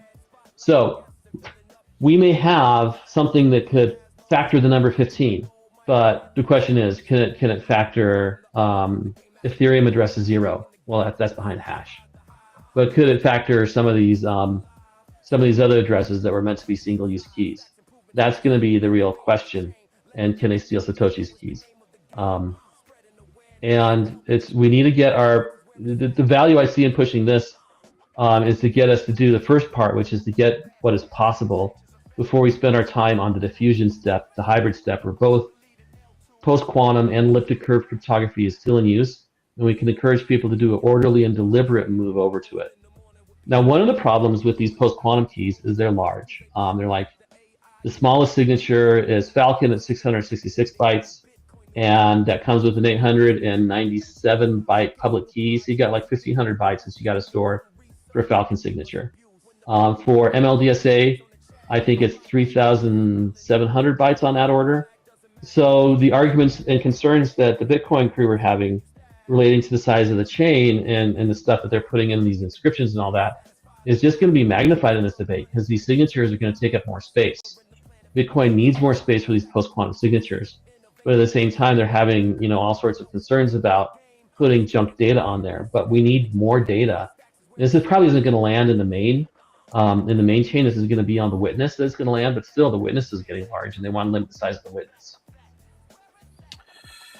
Very interesting. So it's a problem. There's a lot of people that know that there's a problem. There is a solution, but who do we need to scare the shit out of to get them to really to make this happen? That's really, I think, the bottom line. So I think the right people are already scared. You got the NAST that created the standards and started the standards process in 2016. You have the Department of Defense. Their standard communication says by 2030 you have to have post-quantum cryptography available and use those in all your suites. And in 2035 you can't use elliptic cryptography. The EU has a similar mandate, and that by 2030 you need to have a post-quantum solution deployed, and by 2035 you have to stop using your elliptic keys. And there's been indication that U.S. financial regulators are on a similar path. So any of these chains that have had real financial interest from traditional finance are going to start feeling that pressure to move over, or risk losing their TradFi customers and the people at retail who want to use it. And chains that are really interested in this, they will respond very well to this kind of pressure. But then you have, some chains like Bitcoin and some of the Ethereum purists who say this is cypherpunk. We don't care. We're going to do what's right because of what's doing right, not because of what some regulator says. So it's going to be an interesting thing to watch. But I think some of the right pressure is coming from the right place, and the traditional finance is going to be forced to do this post-quantum migration, have it in place and usable by 2030, and ban elliptic curves by 2035, I think is the typical vibe that a lot of these regulators are going along. So the right people, I think, who have the power to force this, I think are doing it. And it's just the communities where you need to congeal a community action are the ones that we really need to activate and get consolidated around this. And Bitcoin's one example. We need to convince people that having these zombie coins suddenly liquidate in the market and be sold off is bad for the ecosystem, to overcome the people that are saying, well, basically we're setting a date that we're going to steal their coins and burn them. I mean, that's like, this is the good old trolley problem. Do we ruin it for everyone, or do we burn a few people's coins? And that's classic. And the people whose coins could be burned could just as easily move their coins to a safe address, and they don't have to have them burnt. This is the ethical dilemma that's going to rage through, and it's just got potential to be as big as the block size wars. But honestly, I think it's just as existential a threat to Bitcoin as to what they're going to do with these lost coins when it comes time to activate a quantum computer that's cryptographically relevant. It's a dilemma, but I mean, at the same time, you have to do what you have to do to protect the network, right? Mm-hmm. And maybe instead of burning those coins, maybe there's a way to put them into a fund that can help maybe support. Yeah, I don't know. I don't know. I guess you're getting maybe minor rewards, or I don't know. Yeah, like something that actually helps the network rather than just burning them. I mean, burning them obviously helps everyone else that's holding, right? Because it increases the value of your coins. But I don't know that eliminating a huge percentage of the coins in the ecosystem is really, that'll have other impacts too that we are maybe not just price impacts, Because I'm sure someone's going to pitch. People are concerned about the schedule, the emissions schedule for mining, and I'm sure somebody's going to make a serious pitch about this. Well, let's just, after that flag date, we steal all the coins and we put them back in mining, and so we change the curve of the mining so that the number of Bitcoins that are out there is still constant. And I don't think they're going to win, but I think there are some people who can be able to make a serious, legitimate argument that you should take those coins and return them to miners through mining. And supplement the mining. Spend the mining. You can actually even just spend the sunset on mining rewards. Right. You could extend it. You could bump it up. You could send it back 4 years. There's all sorts of things that you could do with it. But that's going to be one of the things I think they're ultimately going to lose with it. I think if I had to make a prediction, either they won't be locked out, or they'll just be disrespected and they won't be able to be moved past a certain date. So they'll either be functionally burnt, or they will be people transfer them out. That's what I think is going to happen. There's one possibility though that I think is unique, is the possibility of zero knowledge proofs. If you can have something else that you can prove it rather than simply the key, then you can use a zero knowledge proof to recover it. This is Ethereum's current emergency escape plan, is that they would have you submit a zero knowledge proof that you know your HD derivation key and that you can point to your address and you can produce the key from that, and you post a zero knowledge proof that you have the information to do that. So your 12, 18, 24 word seed phrase, that's your secret. And if you can prove your secret that it can produce the public key from that, then you can post a zero knowledge proof, and you can move your funds to a new address. So something like that could also be an opportunity for Bitcoin. I mean, you kind of got that with pay to script hash. So having the secret rather than the actual private key. Right, but that only works if you generated your private key from like a HD wallet or some derivation seed, and it would only work for the derivation seeds that they have ZK proofs for. So you're talking about not your average user having the capacity to do this. Oh man, this is a. But your average user still has their keys, and the solution for them is simple: move your coins. Right. Well, but even just communicating to people is a challenge sometimes. Dano, I could talk to you about this forever, man. It's really awesome stuff. We actually have a segment that we segue into usually about 10 minutes ago. We have the game master. No, it's not your fault. It's my fault for. Well, listen. It's my show. We do it whatever I want to do it, and it was a great conversation. And I didn't prepare you for this. So we do a game show segment. You're absolutely welcome to stay. Do not feel obligated to stay. Super respectful of your time. But we are going to transition to a game segment where we have the game master come on. We do a Find2Earn thing where we utilize Google Maps, and we're sponsored by some of the Stacks meme tokens, and people have an opportunity to win. We'd love it if you did hang out to play, but I don't want you to feel obligated. But we'll be back with the Game Master in just a minute. Real quick, I want to just everyone follow at Shemnon. Dano Farron knows what's up, and he's working at Tectonic XYZ. That's at Tectonic XYZ. And they also are trying to solve this big problem that we have coming up. So make sure you give them a follow. And Dano, what else? We'll have you on again, man. Sometime. I have to say, I love your bio. And the McDonald's crew. Let's go, dude. Everybody's on the McDonald's. Oh, you must know Hero Gamer. You must know Hero. It's that. What's it say? Hold on, don't put it down yet. This is my badge from when I used to work at McDonald's. Solid, dude. Let's go. It's like faded out right here. This is legit. You got the little circles here that you would put your service awards, because I never stuck around long enough in the store to look at service awards. Very solid, dude. Awesome stuff, man. Never trust. Always verify.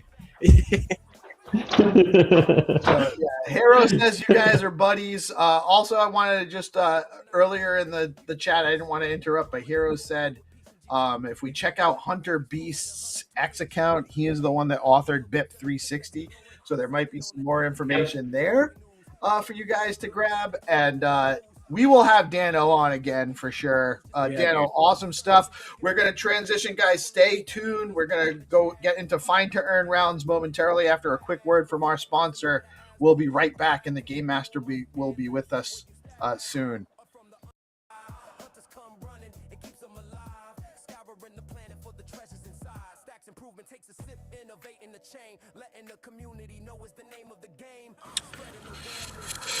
What is up, my friends? It's your old pal Peace Love Music. We have a really interesting guest joining us in 1 minute to talk about something that's actually very important, and we need to get more awareness about in the ecosystem regarding some new rules proposed by MSCI and indexing or excluding companies from being indexed in the global investable markets if they hold more than 50% of their total assets in digital assets, or they're on hold more than 50% of their reserves or their on-book assets in digital assets. So we do need to talk about this. It's very important. We need to spread a lot of awareness about this. Before I jump in, I want to just take a minute to level set for folks who may not be familiar with MSCI. MSCI is one of the largest and most influential index providers in the world. They create and maintain the indexes that many institutional investors, pension funds, mutual funds, and ETFs use as benchmarks for where capital gets allocated. When a company is included in a major MSCI index, it can automatically become eligible for investment by a wide range of funds that are required to track these indexes.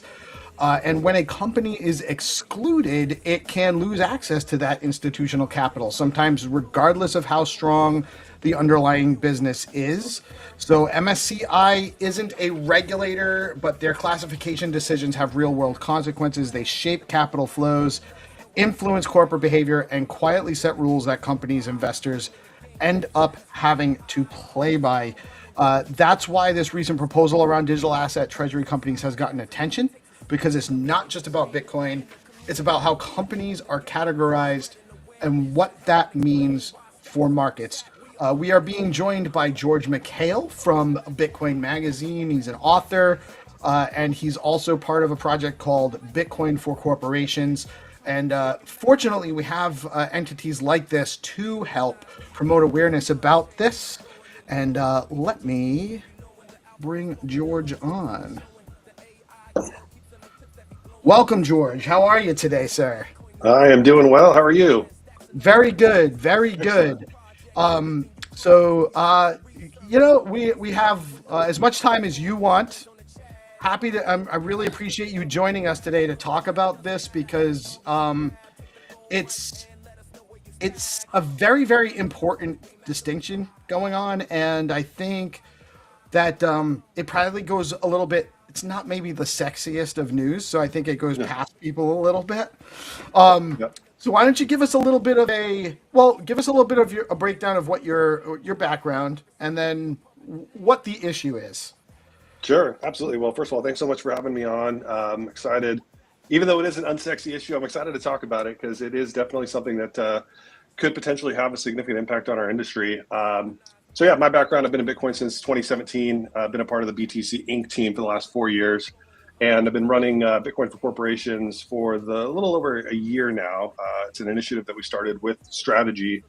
We launched at Bitcoin Nashville in 2024 with the mission to accelerate corporate Bitcoin adoption. So saw a need in the space to help support these companies that are kind of just starting out by creating a Bitcoin treasury strategy, resourcing them, helping them get the right connections, hosting events, things like that.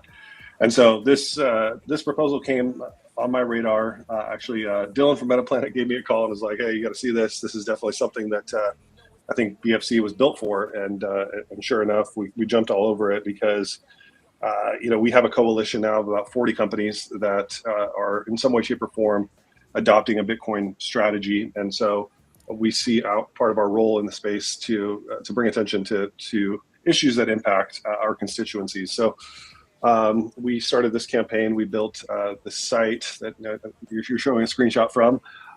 It's msci.bitcoinforcorporations.com. If you want to check it out, it has all the information about what this proposal is, what's at stake, and how people can get involved. So the TLDR basically is that MSCI, Morgan Stanley Capital International is what it stands for. No affiliation anymore with Morgan Stanley, interestingly enough. They've since sold. So MSCI is a for-profit entity. It's a publicly traded company that has a lot of influence in how public markets are shaped. As you kind of shared in your intro there, it impacts significant amounts of passive flows into companies. And so when we see a proposal that basically creates a new type of criteria that's never been contemplated before, right? This is kind of random, kind of out of nowhere, and it's I don't want to kind of speculate in terms of like motivation or intentions here, but it does seem like either someone just whoever put this together, or whatever group of people put this together, either we're not fully educated on sort of what is happening with Bitcoin treasury adoption. That's kind of the most generous read on the situation, all the way down to the spectrum goes to there's something kind of nefarious intent, or like There's some interests that want to see Bitcoin corporate treasury significantly impeded, and so there's a really kind of one of those things that happened that was a little bit flying under the radar until JP Morgan published a report that kind of made it more known. I can't remember exactly what day it was, but it was one of the days that Bitcoin had a significant pullback. You kind of saw the market, I think, reacting to this. A lot of people think this is priced in, and so if this happens, so basically they've created a comment period. So right now we're in the comment period. We have until December 31st to submit comments from the public and from investors about why this shouldn't be implemented. And so we're engaged with MSCI. I'm hoping to have a call with them this week. We've shared with them, our kind of logic as to why this doesn't make any sense. We've shared with them that we have almost 1,100 signatures now, including some of the names. They named 39 different companies in this proposal. 8 of them are Bitcoin Corporation's members, including Strategy, Metaplanet, and others. And so, we're doing our part to try to make some noise and try to push back against this. And December 31st, the comment period closes, and then they'll have until January 15th to decide whether or not they're going to implement this. So, and, again, we're not trying to be provocative. We don't know exactly the intent behind this. It could be just a lack of understanding. I do think that the timing is kind of curious, just because of where the market is heading. It kind of already makes the companies that have been adopting Bitcoin on their balance sheet more vulnerable to a potential shock if they hold a certain amount. I don't think there's a lot of companies that have more than 50% on their balance sheet at this point anyway, but actually, I guess you would know better than I don't really know. So, out of the 39 companies that they named in their proposal, basically they're split up into 2 groups. One is a group of 18 of these companies that are currently in MSCI indexes that would face immediate removal if this were to be implemented. And then the other 21, they're not currently in the indexes, but they would be barred from future inclusions because they match the criteria. So 18 companies right away would be removed. That would represent significant forced selling, significant inconvenience for investors. It's just one of those things. Again, it just doesn't make sense for really anyone involved. It doesn't protect investors in any way. It doesn't move the ball forward in capital markets. We're really trying to get to the bottom of okay, who is this for? Who does this benefit? What's the intent here? And more importantly, if there is kind of a concern about these companies looking more like funds, well, number one, that can be solved with a little bit more education and a little bit more insight into what these companies are actually doing and how they are actually an operating business.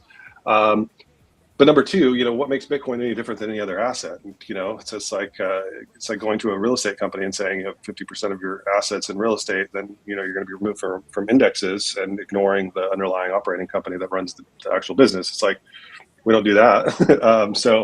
And then there's also when you look at it, cash is pretty much a digital asset now anyway, isn't it? I know it's not, it is and it isn't, right? Hold on, we have GP joining us here, and I just got to set the size so we can all fit on the screen together. Cool. GP, you with us? GP is my co-host with the mostest. What's up, GP? We're cutting off your head, though, GP. We gotta. Yeah, I got it. There we go. What's up, man? I'm GP. How are you doing, man? Happy Tuesday. Hope you're having a glorious Tuesday. Sorry I missed the first part of the conversation. Yeah, you're late. You're gonna have to catch up. No worries. No worries. Good to meet you. Yeah. So where were we? We got derailed. Oh. Cash is a digital asset right now. Anyway, the overwhelming majority of dollars exist only in digital form. Anyway, I realize it's not classified as a digital asset, but it's kind of like, what is the systemic risk? What is the rationale that they're concerned about? Oh, well, I guess we're talking about, they're considered, maybe these companies are more of a fund than a company. And I can appreciate that being an issue there. Yeah, but I mean, it just ignores so much. It just ignores so much of the actual day to day of running one of these treasury companies. Not to mention, if you look at a company like Strategy that has this legacy business, is a software business intelligence company that represents the majority of their employees. That are working on that, and so I just don't know where you start drawing the line on some of these things, and it's just that once you start classifying companies based on their assets as opposed to based on their operations, you start getting into some really murky waters. And I think you really, like, if you implement something like this, you really have to start considering a whole host of other criteria that you have and how that's impacted. Right. Well, and there also hasn't been any occurrences or events that would warrant a stricter eye towards these things either, or at least not that I'm aware of. So again, it's the timing of this does seem curious. Why are they really doing this now? Are they sensing that? So I don't want to drive you into speculation, but I'm just thinking out loud. Are they trying to take advantage of a market condition where they can maybe kind of prolong a little bit of negative sentiment and make it easy for people, in the know to accumulate while they're causing this negative activity? That's one thing I consider as a likely motivating factor. It doesn't seem to be to protect investors to me. Yeah, I just don't see where the protection is, and even to take that a step further, that's not really their role. They're not regulators, right? They're an index provider. An index provider isn't. It feels a little bit of like some scope creep for what their actual position in the market is, what their responsibility in the market is. Not saying that all entities shouldn't be interested in protecting investors, but I'm just saying that's not their primary mission or primary goal. So that part of it also feels a little bit weird. It's like you're trying to take the job of a regulator with this action, and rather than focusing on ensuring that the indexes are optimized for the best possible outcomes for investors, the most potentially profitable outcome. So you take that line of reasoning, it's like excluding Bitcoin treasury companies based on if you look at historic performance of Strategy, and like now you're excluding some of the best performing stocks out of your indexes. So you're doing the exact opposite of what you're supposed to be doing, essentially. Yeah, and it just seems it's very suspect that there's not some kind of other intention behind, ulterior motive behind it. So I guess the question is, you said that there's only a short window of time to basically let them know opinions about this, to hopefully weigh in and get them to change. And I have actually queued up here. You guys have a website on your website now. There's also a petition you guys have going on. Yep. And this actually, is this a way that we can actually include comments on? Yep. Yeah. There's a place to include comments. If you click the view letter button, you can see kind of what the core of our argument is in the letter that we're submitting to them. Don't go down there. Down. To the right. Organization. Yeah, right there. Sorry.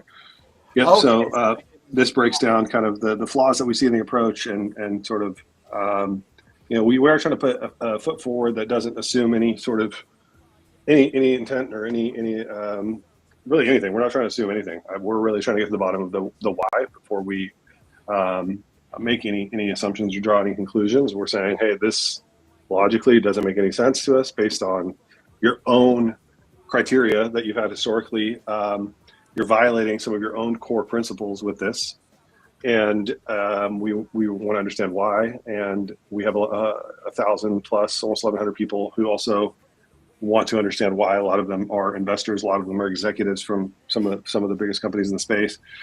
And so, yeah, I want to be clear about that because, I do want to engage with them in good faith. I do want to hear them out, and I want them to hear us out. And I hope that, cooler heads will prevail, and that this could be the kind of thing where it's like, oh, we didn't realize that about treasury companies, and you've helped us understand it. And so, I mean, honestly, the most bullish thing for Bitcoin right now would be if they walk this back. If the market truly does have this priced in, and MSCI decides that this isn't something that they want to pursue, or that they want to take a different approach, or they want to suspend this, I think that would be very bullish for Bitcoin. So I'm still kind of holding out hope that ends up being the outcome here. Right. And I would say even at this point, the conversation or what we need to convey to them is not so much as why are you doing this, but maybe why they should not do this, and why they should reconsider. And that seems to be really the focus here too, is XYZ here is a bunch of reasons why this shouldn't be happening. So, if you have, and then maybe there's a conversation to be had, but even if so let's say, worst case scenario, if we get through to the 31st, they haven't changed their mind, they do implement this rule, that doesn't necessarily mean that that's it forever. This is something that they could all obviously change their policy just as much as they're changing it now. Sure. Yeah. I mean, I think it's always harder to reverse it once it's implemented. So I think now is definitely the time to strike. But yeah, I mean, theoretically, they could always reverse it, always change it in the future. But yeah, really hoping that we don't have to go down that road. I think that, again, that would just be messy for a lot of stakeholders, including just your average investor who has passive allocations to some of these companies. So yeah, I think. Look, I'm still optimistic. I'm trying to maintain optimism here because I don't think that this needs to go through, and I think that if we're able to have a sit down conversation and just have a logical, well-rounded, non-emotional conversation, then we can get somewhere. Right. And so the goal really is to just kind of make sure that they're aware that there's a large contingent of consumers, investors, and companies that are opposed to this for a number of reasons, and maybe kind of just open up some dialogue to hash out, and it is important to understand what their actual motive is, or even what legitimate pieces of that motive might be, so that we can come up with solutions that will solve that concern without actually being as drastic as what they're proposing right now. Yeah, exactly. That's exactly right. So we got 300 joining us in the house as well. He's part of the DeOrganized. Jim. Coming in from Jim, George. Jim. How are we doing? Oh, good. Sorry, I'm late. So yeah, I heard that you got some alpha for us. I'm trying to find the alpha. I think the biggest alpha will be this conversation that we're trying to set up with them. I really, right now I'm just kind of going into it dark. I don't know what the tone or what the the people that are directly engaging with us, to what extent they were involved in crafting this proposal, and to what extent they're committed to it. I really don't have any idea, and so I'm anxious to chat with them directly. And I'm glad that the industry has rallied around this proposal. I think the fact that we got 1,100 signatures in a few days was able to kind of get on the radar and get their attention a little bit, which is good. And I think that's exactly why they had the comment period, right? They're like, hey, does anyone care about this? And we're like, we care. And like, oh, okay, these people care. We should talk to them. So that's how these things kind of work. And so again, like I said, I'm optimistic, and I think that this is a winnable fight, and I think that this is an opportunity, in fact, for MSCI to position themselves as an organization with high integrity, an organization that listens, an organization that is willing to reconsider proposals that they put forward. That again, for all we know, they're looking at the market, and they're looking at some of these companies that pop up as like so-called pure play Bitcoin treasury companies, and in the end they're really just kind of trying to use it as a marketing gimmick, and that isn't good. That isn't good for our industry. That isn't good for the market. and this was their, the best kind of response that they could think of to put forward in light of that. And we're saying, hey, that's a bit of a overreaction, and that has some unintended consequences. And so let's walk this back a little bit. Let's slow down here a little bit. Let's engage in good faith, and MSCI could end up being a partner in accelerating corporate Bitcoin adoption. If you think of it like completely flipped. And so I'm hopeful that is the outcome, and that they do reverse course on this. But yeah, we'll see. I think the next few days and weeks will be very interesting. Yeah, for sure. And so I guess the most important thing people can do right now is spread some awareness about the issue and go participate in that petition at it's bitcoinforcorporations.com, and it's with a MSCI dot before it, but I think you can actually get to it right from the main page right now pretty easily. Yeah, you should be able to. If not, that's a great flag. But yeah, I didn't actually double check. So let me actually. If not, we'll I actually don't. I don't see it really. Right. You guys need to put a header. That's a miss. Yeah, we'll do that. Thank you. Yeah, so definitely go sign it, share it, tell your friends. I think even just people that are investors, that are passive investors and 401ks or whatever, there's implications for them. And so MSCI is one of those things that no one has ever heard of up until a couple of weeks ago, and then you start learning about them, and you're like, wow, this company has significant influence in the overall financial system. Not just in the U.S. but globally. I mean, out of the companies that were named, they weren't all U.S. companies. A lot of them were, but not every single one. So yeah, I think it's an important time for our industry to rally. Yes, I think that's and honestly, these types of things can actually be catalysts for better organization down the line as well. They help us get better with these things, be a little bit more reactive when future things come up. So participating now is important for not just this immediate situation, but also for being more able to participate down the line when these things come up. Lobbying and pushing for the good policy, both at the government level and at the corporate level, is important, and it's not going to be something that's short term for people that are pro Bitcoin. So absolutely, yeah. I think we learned this with the presidential election. I think that was the first time you saw kind of the industry unite in some ways, and at least ensure that their voices were heard in some way, shape, or form. And I think this is a continuation of that. And I think it's important, again, as we head into a midterm election year, that we do kind of have these systems and these processes and this infrastructure built out for us to respond anytime there's I don't want to call this like an attack necessarily, but anytime that we're in the spotlight in a way that's going to have implications on our industry. And so I'm very motivated, and I'm very encouraged by the response so far. All right. Well, I just signed, so I just put my signature on there. I was Amazing. Thank you.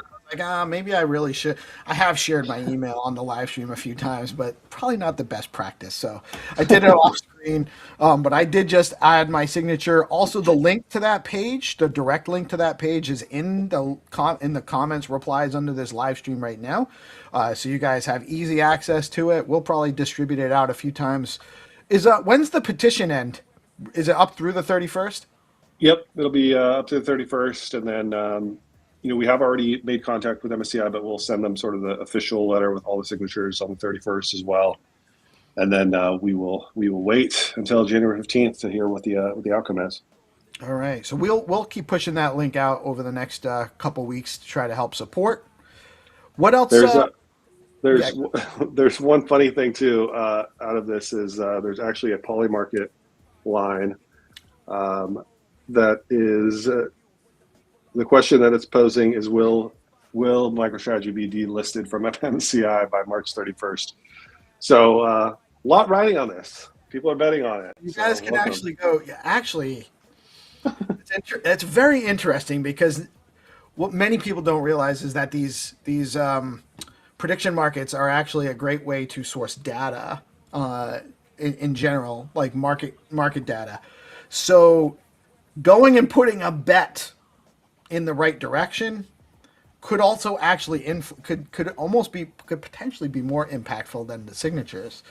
If you have enough people betting against that happening, it might be like, the market doesn't believe it's true. So that might influence it. No doubt. Very cool. All right. So you guys have your instructions.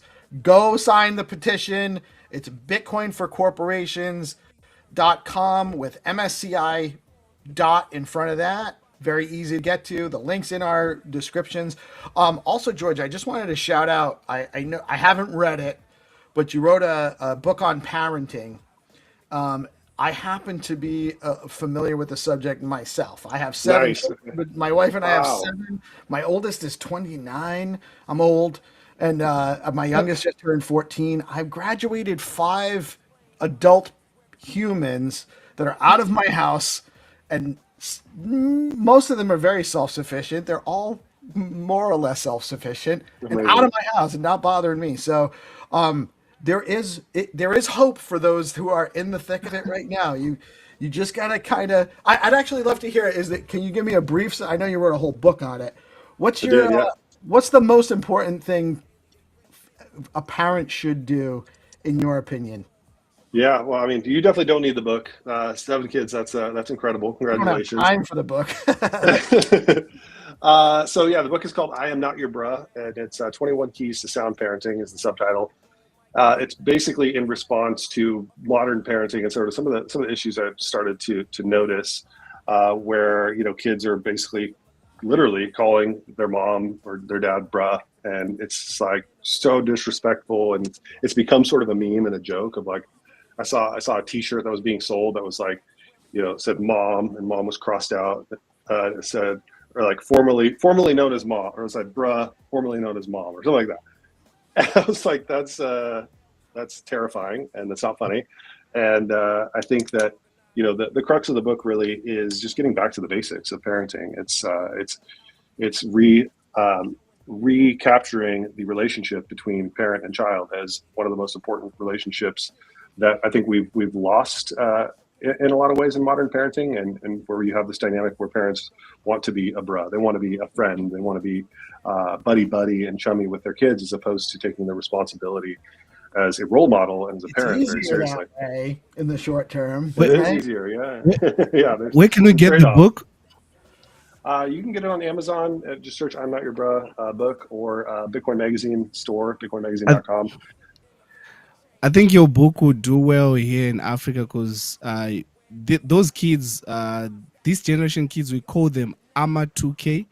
Those kids, they are very disrespectful. So what you're saying is with what's going on also this side, I think that book would do well here. I'll check it out. Yeah, please do.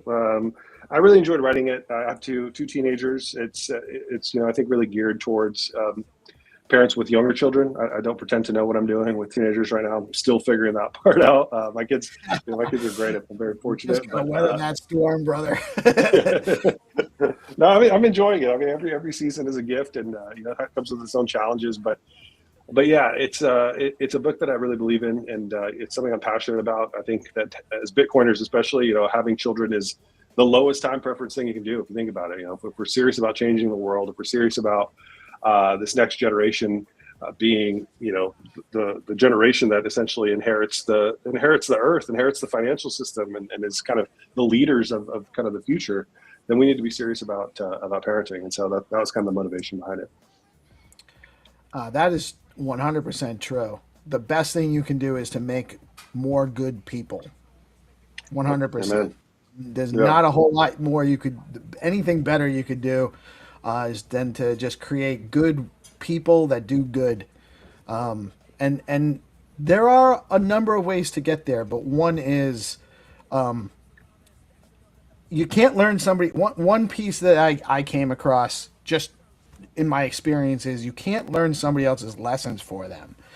So you have to you have to equip them with the tools to learn from their mistakes, and it's hard. That's actually very hard because there's you want to protect them, but you got to let them mess up or they're gonna Bruce they're gonna they're gonna have a hard time adjusting as an adult when they're going to eventually make mistakes anyway. And so letting them know how to deal with it is actually a hugely important thing. And that it's not that big of a deal when you make mistakes is also important.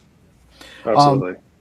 Awesome stuff, though. I have, I want to just be respectful of your time. I know you're a very good man. Yeah, no, I am at the end here where I do got to jump, but I've really enjoyed this conversation. Thank you guys for having me on. Thanks for spreading the word on this MSCI coalition letter. Definitely invite you all to go and sign, and yeah, would love to kind of join you guys again in the future and let you know how this wraps up. Absolutely, man. We actually started streaming. We stream all day, Monday through Friday. We start at 7:30 in the morning. We go until about 5 or 6 o'clock at night. We're East Coast U.S. Well, half of us are East Coast U.S. And we would love to have you on anytime you have something to talk about. We have lots of real estate to bring people on for stuff like this. So anytime, Awesome. just let us know. Sounds great. Good chatting with you. Good to meet you all. Thank you. Nice to meet you, man. Thanks for All right, joining take us today. And guys, Pleasure. make sure you pay attention to what's going on. And we'll have more stuff coming up on the live stream shortly, so stay tuned. Thank you so much, George. Guys, make sure you're following. It's at G McHale, and it's right. at Bitcoin follow. for Corporations and at Bitcoin Magazine. Go give them all a follow so you guys can stay I gave informed you of a what's follow. going on. Thank you. Thank you again, George. All right, And take care. you have a great rest of your day. Thank you guys for joining. Hannah, GP, we are DeOrganized Media, and we're keeping you guys informed and trying to help spread the news so that we can preserve and grow the very awesome Bitcoin and broader crypto ecosystem. That's what we're here for, the Bitcoin ethos. Y'all have a blessed day. We'll be back with some more commentary and content soon. Thank you all for tuning in. Peace. Peace out.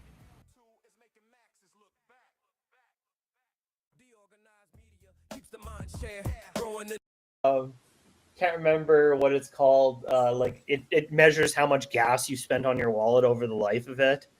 And when I go back there and it's like, oh, you spent 12 ETH or 15 ETH.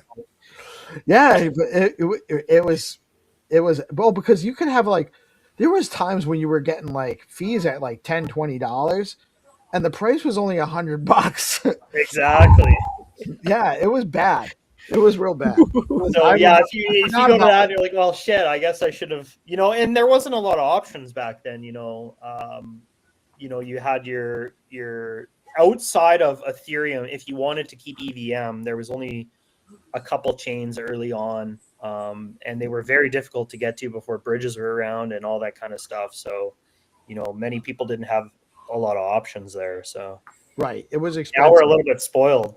Well, you'd have to learn how to get it there, and then the learning curve was expensive. So yes, that stopped me from playing around as much as I probably would have. I just couldn't. It was too stressful for me to spend that much. I'm like, I'm trying to acquire ETH. So if I'm spending such a high amount of ETH to transact, it was just, we've come a long way. When we look at that perspective and where we are now, it's crazy. I think it's important to put it into perspective, right? Because we, kind of forget about, as I mentioned, the past things, right? Like, people didn't want to go to those layer 2 chains because they were worried about the bridges back then. Now no one worries about the bridges because there hasn't been a bridge hack, thankfully, in some time here, right? So we figured out how to do them right.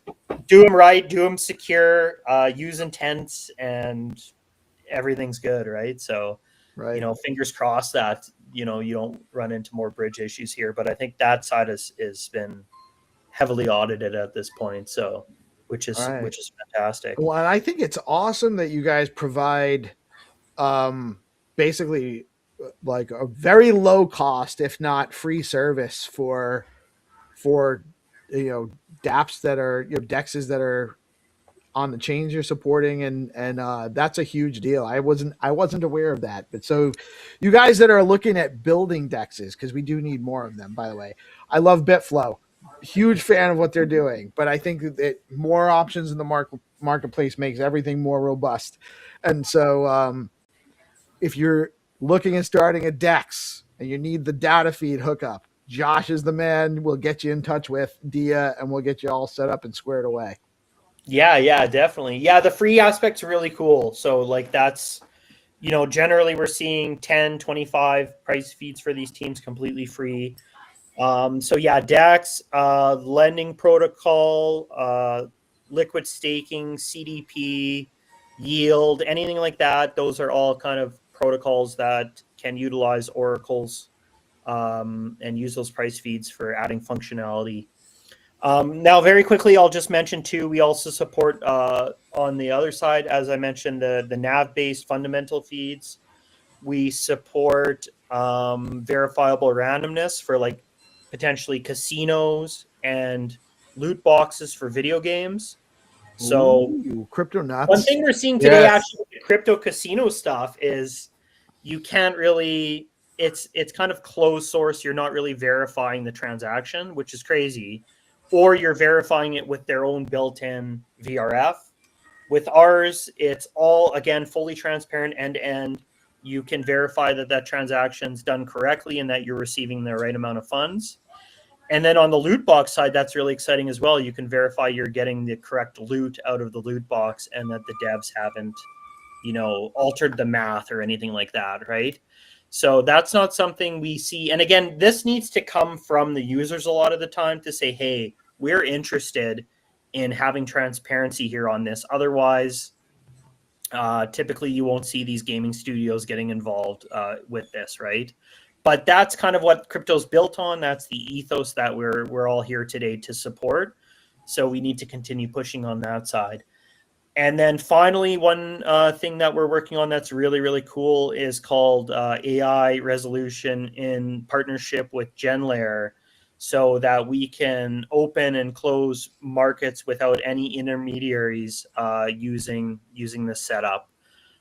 So we'll kind of push that AI resolution on chain to facilitate opening markets, whatever kind of market, and then you choose which agent where they're resolving that market.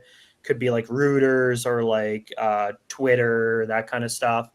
And then that we can push that resolution back to the chain once the market's closed, and then close that automatically without any intermediaries. So basically a white glove end-to-end solution for prediction markets there. So really excited about that as well. You guys have a lot. So Dia has a lot of services for developers building on chain. So you guys definitely need to check them out. Yeah. Josh, man, it's been a blast. Even without our music, which is really throwing me off, by the way. I can't tell you guys how much it is like stressing me out that I can't turn on and off music during the intro stuff. But great having you. We do got to wrap up. I could keep going with you for a while, but we'll have to have you back, guys. Check out Dia.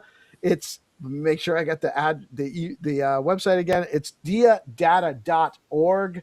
Check them out. They're helping us get secure data to our apps. Lots going on in the space. Make sure you follow. And Josh, thanks, man. Thanks for joining us. Yeah, thank you very much for having me. And yeah, anyone can feel free to reach out to me anytime.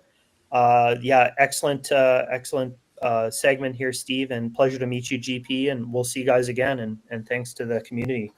Awesome. Have a good one, Josh.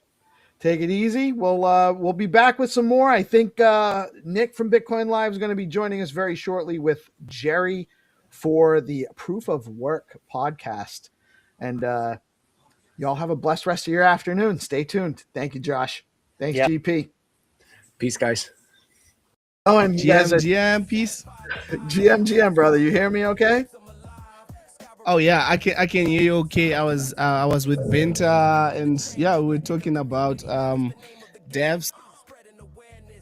Nice. how they put in so much work without sleeping. We took probably fell asleep. What's going on?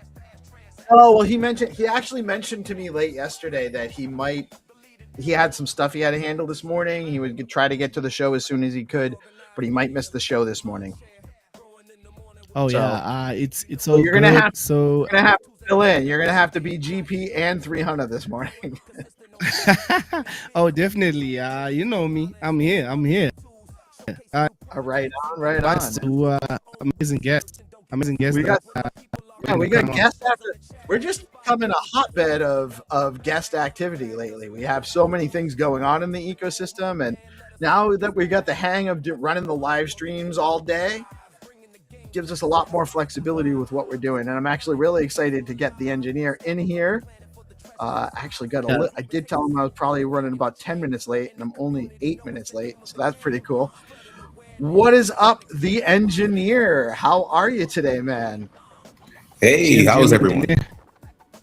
Good morning. Oh, good, It's Brody. actually a pleasure to be here.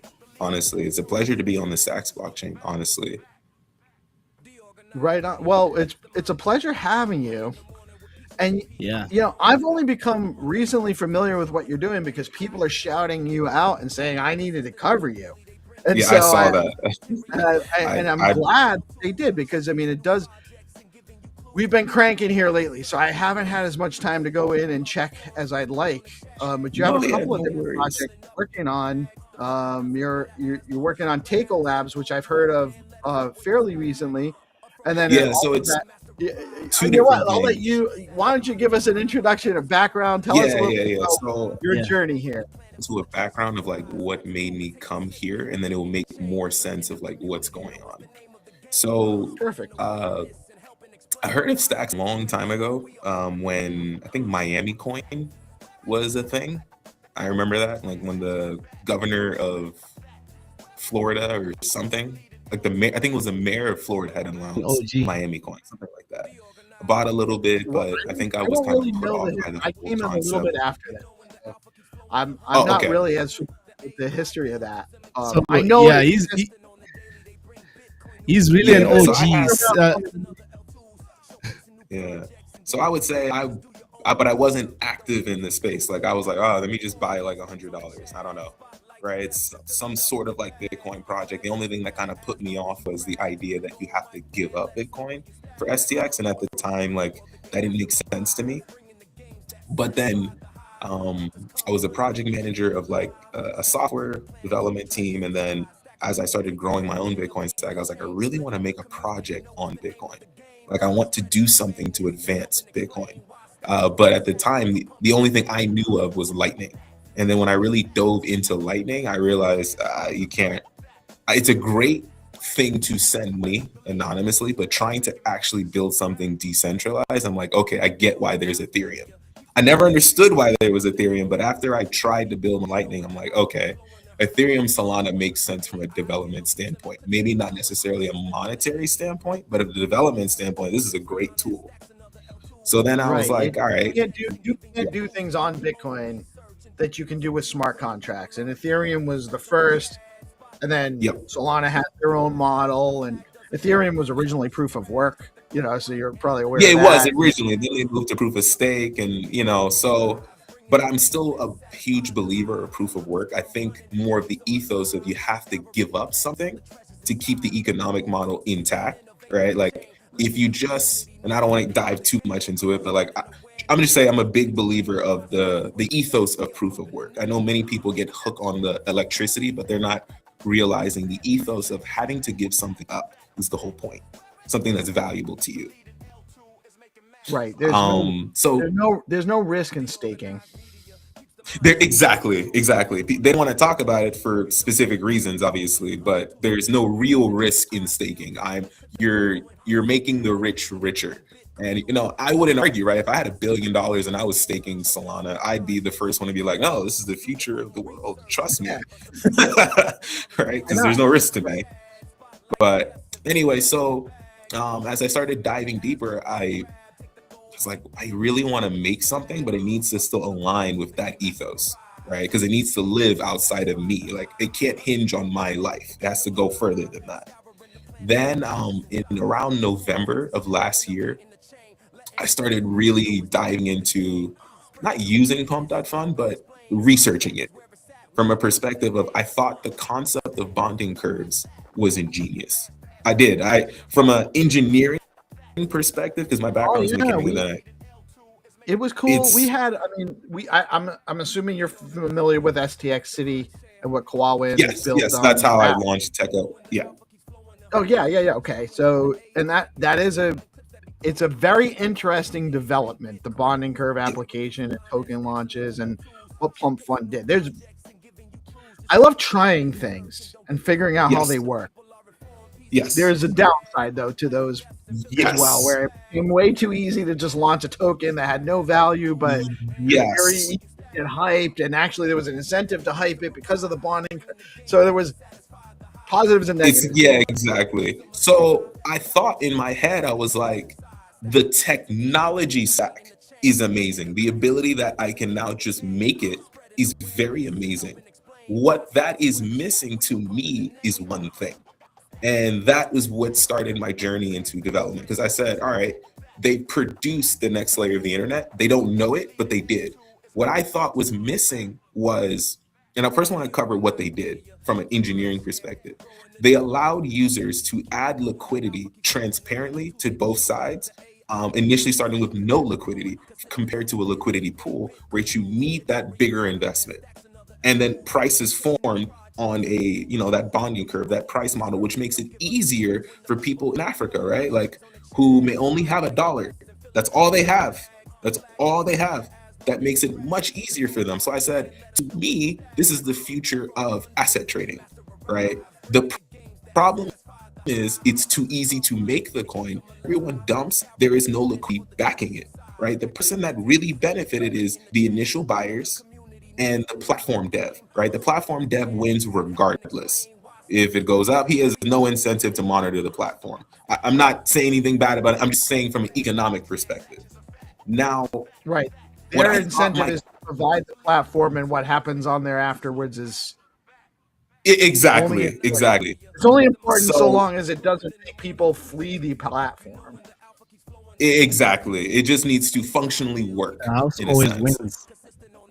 Yeah, the house always wins. So I thought, the reality is this isn't good for my family and friends in terms of the feasibility, but the engineering stack is good. So what does it need? Because what I see in the ecosystem from a whole is you have a bunch of people who are really good developers, but they're not product managers. They're not thinking about the feasibility or economic model of it. They're just like, it works. Now, what I thought in terms of product management was this just needs how all the trading fees go to like the platform. If you take half of those trading fees and you save it on that smart contract, that token has revenue. If you save those trading fees on that smart contract, that token now has revenue. Okay, great. Who gets to claim that revenue? In liquidity pools, you share the revenue. When you share it, it's not that great. It's okay. It's great that we're sharing it. It gives some value, but however, I thought, okay, what if the revenue can be claimed by the person who locks up the most of the token on the smart contract? We have a separate function that says lock tokens. After you've bought it, you can lock tokens. Then I'm providing liquidity that I cannot sell because I've locked it in the smart contract, and I can claim this revenue from trading. So now my incentive is like similar to selling a call on the stock market. I don't know if you've ever done options, where I'm providing liquidity.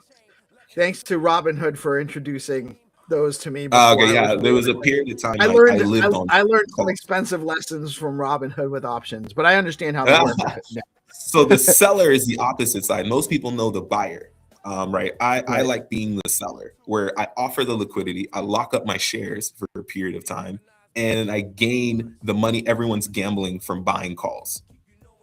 So in that sense, I was like, if you add a model like that, it's similar in the sense of, let's walk through an example. I buy $1,000 worth of Leo. I really like Leo because I think it's the most popular community coin other than like Welsh or Dog or something. And I buy $1,000 worth of Leo. Let's say the fee is 2%. 2% gets saved on that smart contract, right? Now, in order for me to claim that $20, I need to lock up. I'm just using a rough example. My real one is a little bit more in depth, but a rough example is I lock up that $1,000 worth of Leo in the smart contract. Now everyone knows there's a price floor, right? Because I've locked up Leo. I claim that $20 because I've locked up the most Leo. But here's the catch. Now that I've claimed that trading fee, you cannot unlock that money until the highest last trading fee, which was $20 in this example, has been brought back through natural trading activity. So now it puts you who claimed that trading fee in the hot seat. You need to incentivize more trading. You need to bring volatility, right? As long as you keep bringing right, then you can keep eating more trading fees. I think we need to bring an incentive to all tokens on the blockchain that there's a price floor and there's an incentive for someone to create a market, right? Then both sides get what they want. We have an ecosystem where whales are competing for the trading fee and they have to lock up tokens, and traders are competing for asset appreciation. This is the one fix I saw that would really help. The last part that's really important is I added a cap to how much trading fees you need to bring back to the ecosystem, because without it, you get this infinite loop where you have to keep locking up more and more. Yeah. So for the smart contract I worked on was 1 million Satoshis because my base pair was SBTC. You need max cap is when it starts getting to 1 million Satoshis, then that's the cap. You may acquire more trading fees, but as long as there's always 1 million Satoshis in this smart contract, you can unlock your tokens. So I've developed it on testnet and mainnet, and then I was just like, I don't really care. I mean, I'm an engineer, mentally, whether you buy this token, my token, not buy my token, I don't really care. But I think this standard should be across all DEXs on the blockchain. So that way I can buy Leo, right? I'm sorry, go ahead. You go ahead. I'll save my question. I just said that if this standard is across all blockchains in a sense, or at least on the Stacks blockchain, I can comfortably buy Leo knowing it's a meme coin and my focus of volume, right? As they're doing their giveaways, I don't care, right? I'm making money as they're doing those giveaways because users are still selling and I'm making money from trading fees. I have an incentive to hold the floor of Leo. So Leo, this is on a specific, this is platform based or is this token based? The way Stacks works is you make a token and then you also have a DEX smart contract. So I've implemented this on the DEX smart contract level because you have to make a smart contract for the token, and then you have a separate automated marker or bonding curve DEX smart contract. So it would be implemented on the DEX smart contract. So, and is that at launch in the bonding curve, or is that if we were to implement this would have to be after the bonding curve. Okay. It would have to be after, because right now we already have DEX market makers. Like Bitflow has their smart contract for trading, like Alex Labs has theirs, Veller has theirs. I'm just suggesting another, an upgrade to the DEX smart contract is just a majority locking feature. So that, all right, if I'm buying a meme coin, I can also see how much trading fees it's generating. And instead of splitting it to everyone on the liquidity pool, save it in a pot that I can go compete for, that one person claims, right? So you incentivize people. Replace the current liquidity fee model. Yes, I would want it to replace the liquidity pool because, are you really benefiting from splitting those fees?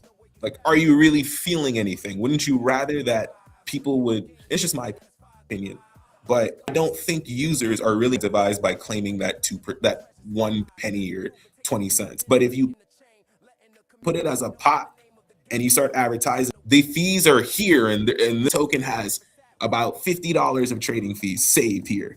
And the person who has the most tokens right now locked up is this X user. And if I just lock up a little bit more, I can be claiming the trading fees. Because I would start looking at it from perspective of, Zero Authority. Yep. Think about how much giveaways Welsh, the last one I saw was Welsh. Think about how much giveaways they do, right? Then think about if I were to charge if the DEX is charging a 2% fee for every sell on those, right, that Welsh is doing, how much money in revenue is that smart contract making just from the selling side? I know the price has gone down, but how much revenue is being saved just from the sells? I would then wait for the giveaways to end. I'd buy back the token and claim the trading fee, right? I would just focus on the reoccurring revenue from the community. And then as people see me buy, obviously they'll be like, well, damn, I just sold. The thing just went up. They'll buy back, right? There's utility now. It's a stock. I mean, I shouldn't say that, but it's essentially a decentralized stock. Okay, I understand the concept. So it's an evolution of the traditional liquidity pool. Yes, and I think this is one of those things, and it's just my opinion, that we're just very early, where we only have software developers working on things. And I'm saying this from someone who's managed software development teams. They're developing it without the thought of the product evolution. They're just building. We're gonna build. 100%. But That's exactly what so we do a lot of talking to builders, and a lot of builder teams don't have. They're more technical builders. Yes. And so they're looking at, they don't see the marketing side. They're not building to the user, they're building to the function. And so yes, and they're making it more and more complicated, not on purpose, just because they're builders. That's what builders do. It's the same thing. You ever watch that movie with Steve Jobs, where he was talking to Steve Wozniak? It's on Netflix. I forgot. Where Wozniak was upset with Jobs. He was like, "You're taking all of the features out, right?" But Steve Jobs is like, the user just wants the computer to be clear. That's all they want. You're making the company lose by adding the USB port. You're adding this, like the user doesn't care. Create stress. Too many choices create stress.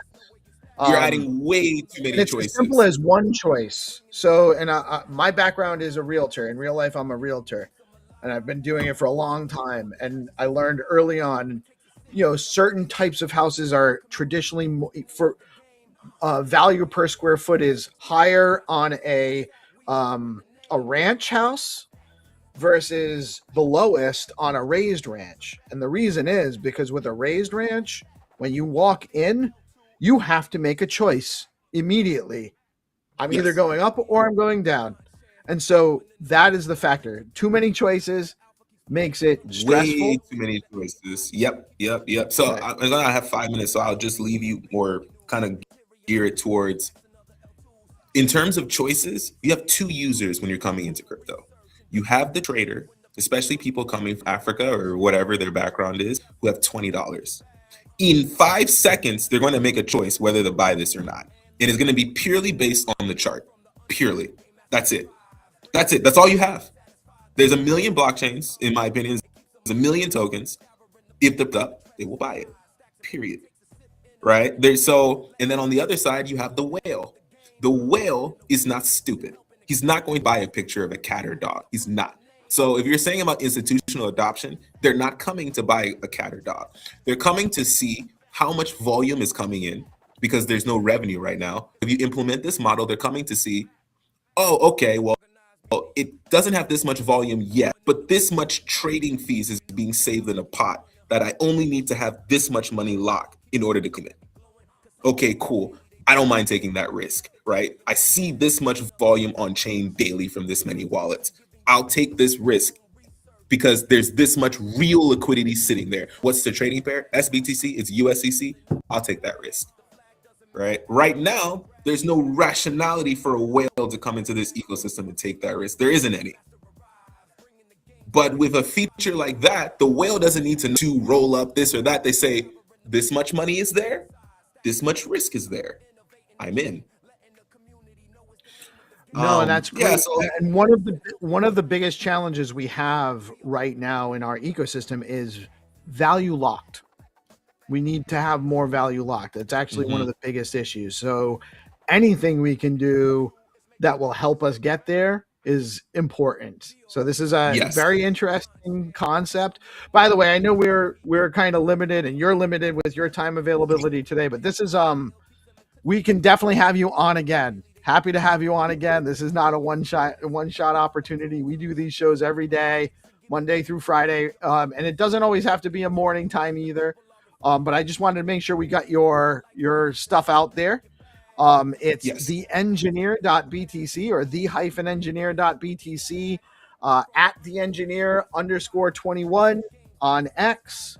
And the project, or there's a couple of projects here, right? It's just but it's the network, which is focusing on building those smart contracts, or at least the MVPs that I'd like to see implemented in the ecosystem, which is you can go to the website. And then Techo Labs is like my first, I would call it, successful meme coin project where I'm making sure the price is always up by leveraging my income or whatever you would call it, and going from there. Like we just launched on the bonding curve. So I know one of the pain like that token is relatively new. And I wasn't sure I wasn't sure where it came from. Yeah, it was, I mean, I haven't really done any marketing, right? My belief is more, I don't really want to spend too much money just giving it away, because I'm protecting, I think of it like, if I'm the hedge fund manager, I'm protecting the value of my token, right? I'm looking at every other token on the Stacks blockchain is like down. This is going to be the one that like is up, right? I don't mind keeping it up. It should be up because I have my family in it, right? I can't, like my mom is in it. My mom looks at it because this is her introduction to looking at the blockchain. Like she's gonna call me if the price is down, in a sense. Right. Well, and so just on the model you're proposing, and if you have to jump, just yeah, no worries. That's cool. But you basically created a competitive model for providing liquidity. Yes. So the one that's easier for each user. So here's one concern or one question I have is, does it does it create a disincentive for everyone else in the pool to pull out their liquidity if they're not the highest liquidity provider, and so they're not going to get any fees? Way I look at it is, why were bonding curbs successful? People weren't providing liquidity, they were trading value, right? I'm saying the liquidity pool model in general is broken, right? The average user, I've tried to teach my family in Cameroon how to add money to a liquidity pool. They're saying, go do it. I just want to buy it. You know what I mean? Like the reality is the average user does not want to enter a liquidity pool. Reality, like whales want to enter a liquidity pool. So let them focus no, you're on right. that. You're right. They just want to, the average really user do just wants to buy and sell. That's it. Right. So slippage and permanent loss. If you don't have a lot of money to begin with, you're gonna just the fees to provide and pull out liquidity can be cost you your profit anyway. Exactly. So if you're going to provide liquidity, you better be serious. That's what I want. I don't want the person providing liquidity to be like, I'm adding it today, I'm going to move it tomorrow. No, if you're providing liquidity, you're a whale. You're here because you want to make money, period. So I wonder, I'm game in terms of seriousness. I wonder though, are you familiar with the HODLMM that BitFlow's been building out?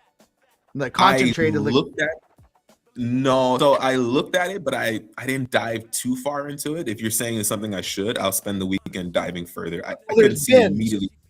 Right? There's bins at certain price levels, so you can add liquidity at certain price ranges. So you could actually have competition amongst bins. So it's not all or nothing. It's the highest provider in that bin.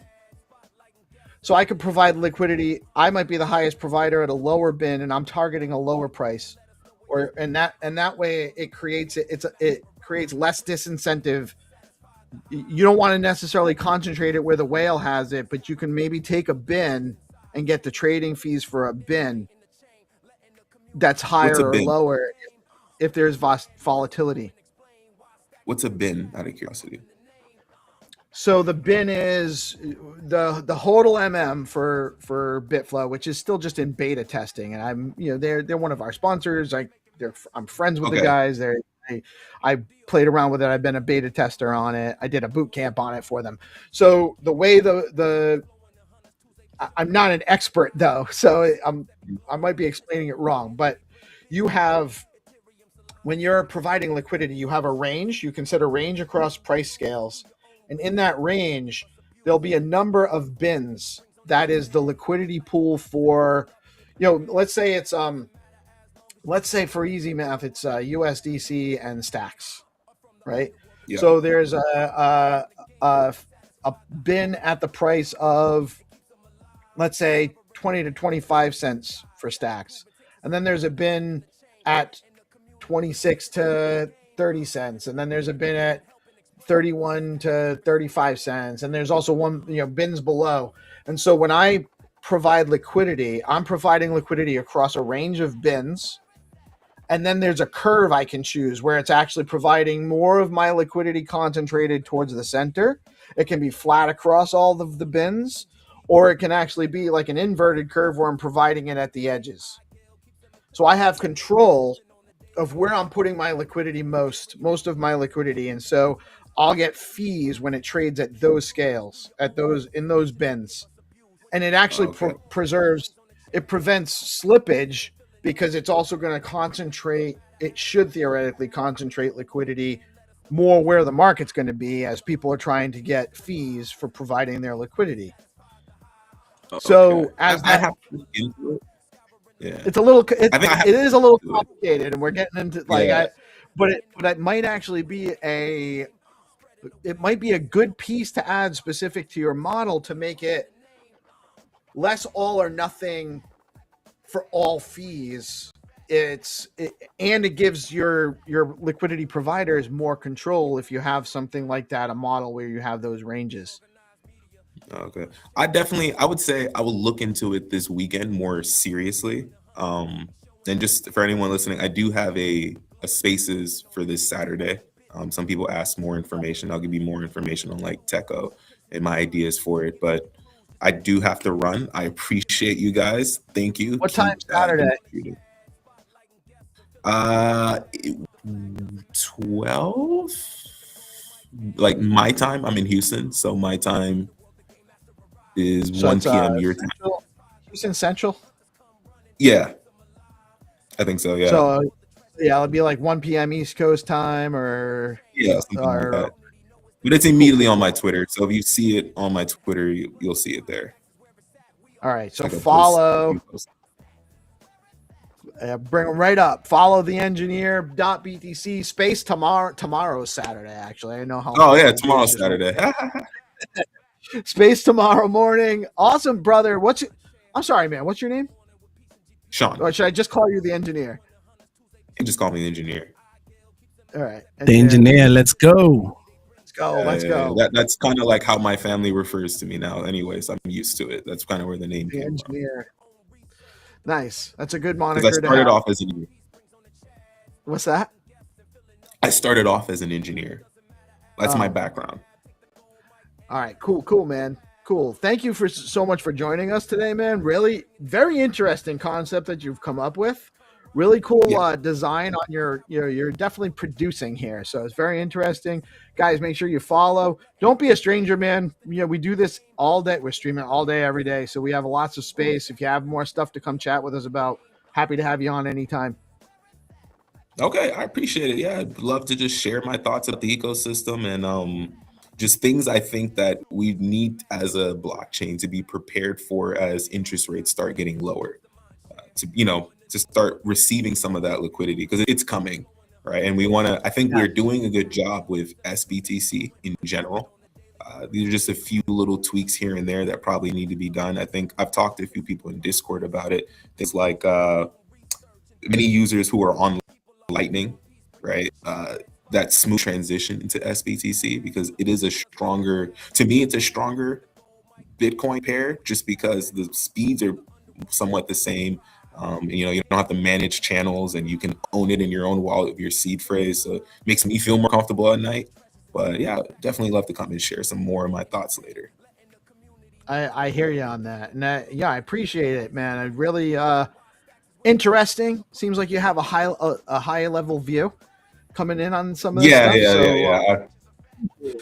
I've been in it a while, so I really took this year to really dive into stacks, making my own smart contracts, so I was more educated on it. But I've been in Bitcoin and like running my own node, my own Lightning node for years, while I've also been a trader. So surviving on that for years as well. So I can always get my own, not my financial advice, but my own technical analysis. Like Bitcoin for me recently broke out of a rising wedge, and we're sitting on that. I think the 21-day moving average on the monthly. So I'm curious to see how we're going to end at the end. But yeah, I have a lot of thoughts. I don't know if you've seen the chart of Bitcoin. I tend to agree. I'm cautiously optimistic. I don't know when it's going to happen, right? We could still have some choppiness ahead where we are. I think we'll bounce. It's just me. I personally, that's not my financial advice. I think we'll bounce. I just, in my gut feelings, even if we don't bounce, I'm still buying. Like I say all of this, but I buy like $1 a day. I don't care. I don't even look at it. But if I'm saying technically, like I see we broke out, everything's telling me we're going down. But my gut, it's like, nah, like we're gonna bounce. I just the way I look at like Fed policy, and I know everyone's saying, oh, he's gone to quantitative easing and all this. I'm like, that stuff takes a year to feel in the economy. I know people, they push it on Twitter, but I've been here long enough that I'm like, even if you were to cut rates tomorrow, the market could still drop. It takes a year for that liquidity to go. Right, exactly. And they've been tightening they just stopped tightening. They're not easing. Yeah, so that's a good thing, but it's going to take a while. It's going to take a while. Where I feel we will bounce, this is my own, not financial advice, where I feel we will bounce is even if people aren't using my liquidity pool model, liquidity pools are starting to become the standard. And you already see it in terms of how USDC is now on stacks, right? This is a huge thing. I know people don't really see it, but this is huge, right? Bitcoin's never had a programmable price. It's had a centralized price. It's never had a programmable, this is the price because of this liquidity. As liquidity pools become the standard within organizations saying, I want to be able to trade this on the blockchain, and I want to know the price of Bitcoin because of this liquidity, because there's this much USD versus this much Bitcoin, you finally get transparent Bitcoin pricing. That's why we'll bounce. But that's just me. I'm sorry, I keep taking your time, but I'll no, man, it's great. It's great. We actually do have the man, the myth, the legend, Rubes in the house as well. What's up? Good morning, my brother. How you doing today? GM Rubes. Yeah, guys. How's it going? How you doing, man? I apologize if I missed you sitting in there. I was engrossed in a really interesting conversation with the engineer here. He just came through. I don't know if you caught it, but he's got some really cool stuff he's working on as well, bro. Yeah, I caught the end of it. So that was quite interesting about the kind of liquidity jackpot almost, kind of take like the competitive side. Yeah, I listened to it last sort of 5-10 minutes. So it was cool to see. Yeah, very interesting. Too big, they kick you out because it's bot like. And that was right when they submitted for the golden tick. So that was a little bit of a setback. So they decided to push it back a little bit. But since then, the community is only organically growing and showing how strong they are. It's a vibe that I haven't seen for like 3-4 years after the 21 boom on NFTs, that you saw all these mega communities going mental on X. Like, look at us, and I see that now, but the thing is, the technology behind it, the way that it's designed, I did some deep dives and some comparisons, and the way that he thought it through, like how you have, for example, have like your first pull and your last pull 1 and 5 have a full refund, right? On what you say. So even if you bid and you bid 1,000, when you win that bid, you get a full refund. So you get and your TVS and your token, and you get your money back. And it also is done for the last pull, the 5th, which creates an equity sandwich that creates a bidding war because the degens want pool 5, the long-term ones want pool 1, but nobody wants to trickle inside. But the trickle mechanic between these pools, you will only trickle down if you get outbid, right? So where do you want to end? The degens want pool 5 because they can get their hands on it faster and trade it sooner. Because probably the shortest vesting schedules will come out of pool 5. Because that's like, but it like I have to explain a little bit about these pools. You have 5 pools. The first one has 2.2 million tokens in there, right? Then you go down somewhere on the white paper, but the last pool only has 500,000 tokens in there, right? The last